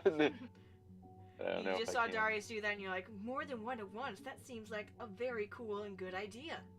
I know. I don't think I have anything that can do that, though. I had the opportunity to get like a swipe attack maneuver, but I didn't choose it. I don't think there's anything I can do. That's okay. Just do what you can. I did miss an opportunity to react and counterattack and riposte one of them though. Can I still do that? Roll a straight up and down d20. This is a good old-fashioned luck roll. You're All familiar right. with this. Yes. You know where this comes Well. from. You think about it like a little bit too late, and then by the time you go to do it, it's fried by Darius.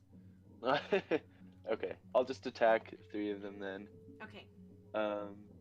Yeah. That's all I'm gonna do. Are we down to 3 now? Down to 4. Yeah. 4. Okay. Yes.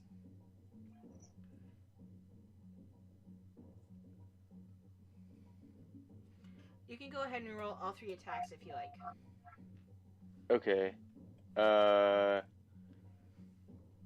Do I still get the radiant damage from Pam's thing? Sure. It's still a weapon.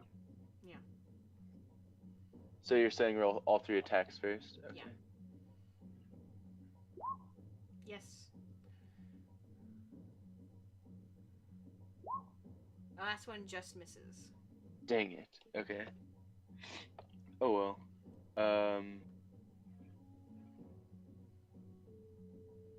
Alright, I'll just roll to attack. Or roll to hit. Or roll for damage. Whatever. Mm-hmm. Plus your 1d4. Nice. First one dies. The second one, I'm gonna use a precision attack. Because I might as well. Okay. Alright.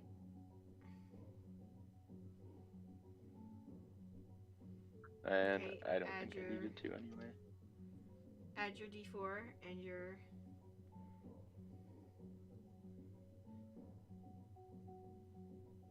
I think. Yep. It dead. You precisely strike it right under the beak, and it kind of starts to slough off, and then you just let it drop off the end of your sword. And then the third one didn't hit. Cool. So now... I think I still have a bonus action. Okay. I think, right? Yes, you do.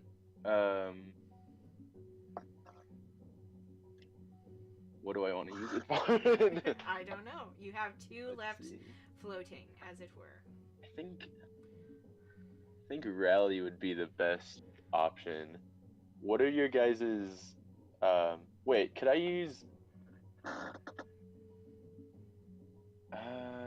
No, it's just temporary hit points. Who's the weakest right now? What are your guys's HP at? I'm at 15. I think I'm Where at you at? 22. 22. Okay, I'll use rally on Pam then to give her some temporary hit points, which is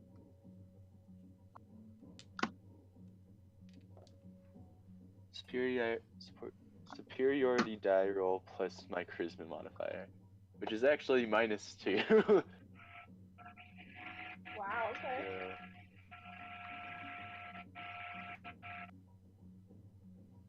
Wow. Does that mean she gets hit? No, it just means that you've somehow upset her and you don't know how. Dang Hey Pam, it, you're you the gotta be weakest, kidding me. right? I'm the weakest? Yeah. In terms of strength or hit points? No, I'm saying he did bad with the charisma part of it, and so when he tries to rally you to, like, give you temporary hit points, he just makes you feel weak. That's so... Aw. Wow, okay. Oh, I see what you're saying, yeah. Yeah.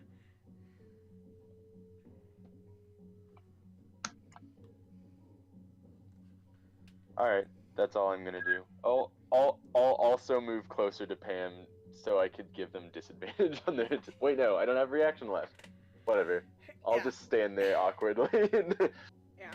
Okay, so, it is their 2 turns. They're going to attack you, Vincent, and Pam.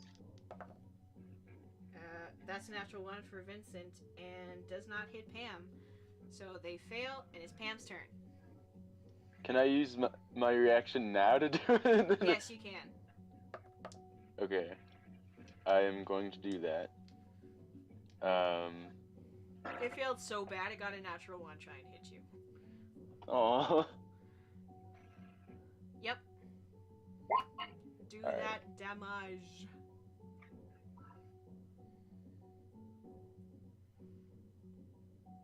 Drops at your feet.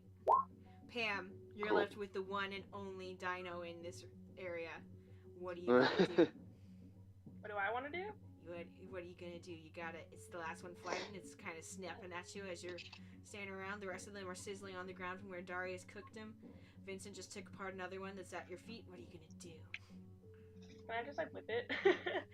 Roll for an attack.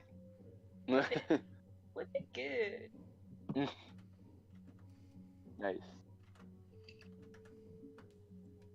Hold on, I didn't see the attack. Where'd it go? That definitely hits. Roll for damage and add your d4.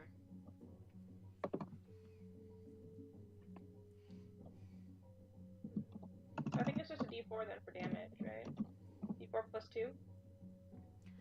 Yeah, and then add your d4 for your spell business. Okay. Nice. Well, It's still floating. It's growling at you and snapping. Ah, But it as doesn't my have bonus. Yes, bonus. Go ahead. What It were you gonna say? I was gonna say that there's nobody left with the turn order that came between you and the rest of your guys, but yes, go ahead. Can I just like scream at it? You can. What do you scream? I just scream at it as loud as I can. Roll an wait, are you intimidation trying to check. intimidate it? Yeah. Well, It looks at you, and then it kind of floats up and looks at the ground of full of the dead bodies of its brethren, and then it Oh. flies away. ah, I'm And you gonna go guys- try to stabilize Ashoka. Okay, make a medicine check. no, I mean I can heal him too. Okay. Wait a minute. Like, no, I got this. He's flying. Is it my turn? It's flying away. Yeah. What Let him would you go. like to Let do? him go. How far away is he? Maybe 20, 30 feet. Okay, I'd lightning bolt again, Oh, and, Oh no! and I fly him out of the sky. wow. Okay. Yeah, you do. Oh. Wow. Almost as an afterthought, you send a singular lightning bolt, and you watch as it goes, and then it takes a second before it reaches, and you hear, ah! And then it just falls into the center of the nest. Okay. Ashoka's not gonna be very happy when he wakes up. It's old man Ashoka. I don't think he's gonna care. Speaking of Ashoka, I walk we'll over see to him about that. and I perform lay on hands and I give him Okay. 20 hit points. What happened? Did I do it? Did I kill him? We're having a barbecue. What? We're having a barbecue. What did you do? I thought. I'm not comfortable with this. I'm not married. I'm just gonna. Well, they would have killed you if we didn't do that, so. I mean, he sits back down against the tree and just kind of puts his head in his hands. Can we stay here for a little while? Sure. Yes, Yeah, we we can. have to look for the feather anyway. It's safe so- now. Alright. So he's gonna take a short rest there and heal up with some hit die. Is there anything else you guys would like to do before we, I want to see if there's any pterodon eggs. I want to see if we can find the feather. make investigation checks, all who would wish to investigate the nest? Can we do it with advantage since we have a lot of time? Just make the check. Dang it. I think she'll be generous. Okay. So it takes you a little while, Vincent, since you're specifically looking for pterodon eggs. It looks like the way that they had constructed this nest is that they were kind of incubating their eggs by setting all the other nests kind of on top of it, and watching. And unfortunately, most of them due to the like shifting and everything, have either been smashed or taken, but you do find one egg with a crack in the top of it, as though something had been dropped on it suddenly from very high heights, kind of buried beneath the rest of it. Pam, after searching, you do find a, what you find is a small nest, also kind of dug into a little hollowed out area of dead grass and just kind of dirt. And you hear a small, like,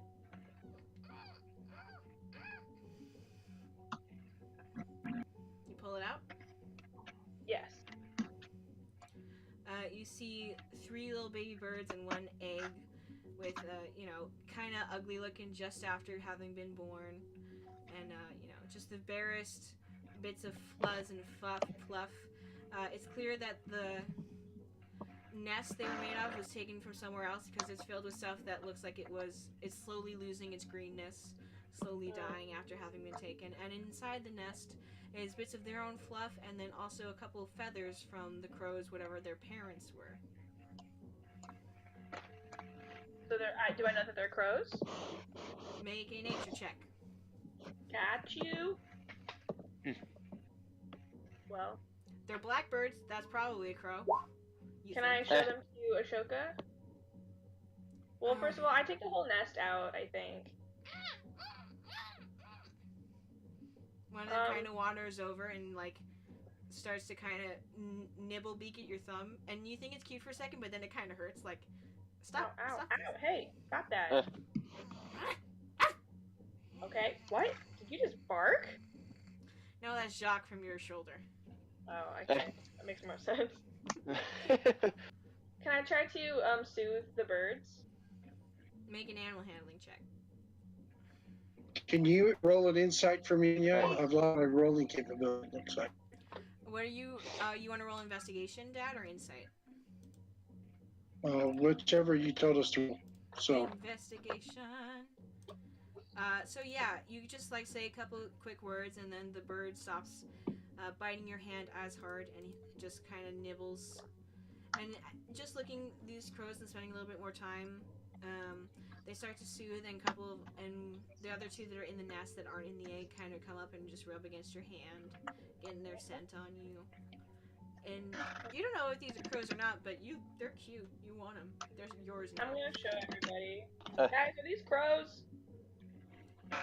Make These nature are crows. checks, everybody. Investigation for Darius, and then nature for Darius as well. In assisting Pam, you're able to learn that, in fact, these are crows, Darius. Cool! And Thanks, just from... Yes. You just think they're kind of ugly, weird little birds, Vincent.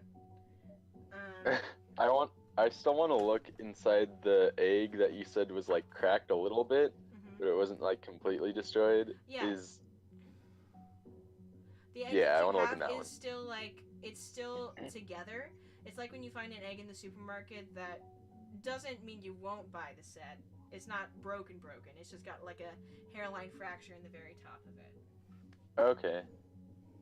Cool. So what are you going to do with that? You wanted to open it? No, I want the egg. I just want to take it. Okay. You add a tetradon egg to your Yes. inventory. And you, Darius, after looking this over, you figure that either the fluff from these newborn crows or the feather put into their nest in order to create it in the first place will work for this spell. Do you take them both? Darius.